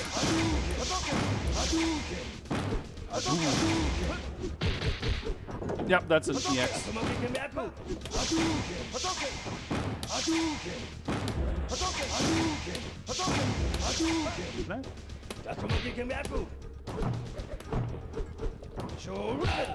Can't. Or maybe they only have one EX special. I forget how that works. Ah. Oh. Okay. Well. Maybe, that's very possible, I guess, on second thought. Let's go Akuma here. Akuma! Oh, what's up, DJ Beats? Maybe you're supposed to hold one button and tap some other button to get, like, the helicopter thing.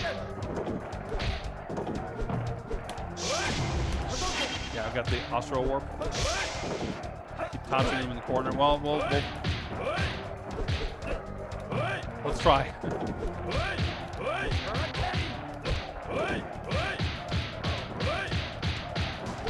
Alright, that worked. Thanks for the strats. Fucking MS Paint kanji on his back, too.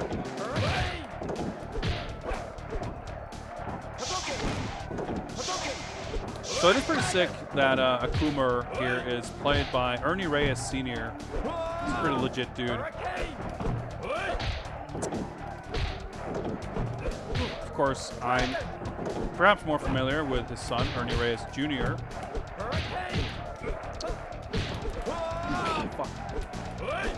Who, of course, was in seminal classic Surf Ninjas, as well as TMNT2 Secret Views.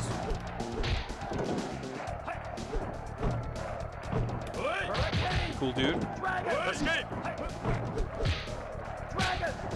He was supposed to be in what was it called? Super Combat Fighter, that Kickstarter live, you know, digitized actor fighting game that was terrible and had a terrible Kickstarter campaign that failed.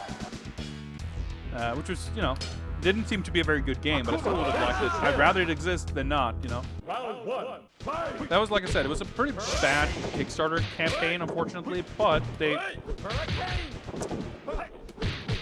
despite having a campaign that was more focused on promising big head modes and secret fatalities and whatever, than like talking about what the actual game would play like. And the demo alpha test thing they put out was not very good. They had a bunch of, well, not a ton, but at least a couple of actors like on deck to play characters in that game. One of which was John Parrish, of course, who played Jax in Mortal Kombat. But also Ernie Reyes Jr. And man, I still hope that happens in one way or another. But it was like a frustratingly bad Kickstarter campaign, because it's definitely the type of project I would immediately back, and I did. But like, I knew that I would back it regardless of perceived quality. But for some people who aren't like me, where a fighting game with digitized actors is like everything I need to hear to be all in, it was not really a good pitch.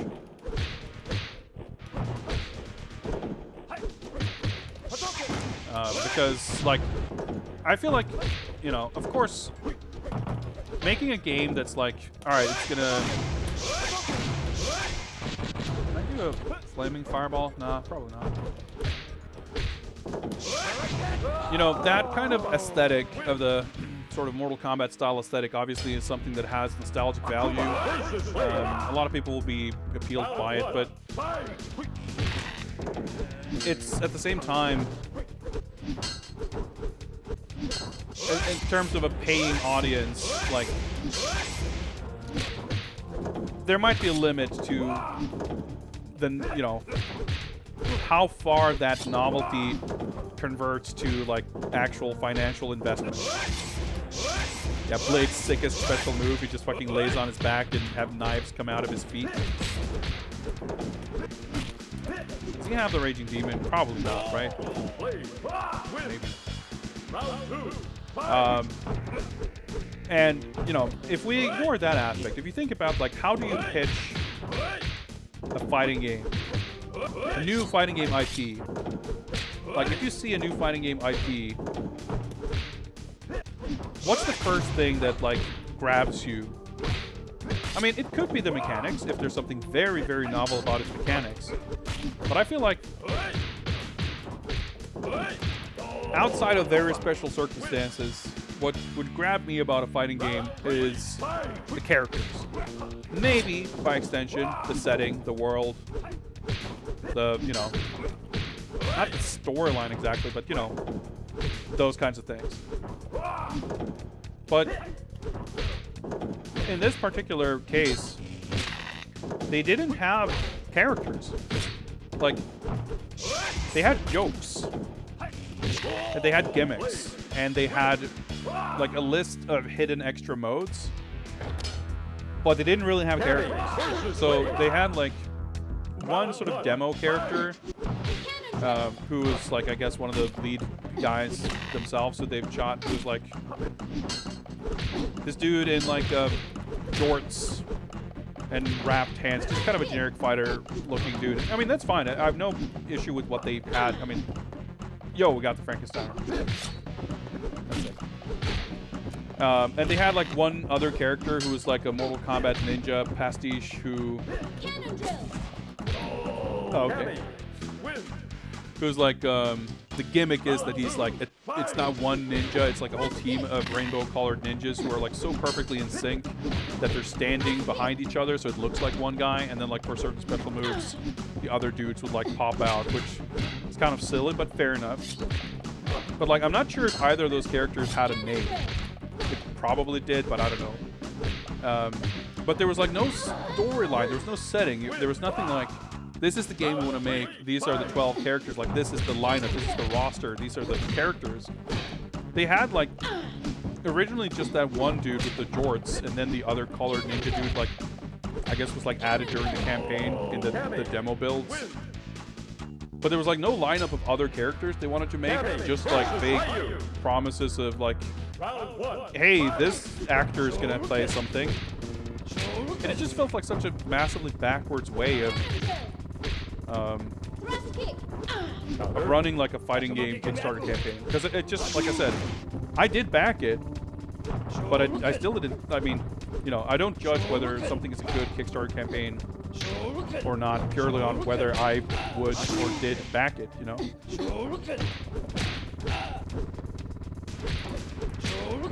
I'm dead. I don't know how to do combos, so I didn't know what to do when he was stunned. I thought a jump in heavy to a heavy would kill him, but it didn't. Or in fact, heavy missed. But like, I've backed a couple of like fighting game Kickstarters and bought fighting games on early access and that kind of thing. But yeah, I mean, I've backed a lot of Kickstarters in general over the last however many years. And when it comes to games, like it can be kind of shocking, I think, to see how ineptly certain Kickstarter campaigns are run. And I take no joy in talking about this, like, okay. I don't mean to, like... Oh yeah, that's the cool one. He blocked it. Okay, that's the thing. I don't take any joy in like talking shit about these bad Kickstarter campaigns. It's just out of frustration and out of wishing. Round one. You know, that's a perfect example of a game that I really wanted to. Oh yeah, that's Sagat's Hypnosis. I really would have wanted that campaign to succeed, if only because I wanted the game to exist, whether it's good or not. How many fighting games with digitized actors do you see coming out in the, you know, this side of 1995? Not many, you know. So it's disheartening when you see, well, you can kind of, you know, honestly, I think it was, it was kind of self-evident looking at the campaign. Like, there's no way this is gonna like take off. Ryu with A-groove combos, yeah. Combos in this can get really crazy. Like, yeah, everything juggles and frame data is so weird. I don't really know how Ryu canceled a Shoryuken into a Tatsu, into a second Shoryu, into another Tatsu. But he did. But it might have been a EX move kind of situation.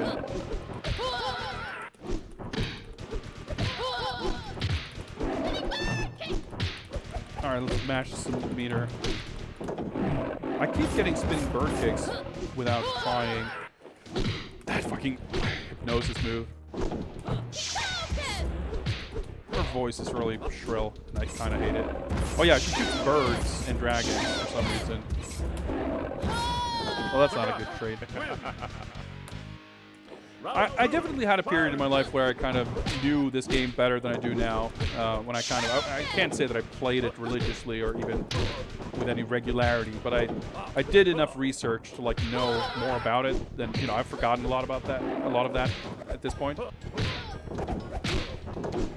But as I said, because there's so much about this game that I've forgotten that I don't know. There's a lot of stuff that I don't get to show, that I'm unable to show because I just don't remember how to do everything.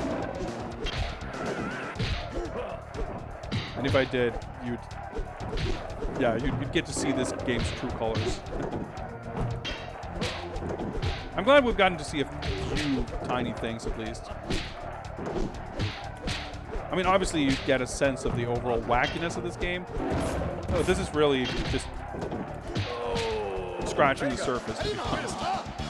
Arriba! Ah! Awesome, cool. And all these stages with this fucking crazy shit in the foreground. The crowd being like more smoothly animated than anything else. It's so weird. Like, knockback and nothing follows any kind of...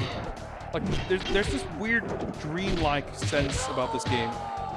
Cool, he supered me, which stunned me, and then he did the combo that killed. Nothing like flows the way it should, which gives it a very strange quality.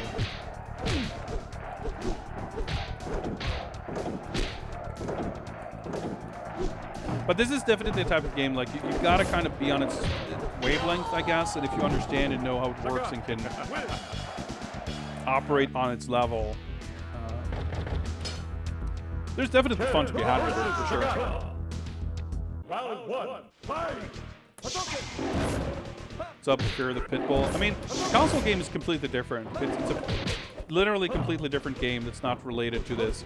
I mean, it has its charm in its own way, but unfortunately, like, you could absolutely argue that it's the better game. It's certainly a lot less wacky than this, for better or for worse, I guess. But because it's just such a kind of watered down version of Super Turbo,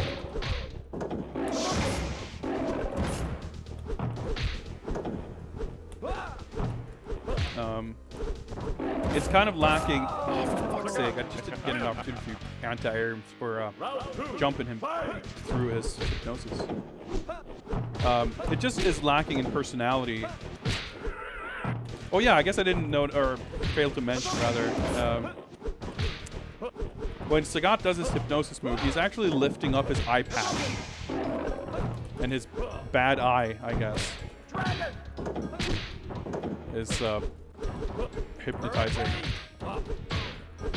Hurricane! Like,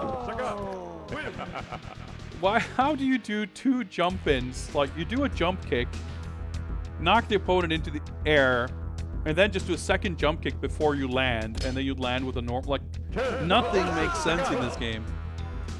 Nothing makes sense.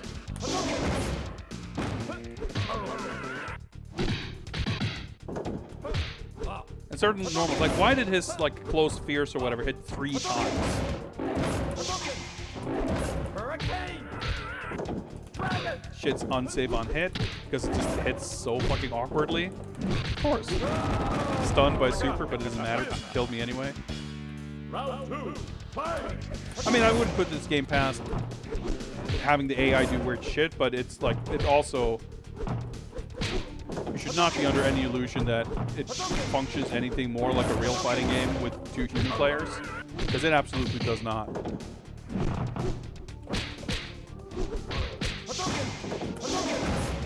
Like, I'm kind of impressed that the combo meter even like accurately depicts combos.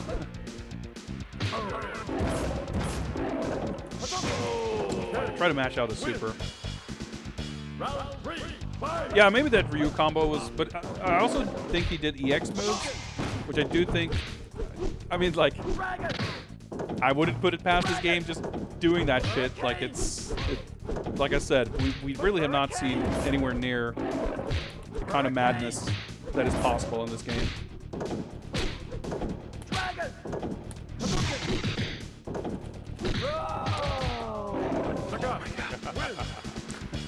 Really fun with friends. AI used to test my patience. Yeah, especially like this later on in the game. It's, man, we're playing this for 40 minutes. We're not going to beat this game, so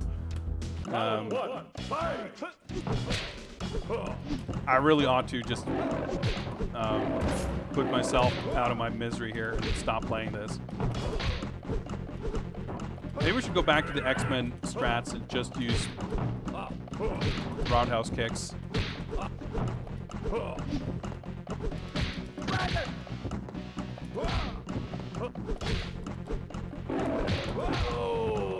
Seems to work all right. Let's see if we can beat Sagan. But I guess like Guileless after this, because we didn't beat him yet, right? He's gonna definitely kick our ass.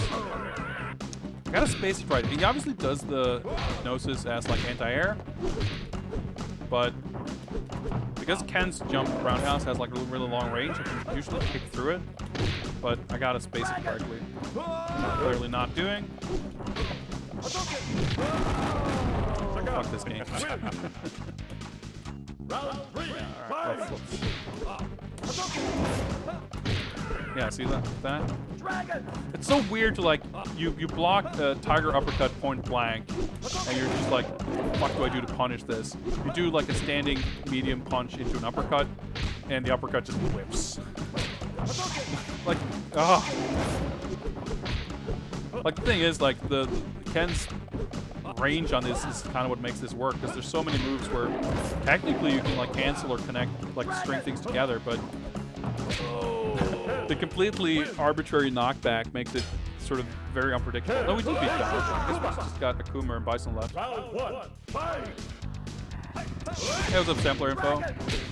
This game is made by Strata, aka Incredible Technology. Technically 2 different companies, I guess. I'm not sure. It's an American company.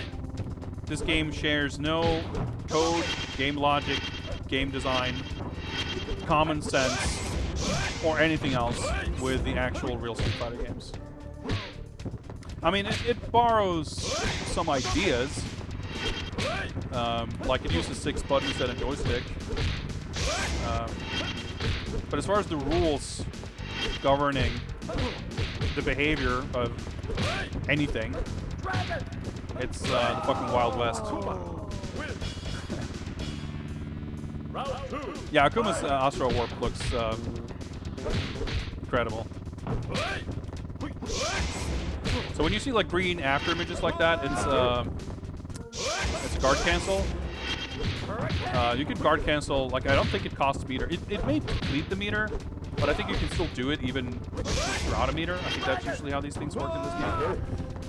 any throw I do is completely accidental because I know I'll get countered. All right, since we'll give it 1 or 2 more tries.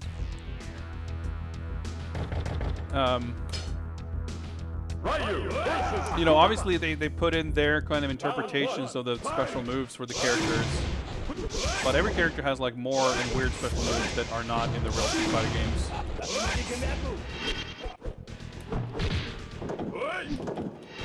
The way combos work, obviously, is absurd. I mean, this game by no means is like operating with like Mortal Kombat mechanics or anything, but the whole like the juggle, the freeform juggling, like a lot of normals just kind of knocking down, the weird stagger state. There's a lot of things like that, you know, aside from the visual style, seem more kind of cribbed from Mortal Kombat than Street Fighter.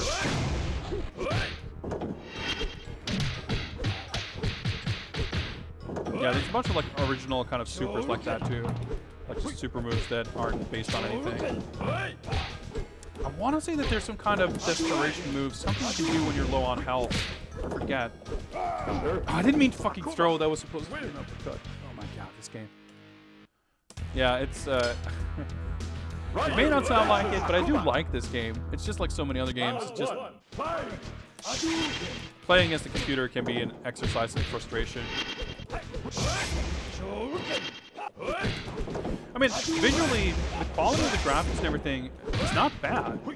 It's not on the quality, it's not on the level of something like Street or MK3 or anything, but you know, we played Blood Warrior before, and there's definitely a lot of digitized actors in games that look worse than this. And the stages, I think, like this stage, I think looks really good. It's really weird, you know, with a lot of foreground elements and shit like that, but in terms of like craftsmanship, the quality, a lot of it, I think, holds up well. And there are some interesting ideas aesthetically and like in terms of goofy secrets and stuff. Like you press start and Van Damme just shows up to flex. I mean, that's a good secret. What game would not be better? What game could not be improved by letting you press a button to get instant Jean-Claude Van Damme over half the screen? I can't think of a single one. But then you have shit like this. At least I didn't get stunned that time.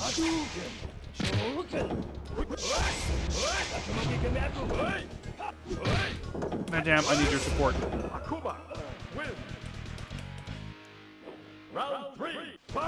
You know, you've got the exploding life bars, you've got the EX special moves, you've got the secret codes, you've got certain things, you know, being able to shoot down birds in the background, you know, inconsequential shit that just kind of makes it more fun.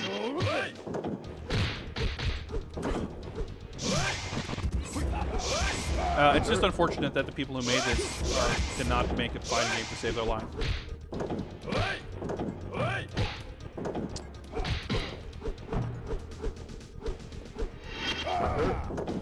Okay, I guess you could throw him out of that, because that was supposed to be like a hurricane kick, but it came to turn into a throw, which got countered.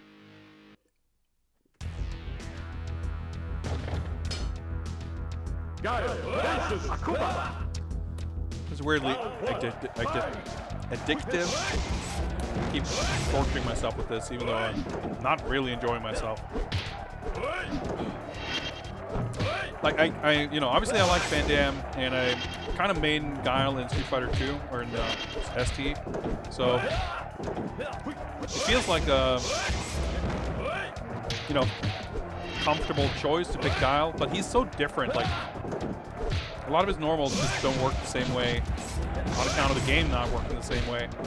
Like, I instinctively stick out crouching medium kicks, and he does this fucking weird-ass anti-air that reaches nowhere, and I get myself killed.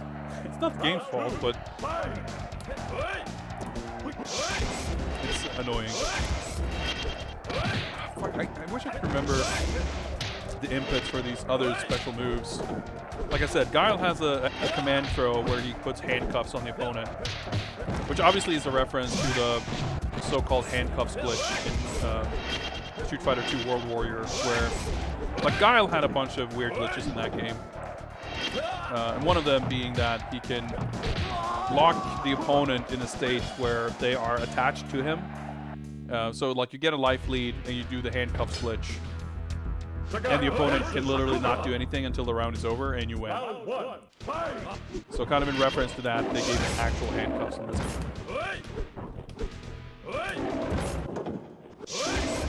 But, so yeah, they added a bunch of special moves for everyone in this game. But all of the new special moves have like bizarre, weird, fucking primal rage special move motions. So they're a little hard to just intuit.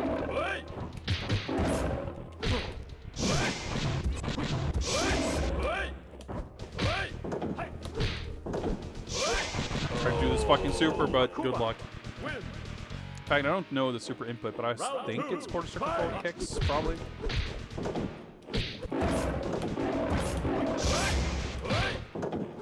It's got the old school tiger knee input, of course, which is a tiger knee motion, quarter circle, up forwards.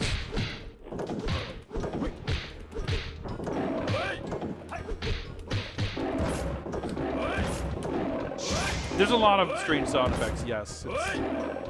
Okay, he healed himself there. Alright, that's one super, and you just sure you can prove all of it.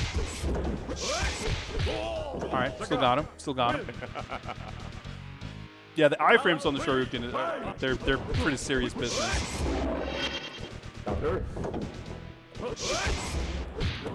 Like, he's close, so you get a throw instead of a normal, and then he counters the throw. Technically, you can counter the counter, but you have to know the specific input for your character. Every character has a counter input and a slam master input.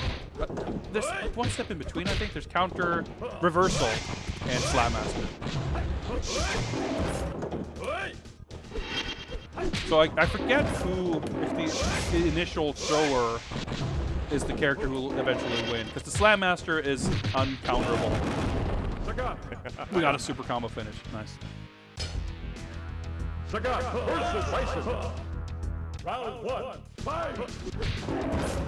So yeah, this is definitely not Raul Julia. But he was pretty much dying on set, so can't expect too much of him.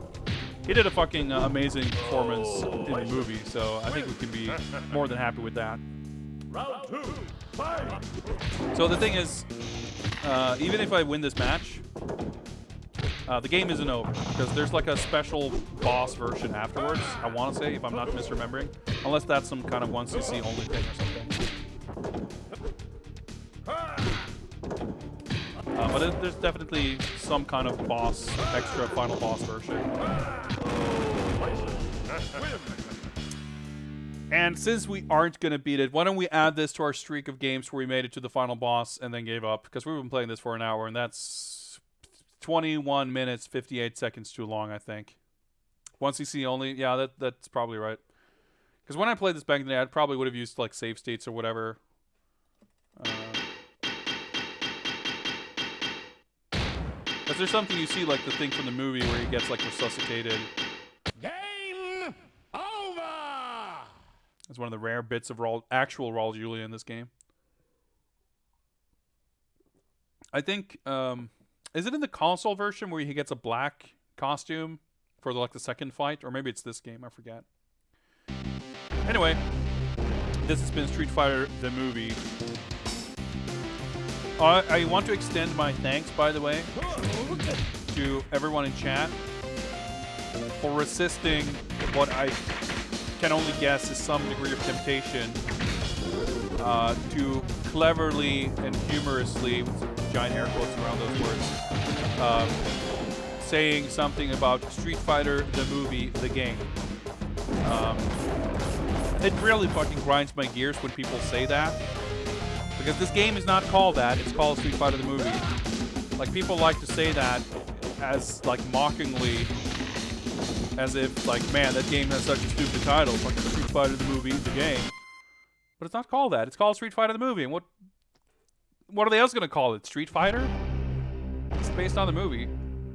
You know, sure, if you're trying to distinguish between Street Fighter the movie the movie and Street Fighter the movie, the game, which still doesn't really help because there are 2 games. Their correct title is Street Fighter Real Battle on Film. I mean, kind of. That's the name of the console game. In fact, that's kind of how I prefer to distinguish them. Real Battle on Film is the console game, and Street Fighter the movie is the arcade game. Either way, calling it Street Fighter the movie, the game, is unhelpful because it still doesn't distinguish between the 2 games, and it's also inaccurate. But I also feel, which is completely like made up in my head probably, but that people tend to use that phrase, the name, kind of smugly is maybe a bit strong, but like, I don't know. I feel like there's definitely a feeling of being clever or like being, you know, lovingly mocking, but it's just inaccurate. It's wrong. It's not called that. It annoys me that it's a thing. Kylie Minogue game. Sure, she's one of the more appealing parts. Anywho, this has been Street Fighter the movie. What do y'all say we'll do another raffle? Let me set one up here and we'll pick one more game to play. Let's play something else. And there we go. Type raffle in chat to join. Raffle is open, ladies and gentlemen. Type the word raffle in any kind of configuration, and you will be entered for a chance to pick whatever we play next.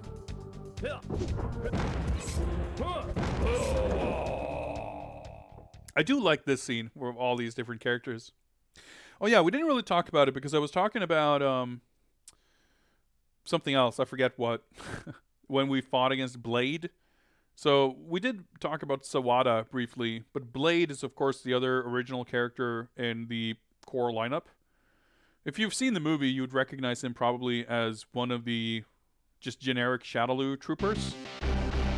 Like in the movie, they're in this Shadaloo headquarters, and aside from fucking Zangief and DJ and Sagat, whoever else is working there, there's a bunch of these faceless thugs, you know, fodder for dudes to beat up, just like that. So I think it makes sense, you know, they had that costume, they'll put a stunt guy in it and have it be a character. But they actually did one better, or should I say 2 better, or 3 better? I think there's 3 secret characters, right? So there's Blade, who is part of the main roster. There's F7 and Kyber, K-H-Y-B-E-R. I want to say that there's a 3rd secret character, because I think F7 is blue and Kyber is yellow. And isn't there like a black one as well? I forget, but they have like different moves. So Blade has Blade-based moves. He's got the special move where he lays down on his back and shoots out knives from his soles of his feet. Arcane. That's right. Arcane is blue, F7 is black. Okay, so Kyber is yellow. Okay, I got them all wrong, but... Right, Arcane. I forgot. So Kyber is the yellow one then. Sagat's intro, him getting punched by Ken. I mean, sure, why not? And they each have like different elemental... So I forget who's who again, but one of them has like all electric moves. And one of them is all fire moves, I think. And I forget what the last one is. But, you know, obviously I think it's fair to say that there's some Mortal Kombat influence there with multicolored, generic suits, you know, making up the roster of hidden characters. Arcane is electric, sounds about right. Kyber's fire. Alright, that's cool. We got the Street Fighter the movie lore in chat. I appreciate that. All right. Any more entrants for the raffle? Are we happy with that? Anyone else want to join? Consider this last call. Type raffle in chat. F7 has all of the moves. I see. Yeah, it makes sense. Like the black is like the ultimate secret dude. It's like the noob Cybot, I guess. All right, last call to join the raffle to pick the next game. Otherwise, we'll pull a winner here shortly. All right, here we go, guys.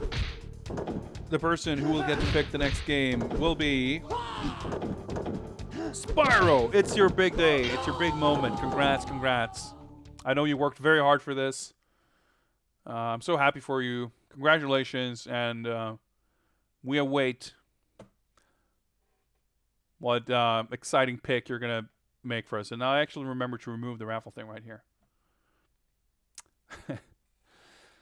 Tekken 4. How about that? Okay, now that is a game I've not played much to begin with. And I definitely have not played it very recently. I feel like I'm going to do okay skating by on my core Tekken knowledge, which is maybe a lot, but it's something. I do believe my PS2 is hooked up and running here. Yeah, there we go. All right, let's close this down. Let's get rid of this nonsense. And hop on over to PS2 Town. Now, we're not going to play King Coliseum Red Disc, even though I'd like to at some point. We're going to play Tekken 4. Not 5. 4. Let's get some... I mean, I like Jean-Claude Van Damme's flexed bicep as much as anyone. But we're going to get some Kazuya up in here. Tekken 4. Well, I guess it's mostly Jin. Okay. How do we set... Oh, yeah. Set up... Turn on the OCC might help. Signal out of range. That makes sense. Let's change resolutions here. There we go. And we're going to be using this arcade stick here. We need to get another one for the PS2. Actually, I do have the Tekken Tag stick, which we'll probably use that, but I'd have to go dig it up. This will do just fine. In fact, it's a very similar arcade stick anyway. Let's see here. Do I have a extension cable here somewhere? There we go. Oh yeah, I should probably find the disc too. But it should be here somewhere. Those are PS4 games. Those appear. There we go. PS1.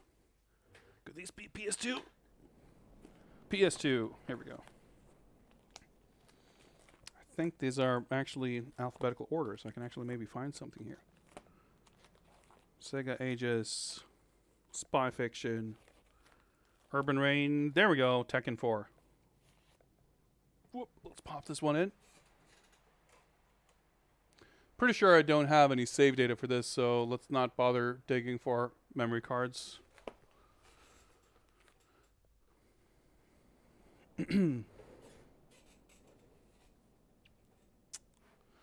Let's also change displays here on my end. Actually, let me do something here. I forgot. Let's do that. I don't know if this makes difference on your end. Oh my god. Let's turn off my yellow night filter. I'm not sure how the capture stuff works, if that actually makes a difference on stream, but I probably should have turned that off a while ago. Okay. Did it load the disc? Disc reading. I have a launch PS2, and apparently a known issue with this model of the PS2 is that there's a bug in the software where it'll always default to trying to load discs as CDs. So DVDs will fail to load for a bunch of times before it eventually kicks into DVD mode. It's kind of weird. But it works. It takes a minute or two. Eventually it'll load in. All right, let me just pour this drink, and we'll try to get into it.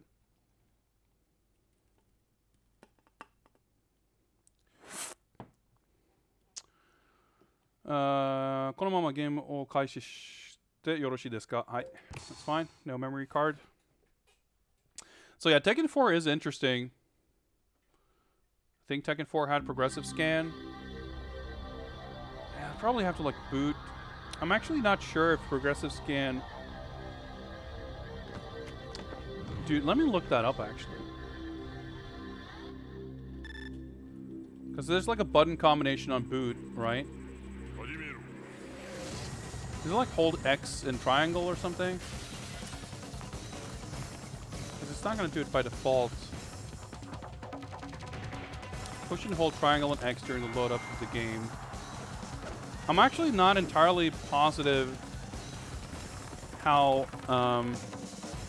my setup would handle this, but let's give it a try. Why not, right? Because I am using RGB, and it's my like recollection that you need a like component cable to get it to work, but that might be more on the TV's end rather than the cable itself. I don't know how these things really work. So obviously I'm not hooking this up directly to a TV, but through an OSSC. But I've never tried this before, so why don't we take this opportunity to try and see what happens? Because obviously the OSSC has no problem with the signal, like with a progressive signal. All right, let's hold these buttons. But if the cable itself, all right, it's like just because we're getting picture, we don't know that it works because we don't know if it's progressive, I guess, as of now. I don't know. I mean, obviously, I think it would have loaded now. Oh yeah, hey, it's actually asking. Progressive mode ni henkashimasu ka? Okay, let's try it. That's not a great sign, but let me turn on the display here and see what it says. GPS no sync. I have a feeling that the cable is just not able to actually carry the signal.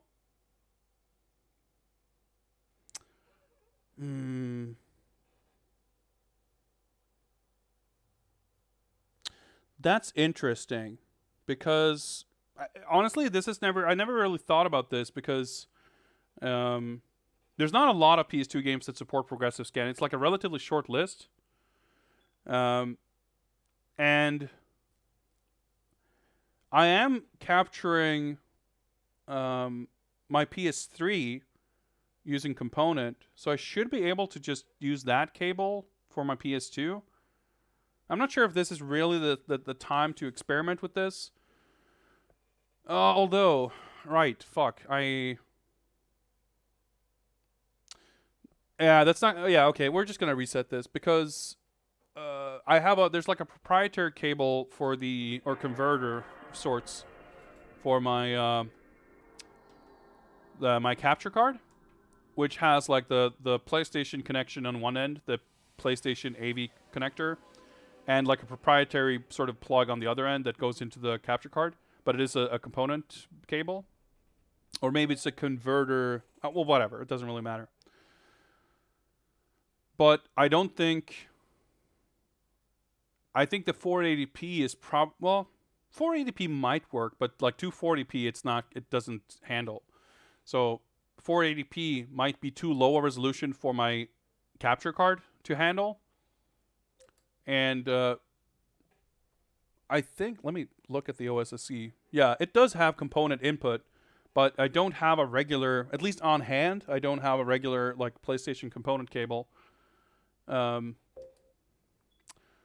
that's fascinating. That's interesting that came up, because that means I will need to think about investing in a PlayStation component cable.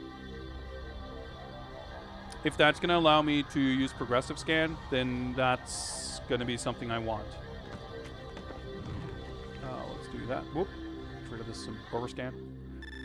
I mean, I think the OSSC does a good enough job still, but obviously you would rather not have to convert interlace to progressive through a separate step if you don't have to.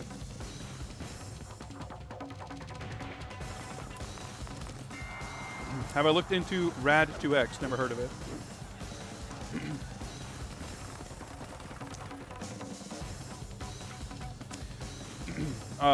But like I said, yeah, I'm like funneling RGB into the OSSC, and I've did a little bit of research when I first got my OSSC to kind of look into options and how you might set it up and how it works, but it's definitely quite complicated, and it's not really a thing of setting things up. Like, you have to really set up all these different presets for different consoles, different signals, and different resolutions to a not immediately obvious gain, I guess. So I've been kind of happy for the most part, more or less running it just with stock settings. That's kind of irrelevant to this particular case. It wouldn't make any difference either way. But it's more that I haven't really explored the full extent, probably, of the possibilities of what you can do with it. More so than just using it out of the box and still being happier with it than my old shitty Chinese upscaler that I used before. I'll take it all back. All right, we'll see about that.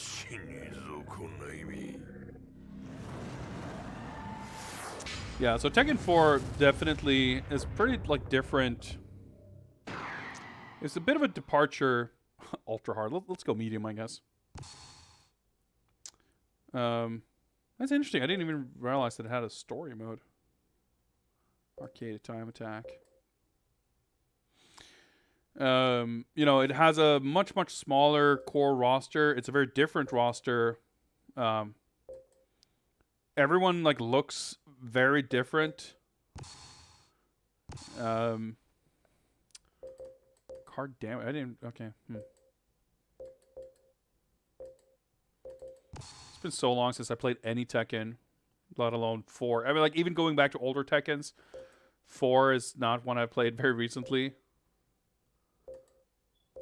So it's interesting. I mean, ストーリーバトルモード、キャラクターストーリーにクリアするとエンディングムービーを見ることができます。Alright, this is what we were playing. For fuck's sake! 2-second timer here. Welcome to the King of Iron Fist Tournament 4. Yeah, I love the way Xiao Yu looked in this game. I hated how she looked in Tekken 3, but she was really cute and cool in this game. Like, everyone looked so cool in this game. King with the long hair, Paul with the t-shirt and everything. Like, but look at how fucking tiny this roster is. Let's go Kaz, though. Kazuya Mishima. He's like the one character I maybe know a little bit of. Defeated by Heihachi and thrown into the mouth of a volcano 20 years ago. Alright, we got some voiceover here. Kazuya was brought back to life by G. Cables to take RGB and output into HDMI. Making revolutionary I don't know, I don't really trust... I mean, it wouldn't help me any because I already have a solution that's better.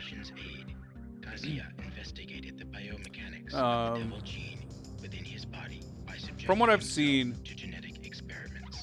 pretty much any of those, like... like, super simple solution, like HDMI cables for PS1 and whatever, like, it's... they work. And if you're not very fussed with quality, they work well. But my understanding is it really doesn't compare to, like, having a proper upscaler. But it's affordable. It's a great entry level. Like, if I didn't already have an OSSC, I don't think it's like a bad product, but it's not something that's really relevant for me at this point because I already... it's like a lesser quality solution than what I already have on hand. But I think it's super cool to find more of that kind of stuff become more available. Like, for a long time, frame meisters were like the thing, and they're not perfect. They have certain issues too, and they would only get more and more expensive. And only was it just like days ago that the OSSC Pro was like kind of announced, I guess. And I think they lowered the price of the OSSC, but it's still in the neighborhood of 200 euros maybe.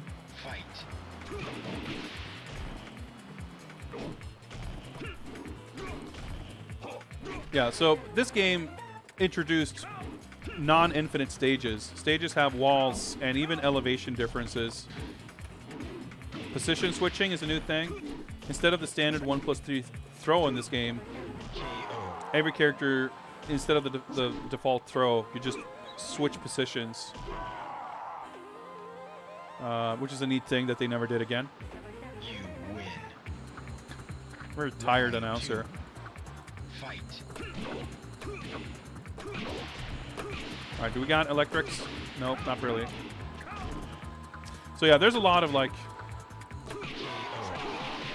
really crazy combos and shit you can do in this game. A lot of like 100% combos and infinites using walls, and it's really kind of broken. You win. And I love this costume for Kazuya. Like, I think Tekken 4 to me has like maybe the best costumes in the series, or at least it's way up there. So I've always had a chip on my shoulder Round one. about Tekken 5 kind of ignoring a lot of the cool shit this game did visually and just went back to Tekken 3. Like, yeah, okay, Jin still has his tracksuit, but that's like... Aside from that, I think that's like the exception that confirms the rule, basically.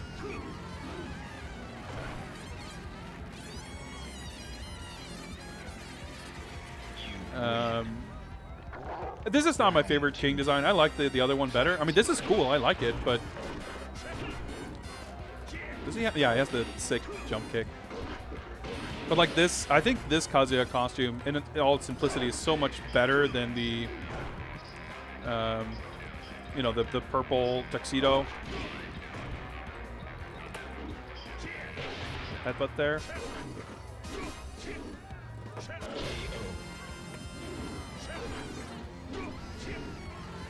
Like, the stages are pretty cool with all these, like, shit in them and everything.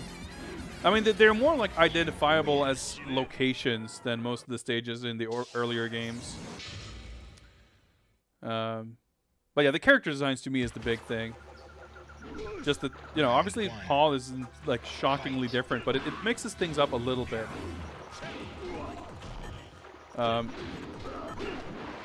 But another thing that this game... There we go. Another big, like, more controversial thing, I guess, that this game did was... it didn't introduce or invent... I love that string.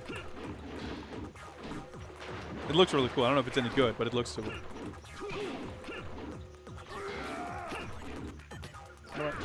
Ah,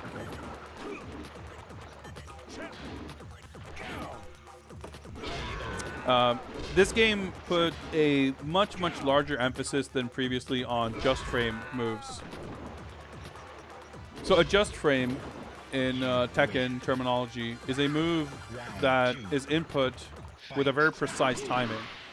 That's something that existed previously to this in Tekken. It exists in Virtua Fighter.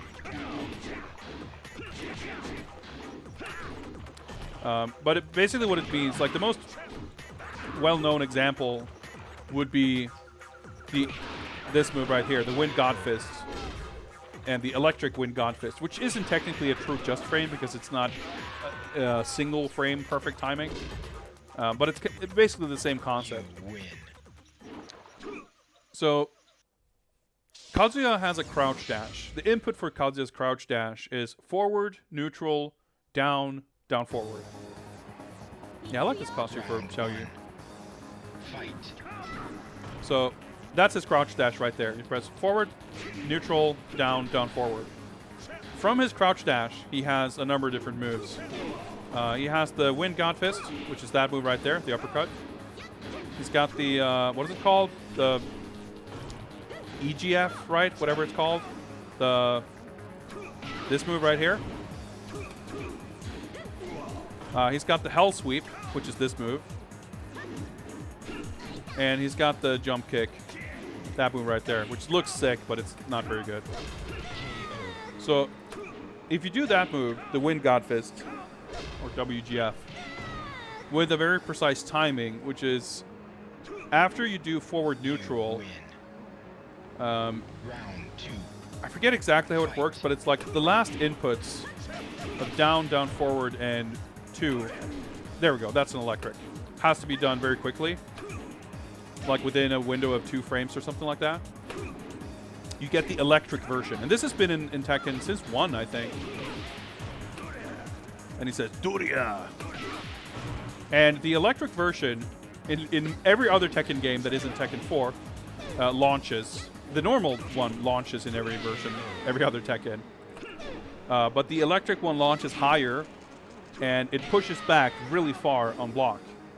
So the normal Wind God Fist is unsafe, but the electric is safe on block. So there is never any benefit to not doing the electric. If you're capable, you should always do the electric. Round 1. Fight. And that's the whole concept with just frame moves, where basically if you input a move perfectly, you get a better version of that move. And it can be better in terms of frame data. It can be launch higher. It can be safer, or all of the above.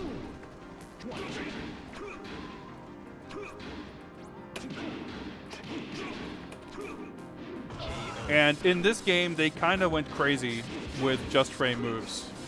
They added a lot of them, and the way the electric behaves, I think, is a good indication. This is my, kind of surface level understanding of this, by the way. If anyone happens to be a Tekken expert in chat,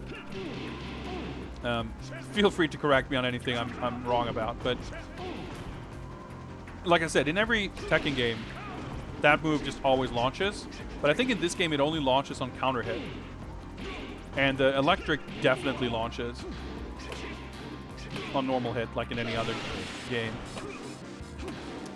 But in this game, like, there are certain other moves too that would have normally launched, but in this game they made it so they only launch on counter hit, or they only launch on just frames, etc. And the kind of meme of this game is Jin Mirrors and JFLS, just frame laser scraper.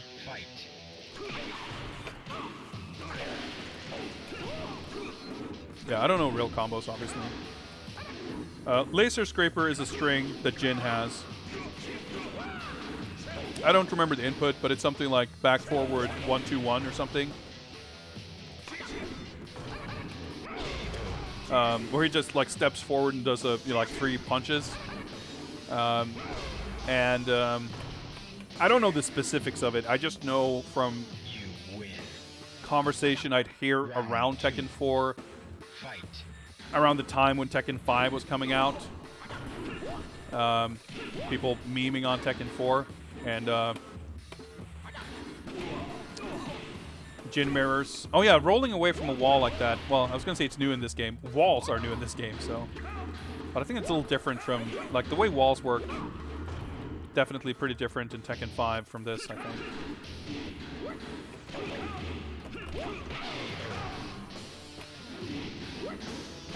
And like the just frame laser scraper, I guess, was just a really good string, and the just frame version in particular was really safe.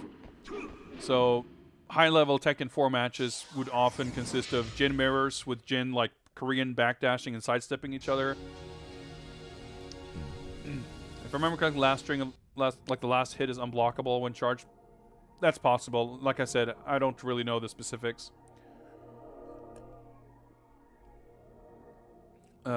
Maybe the just frame version is unblockable. It might be some dumb thing like that, but I think the long story short, the kind of okay, we didn't actually fight Jin, I guess. It's Superman forward 2-1 breath. I mean, yeah, it's kind of like that,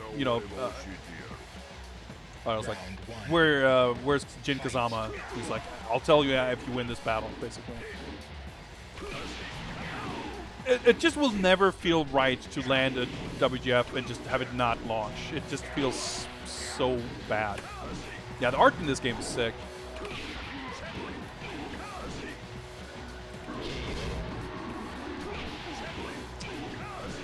What was I gonna say? I forget. But yeah, the whole just frame stuff, it was something they tried with this game and then got rid of in 5, basically. I mean, it's still in the game. There are just frame moves. But in this game, or like in most Tekken games, just frame moves are just like a quirk of certain execution-heavy characters.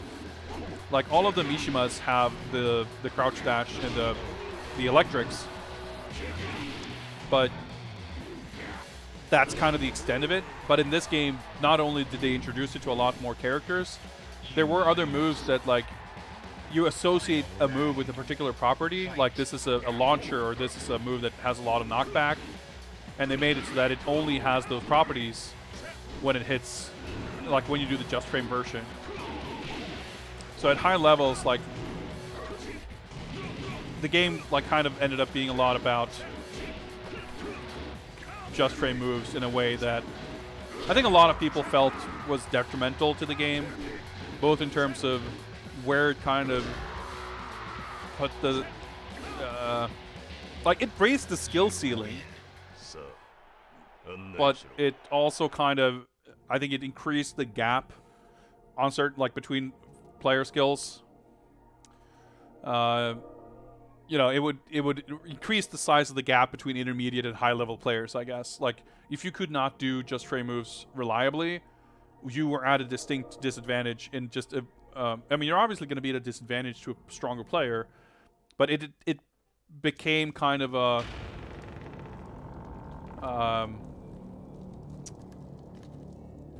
what's the word? I forget the word, but you know, you understand what I'm saying. Like it's it created a divide that wasn't necessary.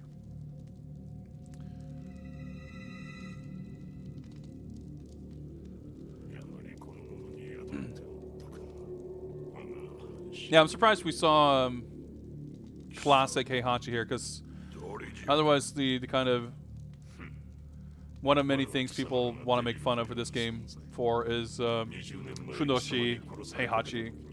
Because yeah, his like default costume, I guess, is in the Funoshi, which is the like the traditional Japanese loincloth underwear. I think it's a sick design. Like I think he looks cool like that. I mean, I like his pimp robe in Tekken 3 and whatever just fine, but it's a cool, like, it fits this kind of traditional old Japanese dude just fine, I think.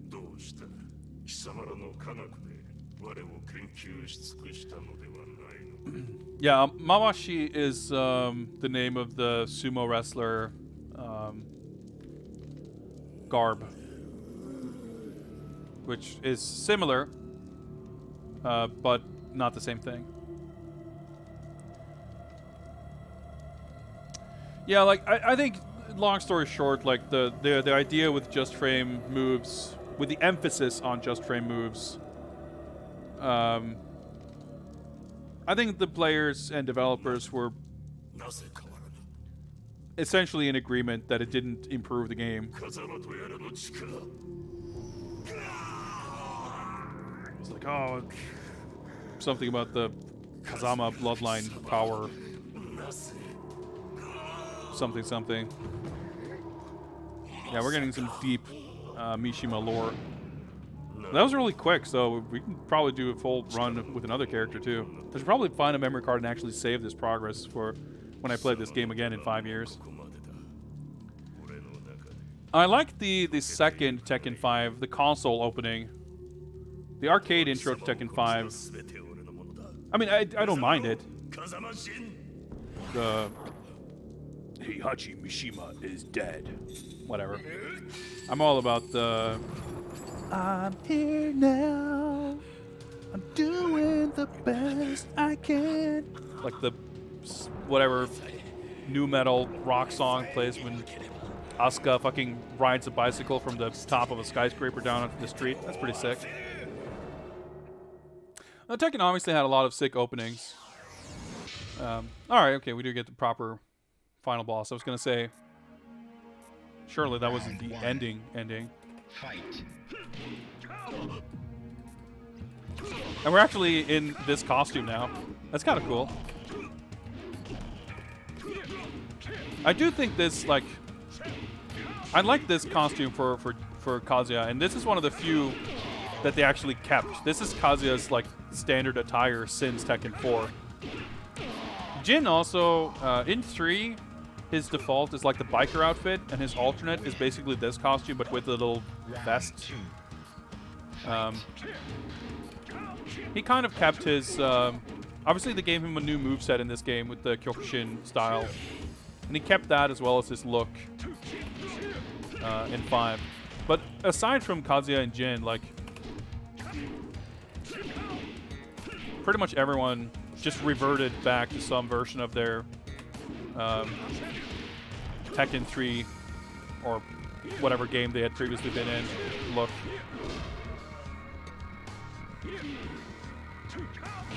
I had to play through Tekken Force mode to get this stage. You lose.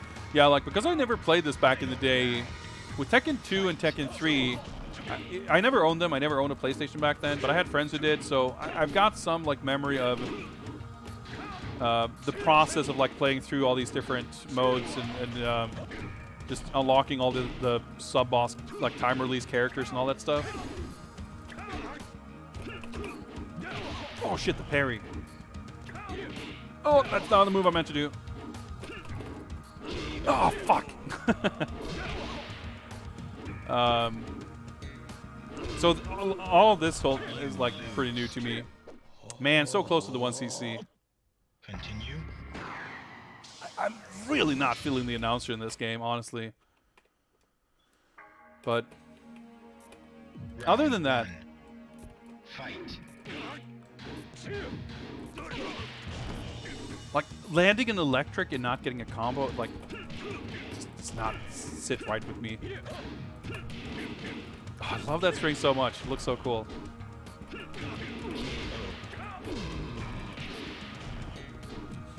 Yeah, I admire Tekken 4 from a distance, just from the visual design, but like I said, I still got a fucking chip on my shoulder about them not really bringing a lot of those looks back.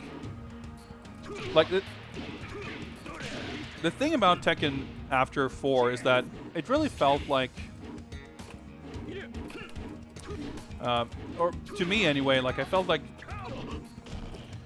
Tekken 5, it's understandable that they were a little skittish about certain things in this game that weren't well received.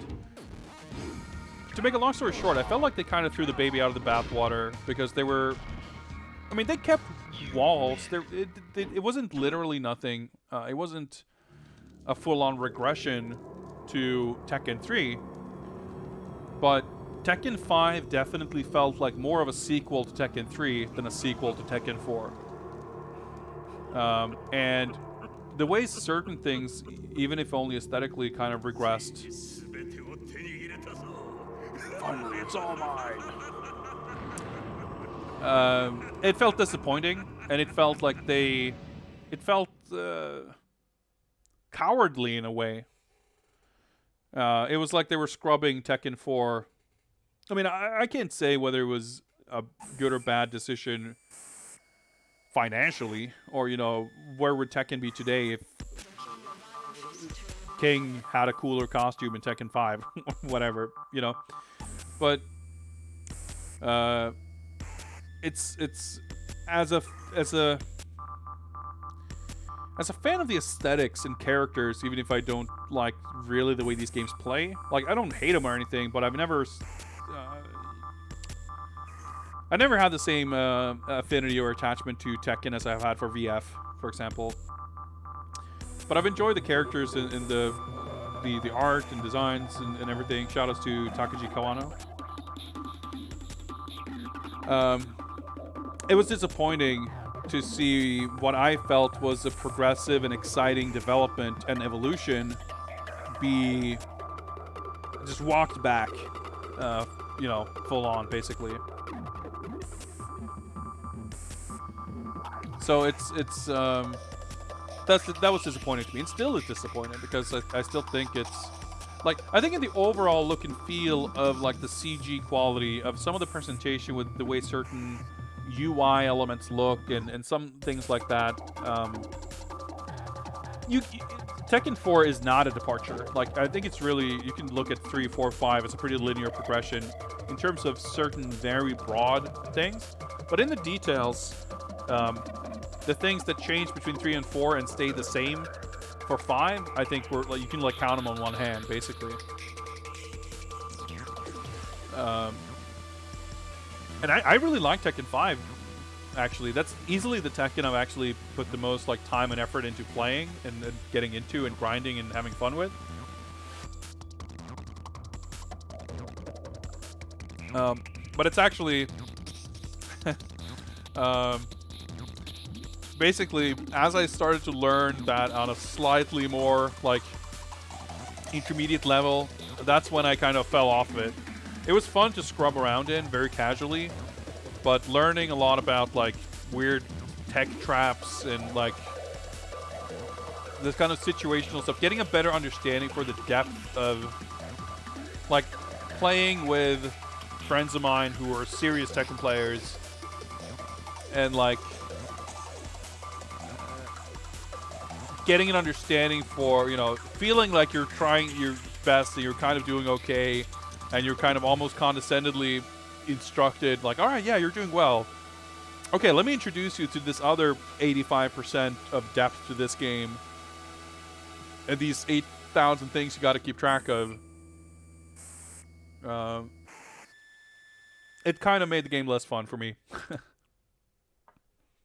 And I kind of fell off it. But I've never been super into Tekken either way. But it's, yeah, I liked 5. And I think 7 is a really good game.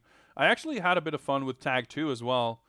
But yeah, I've never really been like able to get into it on that level. But Tekken 7 I think has been really fun to watch. Like competitive Tekken is really cool, and I'm really happy that it's doing so well. Like Tekken 7 has been growing every year. Like I think that's really cool. But Tekken 7 to me was a very like part of the reason why I'm not really into playing it is oh, that's cool. He's actually got the little vest in the intro here. Or maybe this is the game where he has the vest. I'm just getting mixed up.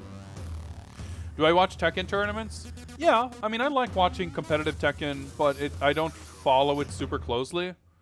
I actually really would like to see if I can catch any of EVO Japan, because which is going on right now.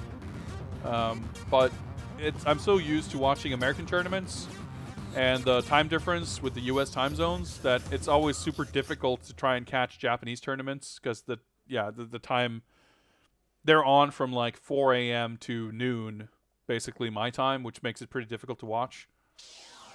I mean, on a Saturday I can probably do it, but yeah, Friday today was day 1 of EVO Japan 2020. So, and I've not caught a single second. Yeah, fucking long hair Paul. Yeah, this King costume. I love this King costume. The color scheme and the hair. It's such a cool design.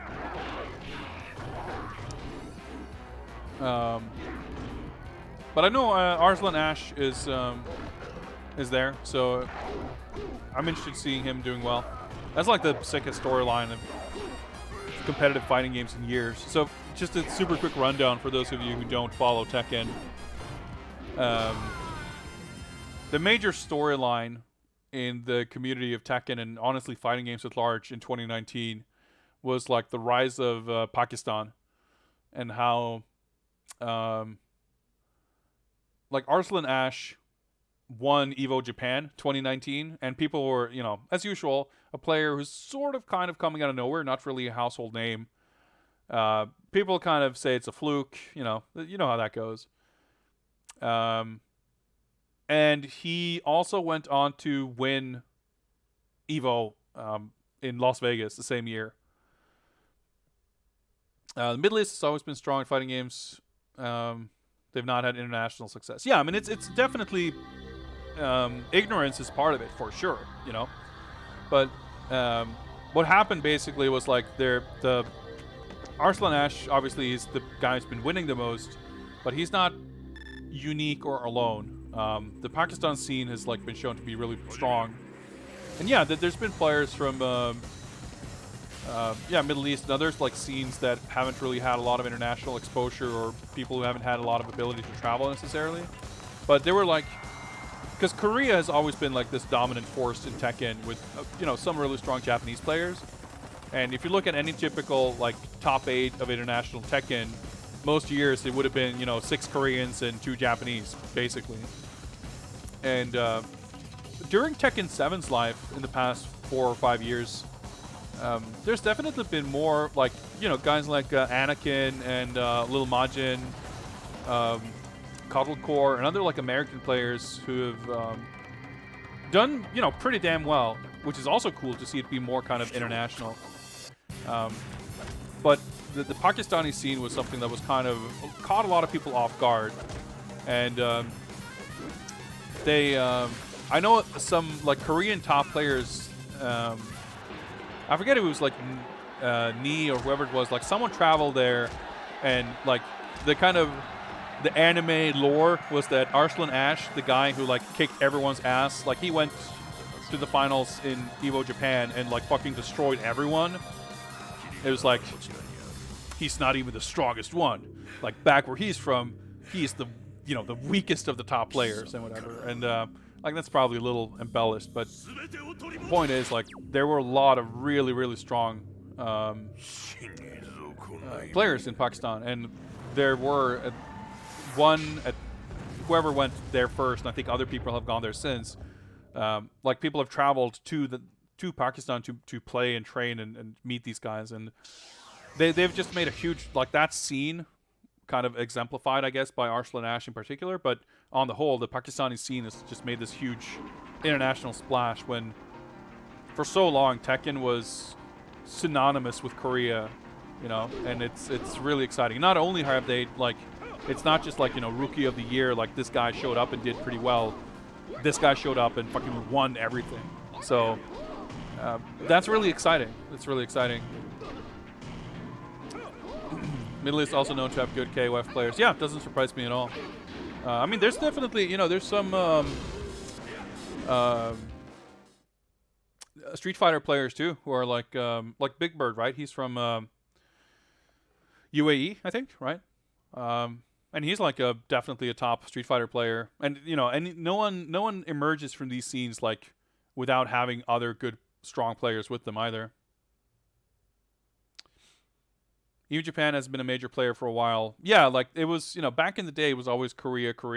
And then I think for a time, like during Tekken 5, Tekken 6, I feel like Japan, like Tekken became really popular in Japan. I feel like VF eventually kind of waned in popularity a bit, and Tekken became more popular, which would probably explain there being more stronger Tekken players in Japan too.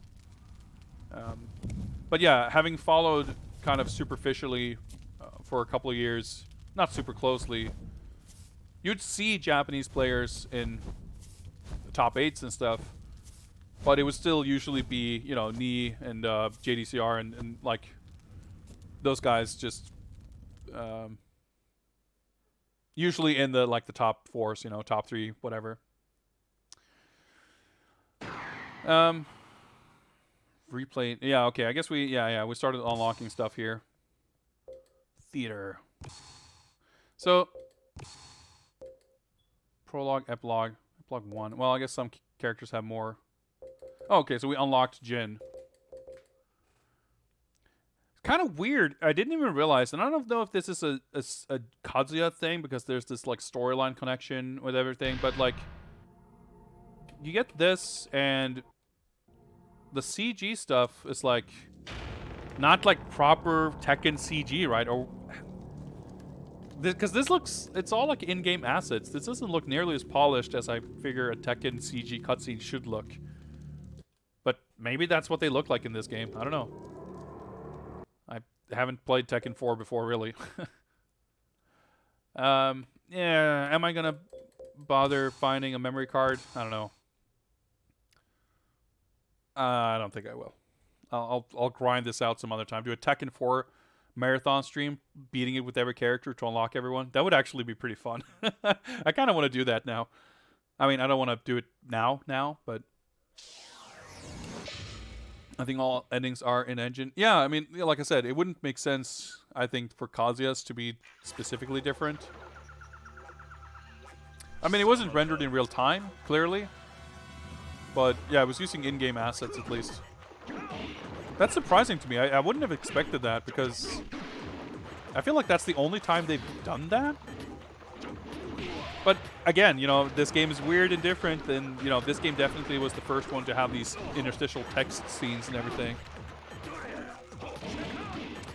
Well, you know, I can understand why this game is very maligned from a competitive standpoint with every weird system change and everything. It has a smaller roster. A lot of people were missing their favorite characters, I'm sure. Even though all, you know, the newcomers in this game have become beloved classics in their own right by now. I can't begrudge anyone for being more excited for Tekken 5 when it came out, but going back to it and enjoying it on a casual level, there's a lot to really like about this game. It's really slick and you know, it's a cool game. Yeah, thank you very much for picking this, Sparrow. It was really fun to, well, I was going to say revisit. It's not really even a revisit so much that as just visiting a first visit proper. I mean, like I said, it's not the literal first time I played it, but it kind of might as well be. I've played it for probably another half hour 10 years ago, you know, so. All right, so that's Tekken 4. It's 1 a.m. Man, time flies. I've been streaming for 6 hours, apparently. But I think I've got at least one more game in me. So this may or may not be the last raffle, but let's do one more raffle. Let me set it up here. Give me a second, and I'll let you guys know when the raffle's open. Depending on how things go, depending on what gets picked, it's not 100% guaranteed that this is the last raffle, but I'll say chances are this is going to be the last one. So, whoops. There we go. The raffle should now be open. Boom.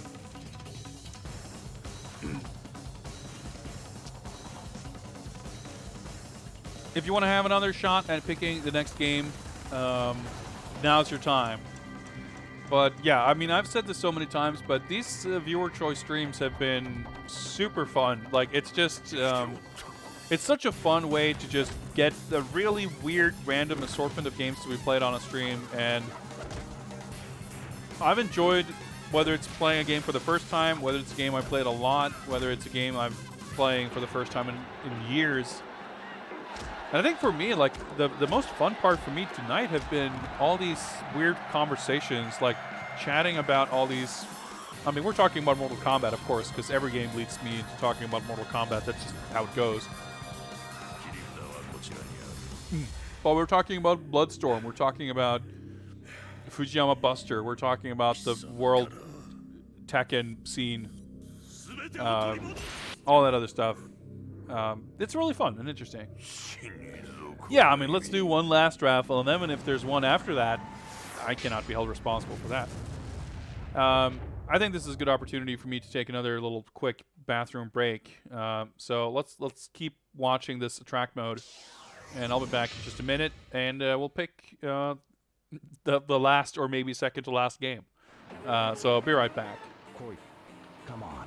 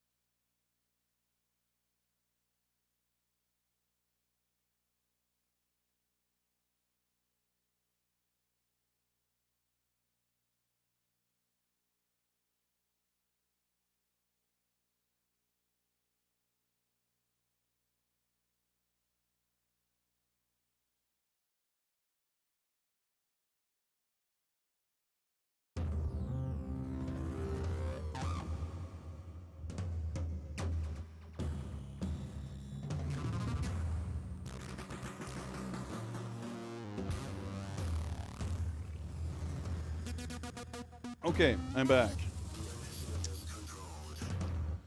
Man, this music is pretty wild, isn't it? All right. we got a bunch of people signed up here, so let's do one last call. If anyone else wants to join in on the raffle for the chance to pick what is currently slated to be the last game of the night. But I think it'll all depend on how I feel after playing that game. If it's a really awesome game that I have super fun with, I might be, really excited to keep going. But if it's a shit game that pisses me off, I'll be happy to end the night there. Man, I never liked Marduk, but he looks so weird here. He looks so like skinny. It's weird. I guess he wasn't voiced by John DiMaggio in this game. He sounded different too. Anyway, I'm getting distracted by Marduk. Last call. Any more takers for the maybe, possibly final raffle of the night? Actually, before I do that, let me... well, never mind. All right, let's go. The winner, getting to pick the final game, maybe, of the evening. Godmoku, congrats. Man, the double whammy. All right, let's hear it. Feel free to peruse the list at your leisure. I'm going to go back in here and mark off a couple of games that we played here just to avoid confusion. Tekken 4 has been played. Before that, we played Street Fighter, the movie. There we go. Let's mark that one off as well. Was there another game that let's see. Man, my memory is already fading here. We played Time Killers. No, I didn't put the date here. I just wanted to make sure that I didn't forget to label something here as having been played. But I'll double check later. Or if someone actually were to pick something that we've played, I guess I would hopefully remember it then. But Wham Bam, that's not a game. But yeah, feel free, take your time. No rush. Just figure out what you want to see played. And of course, this is not going to be your final chance to pick a game for me to play. It may be the final game of tonight. But as I've been saying multiple times, I've had a fucking blast. And I guess this is like the third installment of these streams. And it's always an awesome time. I'm always having really, really fun. And I want to try to do this as a regular occurring thing. Maybe, at the very least once or a few times a month. Bi-weekly maybe, something like that. And, sooner or later we're going to run out of games. Currently, the current stat is telling me that we've played 22 games out of currently 201. So, we'll get through this list sooner or later. But I like this format enough that I'll probably want to do something similar even if we do run out of this list. Or hell, who knows? Maybe by the time we finish all these, we'll just start back up from the beginning, do all of them again. Curious to see some Yatagarasu. Thank you very much for this type of stream. Lots of fun. Dashu no Kurisu is now following. Thank you very much, dude. Very, very happy that you enjoy this, because I certainly am. I'm having a lot of fun. And I find it really fun, too, with a lot of these... I'm going to do a little bit of setup here. One thing that I find so fun about this is that a lot of the time, when it's something of a bit of a niche interest, like fighting games, a lot of people who pick games, people might pick games for different reasons. Some people pick obscure favorites. Some people pick something they've never seen because they're curious about it. Some people might pick, a licensed game that's based on something they're familiar with. Or, it could be any number of things. But a lot of the time, people who pick the games are more familiar with them than I am. And that is, a lot of the time educational for me. I get background lore or, advice, backseat gaming, whatever you want to call it. So not only do I get the opportunity to play something that I would not perhaps have picked for myself, it's always surprising and educational and interesting in ways that I would struggle to have predicted. And yeah, we could do this kind of format could work for anything, right? So it's really fun. I really like it. Okay, so let me give you the quick disclaimer here that PC games is the fucking Wild West, and it's entirely possible that it's just not going to work, and my controller isn't going to work, or it's not going to be able to capture. And if we cannot satisfactorily get this to work, is that a word? If we can't get this to work properly anyway, you'll obviously get the pick of something else, but hopefully this works. I guess we're going to this scene. I think this game is 4x3. I don't know. Let's actually turn off the PS2. I guess that doesn't need to be running. Yeah, so Yatagarasu is a kind of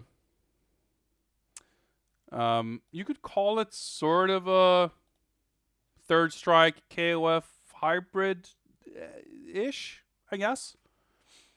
And yeah, Kotani, aka Stylios, I guess is their other like pen name, who designed Angel and other KOF characters and worked on those games, was like the lead artist. So it's definitely got vibes similar to late Neo Geo era KOF, but not, you know, you can see it in some of the illustrations and stuff like that, but it doesn't really look like KOF. It doesn't really look like Street Fighter 3 either, but it's the visual style of it certainly is a big part of its appeal. So let's try to boot this up here. Play Yatagarasu Attack on Cataclysm. Oh my god, there's a launcher. This looks like a nightmare already. I'm setting up fucking network settings here. I don't want to... okay. Like this... The thing I remember mostly about trying to play this game is that it's like a completely broken, unfinished product that's like made for engineers and not human beings. Screen refresh. It's like... I wish you guys could see this because it's like a fucking... The settings window I'm seeing here does not look even remotely like a consumer-facing product. It's like full-on debug settings with like 8,000 text fields to write things and checkboxes that are barely legible. Half of it, well, I don't know how much of it, but a lot of it is like just cut off and off-screen. We'll see if I can, you know, get this to boot. Run windowed, full screen. Let's try window. It's probably going to be a super tiny window or something. No, okay, this looks okay. Let me see if we can capture this.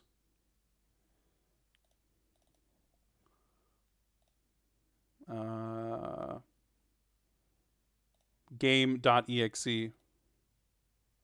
Okay, this looks alright. You'll see what I mean too about like the fonts and shit like being really weird. It's like does not look finished at all.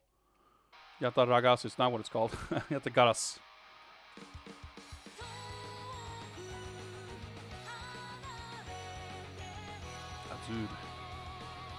Dude. Like the pixel art is super sick. The character designs are pretty damn cool. It's a cool game. It's just like not finished basically. And this is even the updated second Kickstarter version. Like it's not the actual original version because there was an original PC version. And then after that they ran this crowdfunding campaign. Let me turn up the audio a little bit.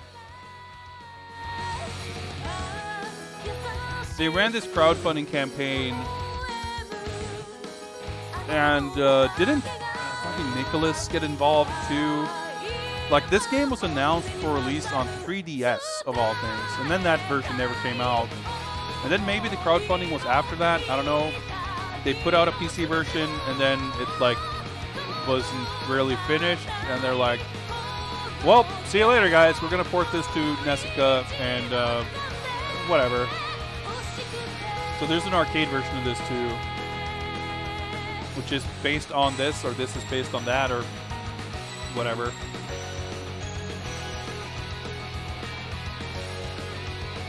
It's a whole mess. It's just it's unfortunate because there's a lot of cool things about it, and especially, you know, it gets, you know, there could be any number of games that, like, indie games that kind of pop up and are maybe not entirely finished, and the polish levels can be whatever. But because of the whole crowdfunding thing, and because it was announced, and the whole thing ended up being a little weird. You have disregarded power. I feel like a lot of people who, you know, if you compare this to your average Japanese, like, doujin fighting game, this had a lot of people, especially internationally, like, involved and engaged and interested in a way that would not have happened. Like, you obviously had a lot of Western players playing stuff like Melty Blood or, I don't know, Glove and Fight or whatever it is, like, but very detached from the actual development and publishing process of the original game. Whereas here, there was some degree of direct communication between fans, international fans, and the development. So I think a lot of people became more invested in, if not entitled, at least, like, I don't know, having specific expectations of what to get. And, you know, I think a lot of fans, especially people who had paid money for it, didn't necessarily see eye to eye with the developers / publisher of whether their commitments had been fulfilled in terms of what the actual game became and how it was implemented and everything.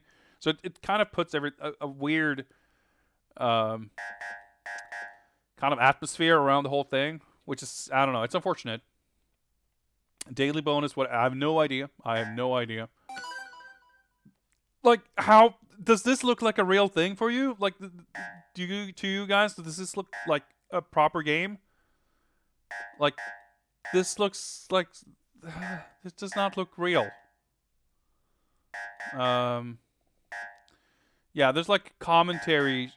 I mean, we only see one example of a text thing not fitting in its box, but it's usually a lot more than that. Enable commentary. Okay. Yeah, the commentary is like a cute feature that's like annoying and weird and not very well developed, but it's like interesting, I guess. Like, see this, like the way the text box overlaps the headline, and like, oh, there's so many, like, no commentary clips. Maybe we have to like unlock them or something. So many tiny things that feel really weird. I'm just glad that my controller seems to work, because I vaguely recall. Okay, that button. I'm not allowed to use that button. What the fuck?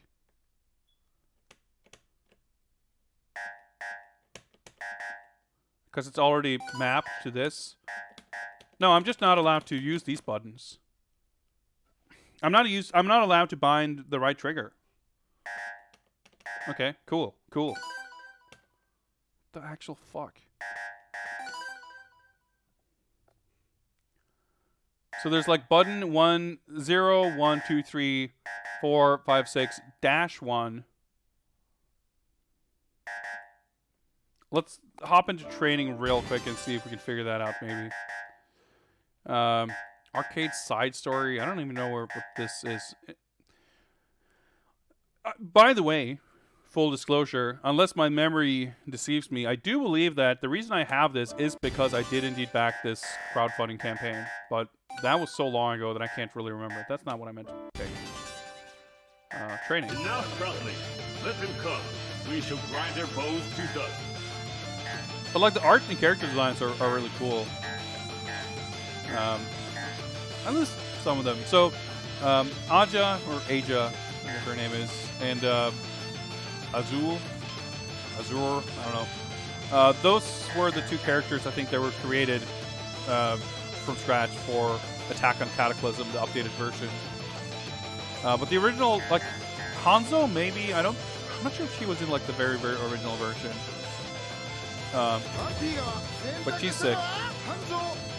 So like this font, the last time I played this, I'm pretty sure that the font used to, like, for the text label for the super move did not actually fit inside this box. So that's like pretty impressive that they managed to get that fixed. It still looks like a default ass Windows font that doesn't like fit at all, but this is basically Street Fighter 3. Like, you pick your super And then this, like, how fucking bootleg does this look? Yeah, we pick a commentator. So we got, you know, Kokujin, Keisuke, you know, legendary Street Fighter players and commentators. Tokido, Kami-chan I'm not familiar with. Tak, Big not sure who these guys are. Kubo, and for this version, they also got James Chen and Ultra David. Fucking Maximilian. And I guess we can also pick the characters from the game. And no assist. We gotta go Kokujin, right?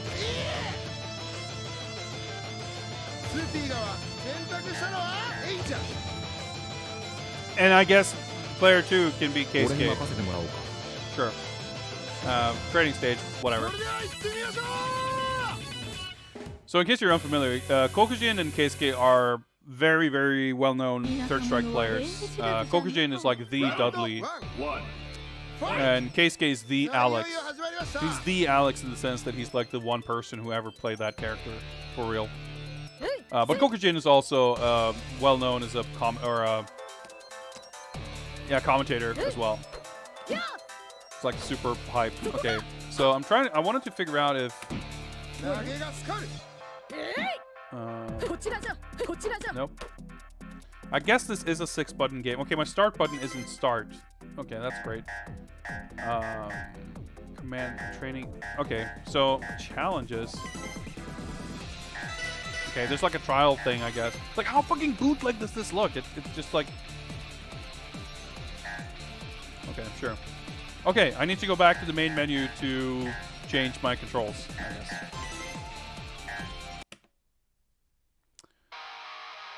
So I guess this is a 6-button game, but I'm not allowed to map my 6th button, so I need to put it somewhere weird. Like,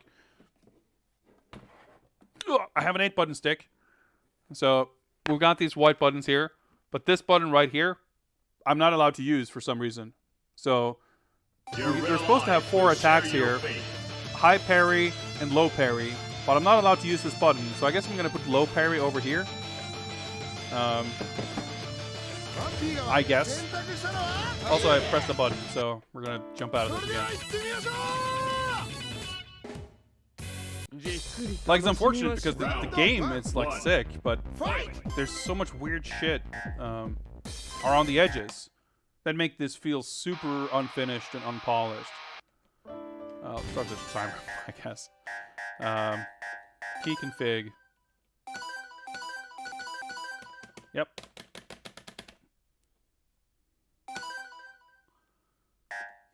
Yeah, okay. I can use the start button. That's great. It's like I said, you know, last time I played this, I'm pretty sure, if I remember correctly, that I was unable to get any controller to work at all. So. Yeah, this game actually, yeah, but it's set to Xbox mode, and when I booted the game, I clicked the check button. You know, let's try that real quick. There's a check button in the startup option screen where it's like, hey, check this. Yeah, it says here, check below to optimize Xbox controller compatibility. And it says 1P uses Xbox controller. Okay, let me uncheck that. Start the game again and see if that affects compatibility here. It's quite something. Well, hopefully the tone of this is going to be more positive once we get into the game, because the game is cool. Nope, no difference. I still can't use these 2 buttons.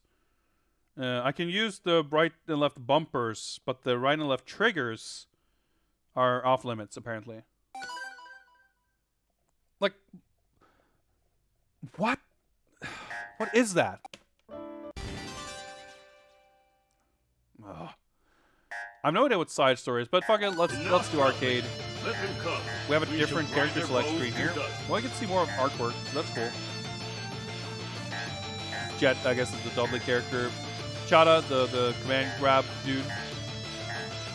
Crow and Cole are like the color swaps, and there's also, yeah, P9 Shimo, of course, like basically head swaps. But we gotta go Hanzo, right? This is gonna be super fucking annoying, but fuck it, let's go with this. Like, How ghetto does this look? I feel like probably if you play it in Japanese, it has like real fonts and it looks proper, but it's just like the translation efforts were like so shit. Superficially, the change of era appears to be proceeding smoothly, but the government is about to be overthrown by an internal coup d'etat, yes? The Prime Minister's residence, the police, and the newspapers have been taken over, and His Imperial Majesty is missing. I see, and the Crown Prince? No, the Emperor. Wants the heads of the leaders before this becomes public knowledge? Yes, before the change of era is complete. So that's it. He doesn't want to resolve this. He just wants to pretend it never happened. But as of now, we don't even know what's behind it. Ko is continuing to gather intelligence, and our Togakushi brethren are also moving. But, good. Time is of the essence. I will get involved now. If I may, ma'am, given the scale of the problem, we still have too little information. Would it not be wiser to proceed with caution? Silence! We dogs do as we are ordered. That's all there is to it. Forgive me for speaking out of turn. In the name of Hattori, I bring annihilation. What the fuck is this dialogue? Well, I mean, I'm impressed that it was translated so coherently. Garbage chute. Alright, the stages, I guess, look a little rough. But the character sprites are fucking sick.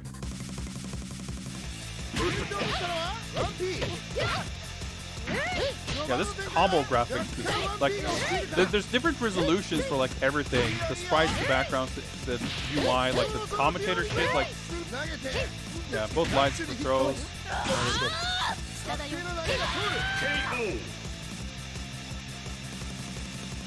It's unfortunate. I feel like the whole package doesn't come together in a very nice way. But I feel like they could easily take these assets and a lot of the gameplay and build something really sick from it. It's just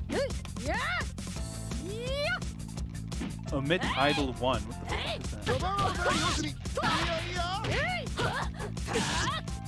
fuck is that? I don't know how to do anything. Wait, I think there was, yeah, command list. Let's check this out. Muzoto charge, half circle forward, punch.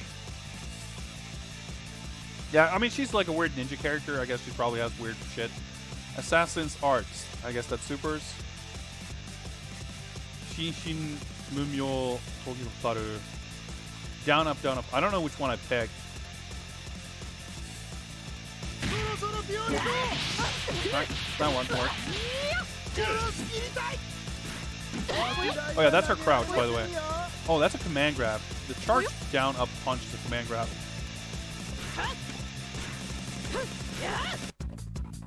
Alright,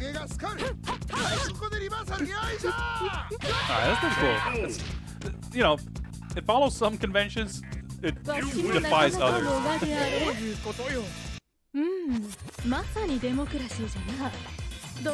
I mean, there's definitely been games with optional, like, alternate announcers and commentary and shit. Like, Virtua Fighter 5 in arcades has live commentary. One. Fight!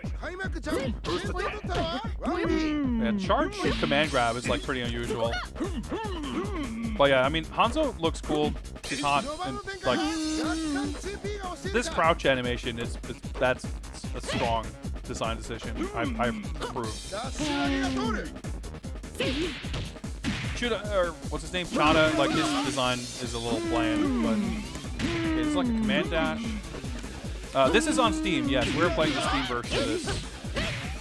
The original version, I think, was just some whatever, you know, freeware PC thing. This version, I believe, is old. I mean, well, there is a Japanese arcade version, but it's otherwise on Steam. Oh, wow.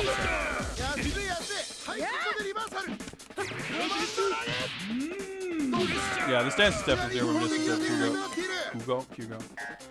What else we got? Charge, that's the command grab. Jibashiri, half circle forward punch. That's the command dash, I think. Makigeri. Down on P, okay. Kumofumi must be a wall jump. Yeah.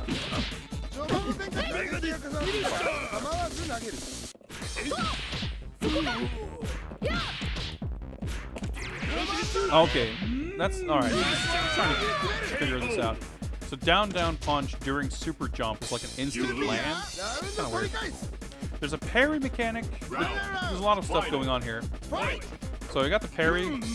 Yeah, you see those traffic lights up there? I guess those indicate a parry being active or something.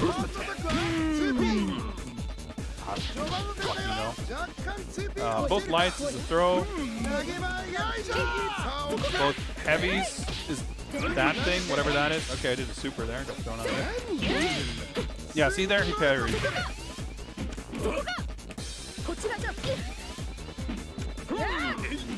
Yeah, that's a special move. That'll flip kick there. I don't know what the combo system is like here, really, but I guess that's an EX special. Yeah, this being like Street Fighter 3 inspired makes sense for EX moves.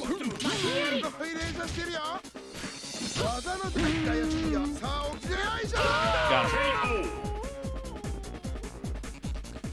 Yeah, I've definitely not played or seen this game enough to have like a very good understanding of what these characters are capable of. I just remember Chada is the grappler, Jet is a boxer who... I wouldn't say he plays like Dudley, but he probably has a few moves that are pretty reminiscent. You know, there's a few points here and there where you can kind of see the similarity between certain things from other games. Most notably, perhaps, Street Fighter 3. Yeah, like the art is amazing. Like a lot of the characters are pretty simple, I guess, in their look. Like Juzumaru is a good example. Like it's a pretty unremarkable design. It's not a bad design, but it's there's like a lot of flat, big color swaths. Not a lot of like very particular detail. And I think Azure and Aja definitely have more intricate design.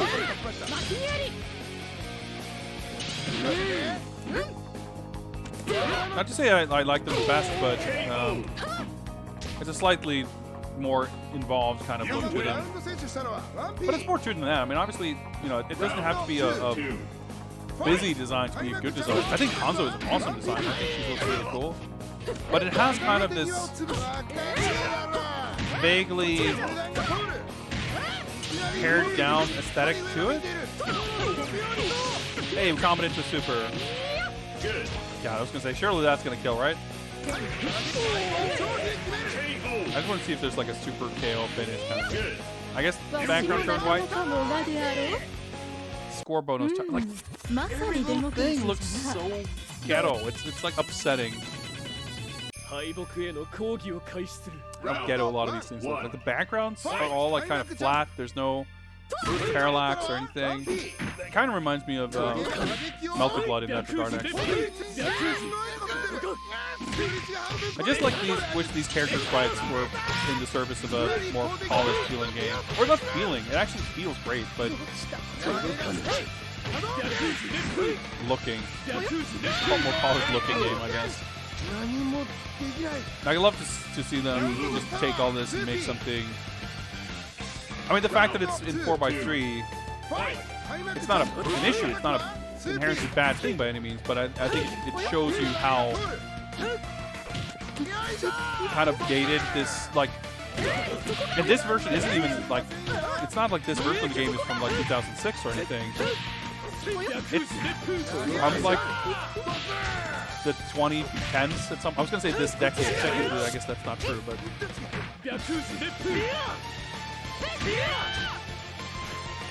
It's like kind of not as old as you think it is. From a lot of the things you might glean from looking at it.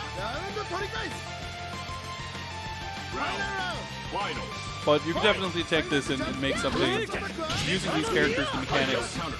You know, put some 3D stages or something otherwise a little more fancy looking. Get rid of this dumbass commentary shit that's just... It's a weird gimmick that doesn't enhance the experience of playing games whatsoever. I have crossed up, I guess. No. I don't have. It doesn't bother me that it's in 4x3 by any means. I just mean that it's indicative of it not being very modern. Like, like this game, this release, this version is new enough in terms of like time that you would have probably have expected it to be 16 by 9, but because it's kind of mired in these older versions of the game, which kind of predated that being the standard. So it's more, it's not in any way a complaint against the game or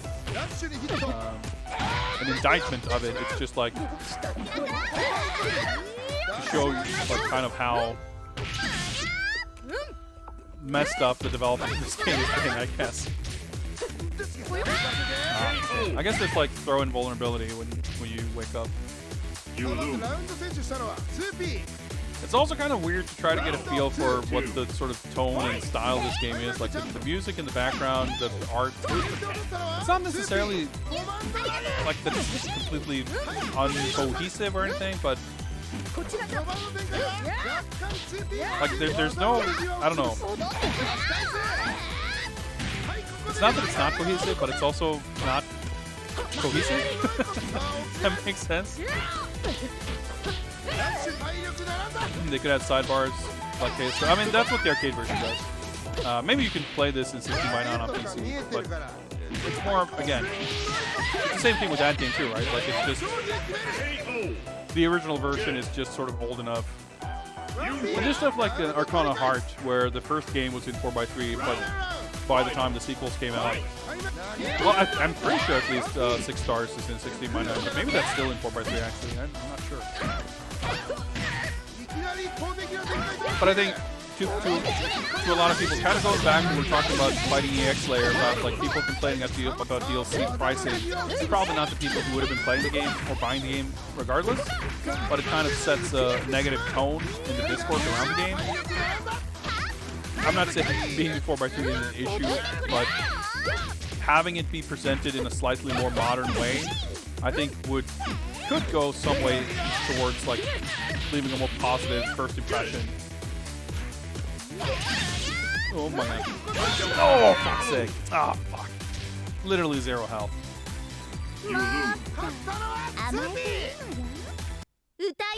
Oh yeah, game does look pretty loud. Thanks for pointing that out. Turn it down a little bit.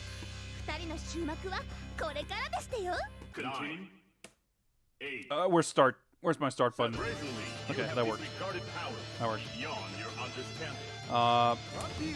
Let's try the other super, I guess. Kokujin, like I said, he's done a lot of commentary. So like if you watched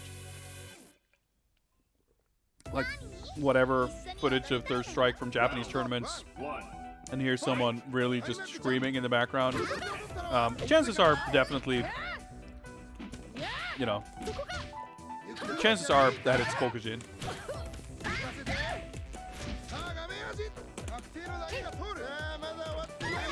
But I appreciate playing this game. Like, I'm not personally a really big fan of like anime fighting games. You know, Guilty Gear or Melty Blood or fucking Big Bang Beats or whatever it is. Like, this definitely plays much more conventionally. There are other Dojin fighters like Akatsuki and to some degree, I guess, Under Night, if you want to call that a Dojin game at this point. But I still, you know, I'm personally more a fan of these kind of more reined in, less hyper crazy games. So I like that about this game. Like I said, it's kind of... Oh, wait. You still have both supers?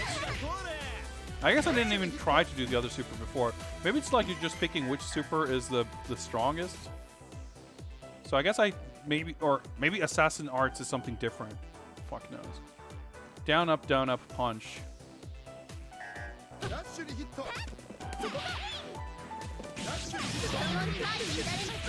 Or maybe I picked the other super and I still have that one.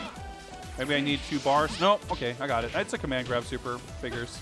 But that also means that we've got to fucking land that super. Maybe it's too...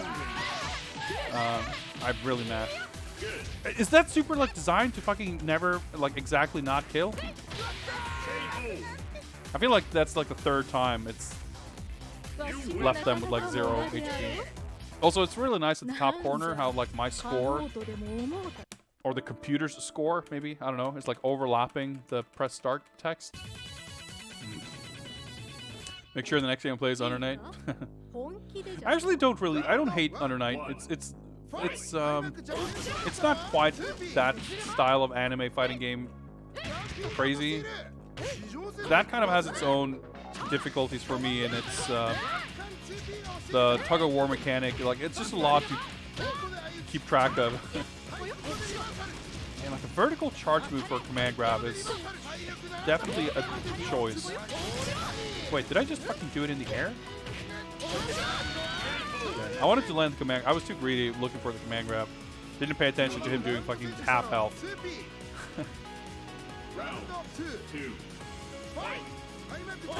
So one thing that this game does that I hate is that it doesn't put the character names on the screen.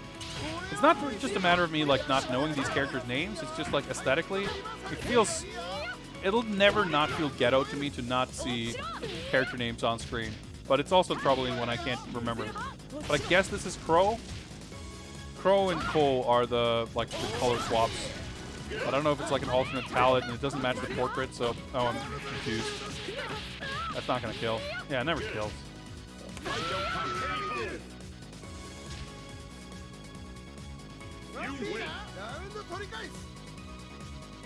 No win pose in the first round. It's kind of weird. She's got like a weird jump too, where she can, like, if I do a super jump vertically. Okay, that was some damage.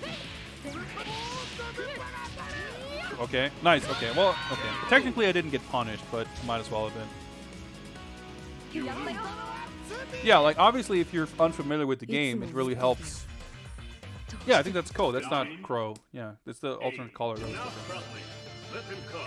Well, let's try and. Yeah, let's. There's Jet. Okay, Fate's Jank. I hope we don't like start over from the beginning or anything. Well, we're fighting a different character, so maybe we are. I mean, that's kind of a thing in Street Fighter 3. You kind of start over, but you can kind of go back to the progress of where you were if you switch back.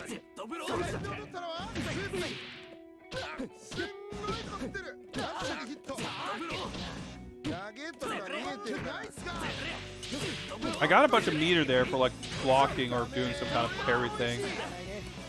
I don't understand how this parry mechanic works at all. Oh, he's stunned? Okay. Yeah, his animations look so good, Jet. Like the way he turns his hips when punching, like it looks really good. Like that punch right there, I really love the way it looks. This music's good. What's he got? Jet blow, jet knuckle, jet ducking, straight upper shot. Okay. Quarter circles, forward and back punch, forward and back kick, shore use with both. Okay.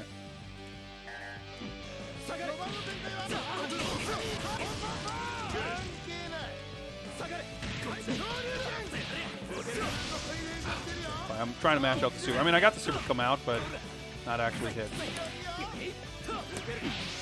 Nice. Yeah, uppercut. All right, he feels pretty damn good, actually. I got distracted by his sick boxing animations. Fab. Did I save a favorite person? The character name things, yes, it obviously helps if you're new. But it's more than that. Like it's, like I said, it's like aesthetically, it just feels weird to not have it there. It just feels. It should be there, and if it's not, it feels like a mistake. It never feels like a deliberate. I guess on account of it, to me, being hard to justify, makes it feel like if it's not there, that it's not deliberate, or like I said, it looks like a mistake. So he's got the short swing blow, whatever it's called. Oh, that combo. So I wonder if the super you pick determines which super you can do at level 1 and which super requires 2 levels. Nice throw. Yeah, I like Jet. It feels really nice to use. You win. あんた強いな。でも俺ほどじゃない。 There's a lot more to polish in this game. Yeah, exactly. It's the gameplay. Everything contained within the gameplay experience feels great. Characters look awesome. Like, no issues whatsoever with any of that. It's just everything else.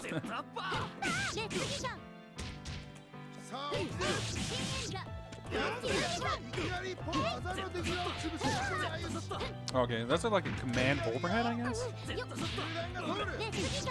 That's a low.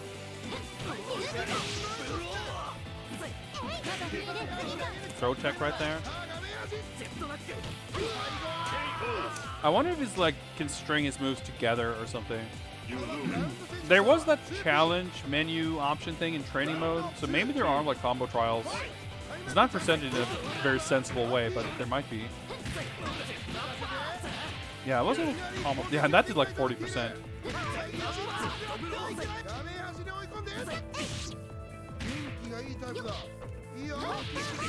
Yeah, and there's the whole parry mechanic. There's like a lot of mechanics that I just don't understand at all.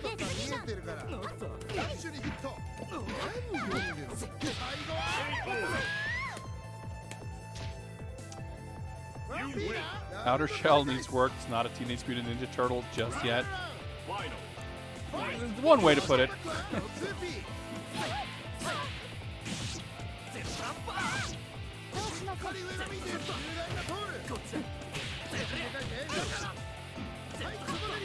Maybe there's like a, because I know I can't, I'm trying to do the other super and it doesn't work now. So I don't know how the whole super system works. Like, yeah, I would have assumed that you just pick one super. But when I played as Hanzo, when I picked Super 2, I could still do Super 1? I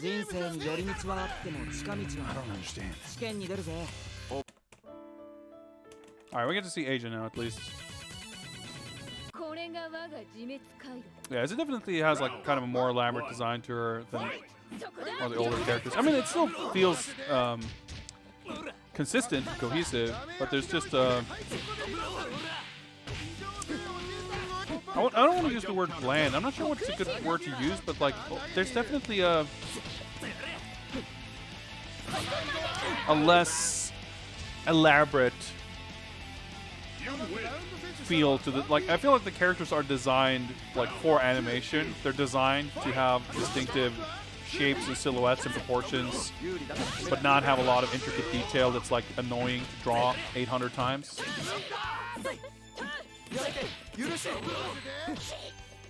Move reminds me of a dude from KOF. Yeah, you're probably thinking of Shenwu. He's like a boxer kind of dude. He's not a boxer properly, but like street brawler. He had a similar moveset actually, with just quarter circle dash punches and uppercuts. He was a cool character, but like I'm annoyed thinking of him because a friend of mine, he played Shenwu in KOF 13. He was like so easy to use. The fuck is this? And I was struggling to learn like proper HD combos in KOF 13, and my friend would just use Shenwu and like QCF, QCF, QCB, QCF, QCF, super, and that's like 100% combo. It was like so simple. Man in black suit A, like doesn't fit in the box. Tell us where to find the documents you stole. That's enough. Just look at yourselves. Grown men ganging up on one guy. You ought to be ashamed of yourself. Oh, whatever. I'm Jet. Smash, whatever. Takes off. Story. He carries himself like a skilled fighter. So we couldn't bother getting art for these guys, so we just look at. Okay. Your rank is C. We got a weird maid child picture as thanks. I mean, the voice clips seem to indicate that there's more to this. Maybe you need to get a better rank in 1cc to get an ending or something.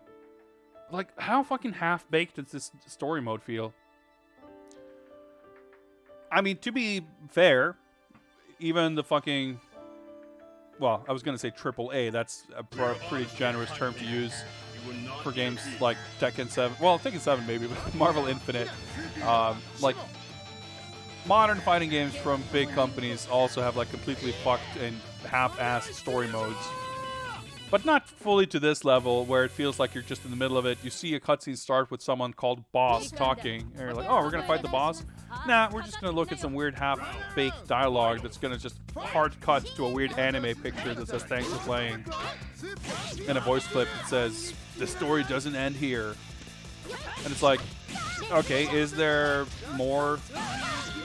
Like, does it not end in the sense that if I play on a higher difficulty, there's more? Or does it not end in the sense of, hey, we'd like to make a sequel someday? I mean, I couldn't tell you the first... Well, okay, I was going to say, I couldn't tell you the first thing about what this game is about, what the story is. But in fairness, I did fucking skip most of the cutscenes, so I guess that's not a fair... I mean, I guess that's... You know, I can't complain. Side story. What's this? But, like, I don't know. There's clearly some degree of lore nonsense in this game. What fool? I shall bring a cookie to your But everything is presented in such a complete, you know, ramshackle way that it's... Even if you wanted to, I feel like it's really difficult to kind of take in any of this. This game had another game. No, it was, you're thinking of the 3DS version of this, which the title was basically a translation of the Japanese title. I forget what the, what it was. I don't know how to translate Yatagarasu, but Karasu means raven, so it's something, some kind of raven is the name of this game. So the title that they gave the 3DS release was something like something raven, colon Yatagarasu or something. But that never came out. I don't know what the difference is between... I don't know what the difference is between story and side, or arcade or whatever, and side story mode. It seems pretty indistinguishable, except where the mystery characters actually had artwork in this mode, unlike the main mode. Those effects, like, don't fit. I don't know, they look so different from everything else. That's a weird looking game. It was interesting to mess around with, though. Like, I guess the parry buttons not being bindable didn't make a difference. So I don't understand how that mechanic works anyway. But yeah, I mean, it's like I said, it feels good to play. It's fun and it looks awesome. So I've enjoyed playing this, and if you guys in chat are seeing this for the first time, you know, I can't pretend like I'm giving this the best demonstration possible, but if you look at this and say, hey, this looks cool, this weirdly convoluted development history sounds fascinating, then, yeah, I mean, I'm happy to have been able to introduce it to you. Also, this stage has a little bit of an intro and also technically some kind of parallax background. That damage, though. That's like more than most stages had. Is that it? Okay.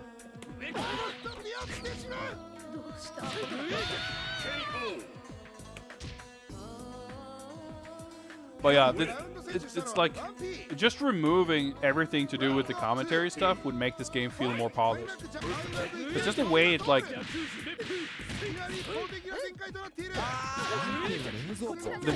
sort of plays into the whole of what's being presented on screen feels so haphazard and awkward and goofy that it only serves to make the game look worse, in my mind.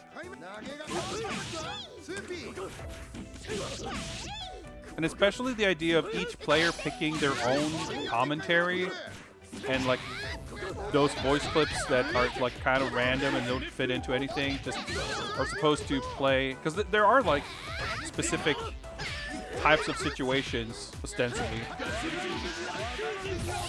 that trigger specific voice lines, but the game moves at such a pace that it's never gonna feel.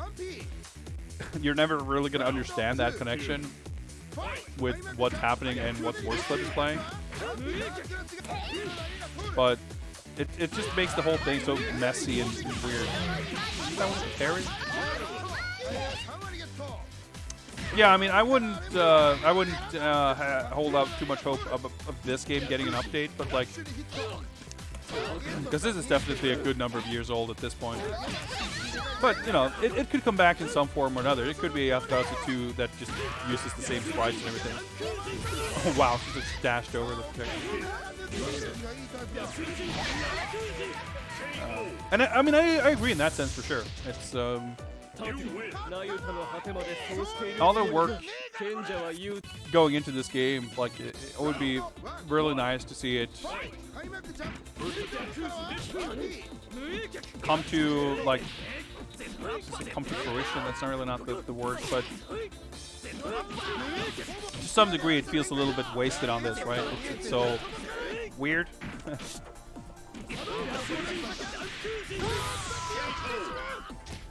See it not be kind of wasted on this weird situation with this whole game. A lot of these backgrounds are fucking weird. At this rate, we're on stage 5. I guess we'll keep mashing through this and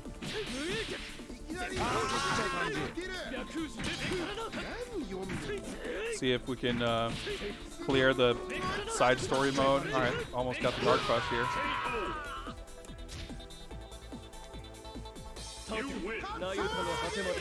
Not that kind of game, guys. It's apparently not that kind of game.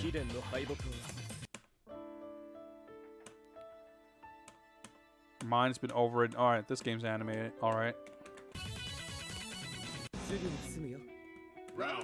Nobody knows. I like the way it shows like the title of the song at the bottom.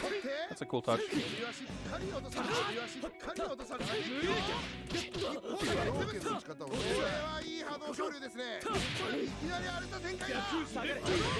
Okay, projectiles didn't flash.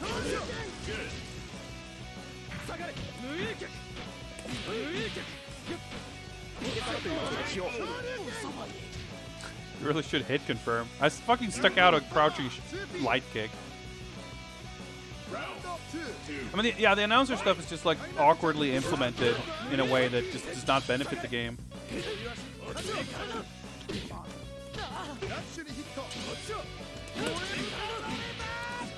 Yeah, that's definitely like you can combo off that for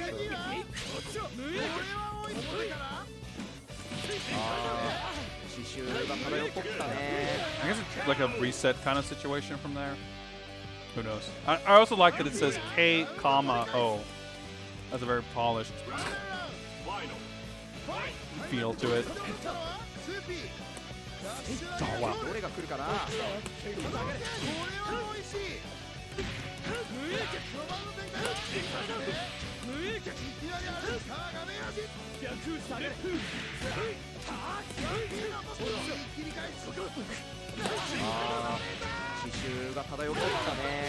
Alright, that worked out. K, comma, O.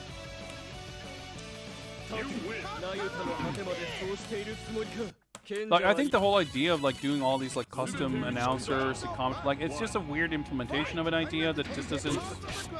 I mean, I agree with your assessment. Is like it feels like a kind of a bonus thing that would come later before other kind of core things are settled. But even then, like the way it's done here, like I struggle to feel like how that would have been a kind of implementation that ever made sense, because everything is just talking over each other the whole time. It's just bad. Having live commentary implemented in your game, like I'd rather they get one guy and have it done halfway decent than like get 8 people record a bunch of voice lines that just are inevitably never gonna fit together properly. It's just a weird idea.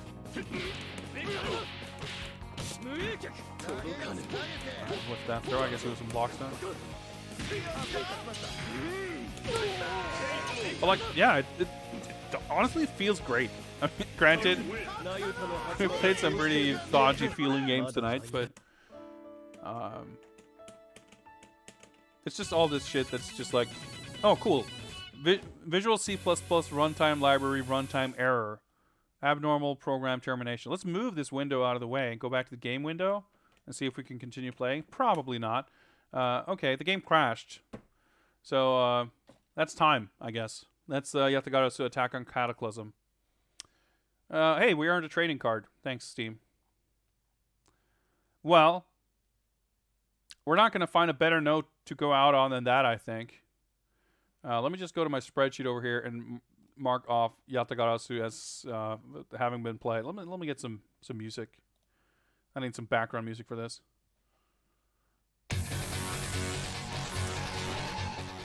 We got one playthrough. Yeah, sure. I mean, we played the game more than we were obliged to by any standard. I feel like I've been harsh on the game, but I think it's just it's disappointing how it turned out when there's so like if you look at this, it's like this is a backer build, this is an early access.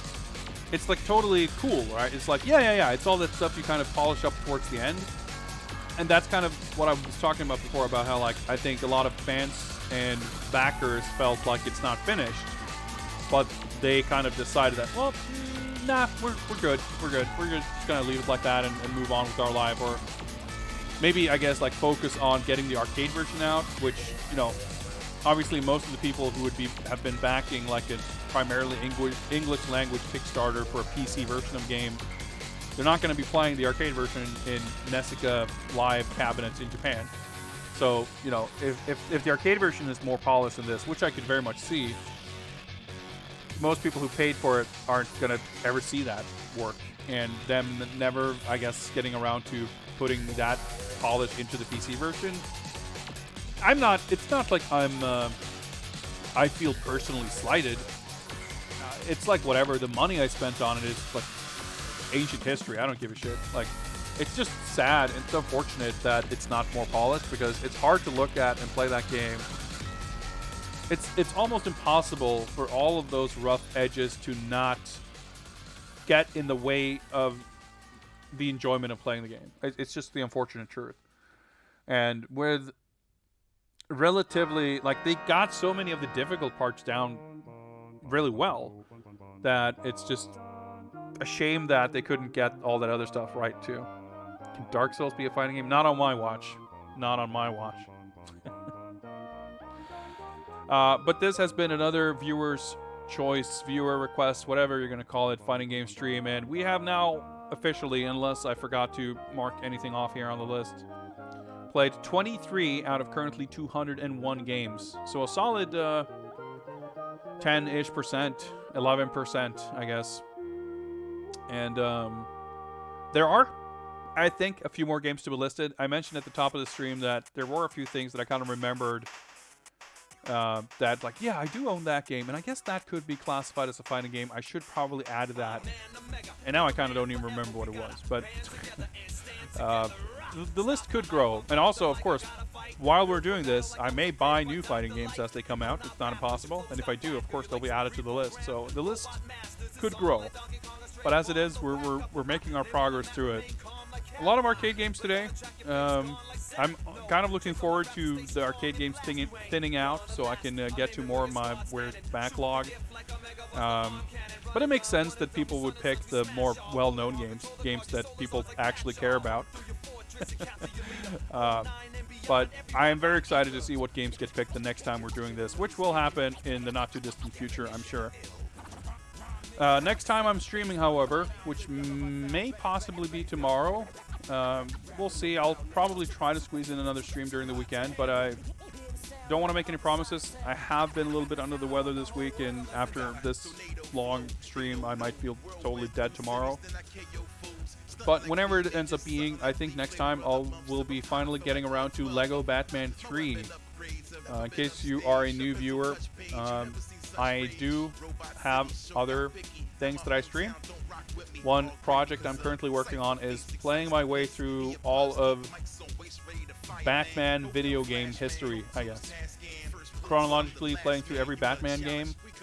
Well, as many Batman games as we've been able to. There's a lot of mobile games and shit that we didn't get to, but all like console games.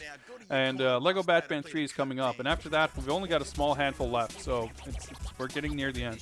That should be fun. That may be started this weekend, sometime in the coming week, if nothing else. I didn't like the first Lego Batman at all, really. It kind of wore out its welcome very quickly. But the second one was a lot of fun. So I'm actually quite excited about it. But I just got to find the time to be able to sit down and stream proper to get to it. And we'll see if that happens this weekend. It might happen in the coming week or so. I don't really have a super regular schedule when streaming. Let me just drop that. There you go. Got some links there, though, if you want to have your best possible shot at keeping track of when streams are happening. I do try to announce when I can on Twitter and Discord when my upcoming streams are happening, so feel free to follow me there if you want to keep better track. And thank you very, very much, everyone, for watching and entering raffles and picking games and chatting and having fun. I hope you had fun anyway. I sure did. I would just kindly ask you to stick around for maybe one more minute as I find someone else who's streaming to send all you lovely people to. Take care, everyone. Thank you for the kind words, Jinkinator, Spyro, and everyone else. Have a delightful rest of your weekend if I don't see you again before Monday. Take care, and thanks for watching. Bye.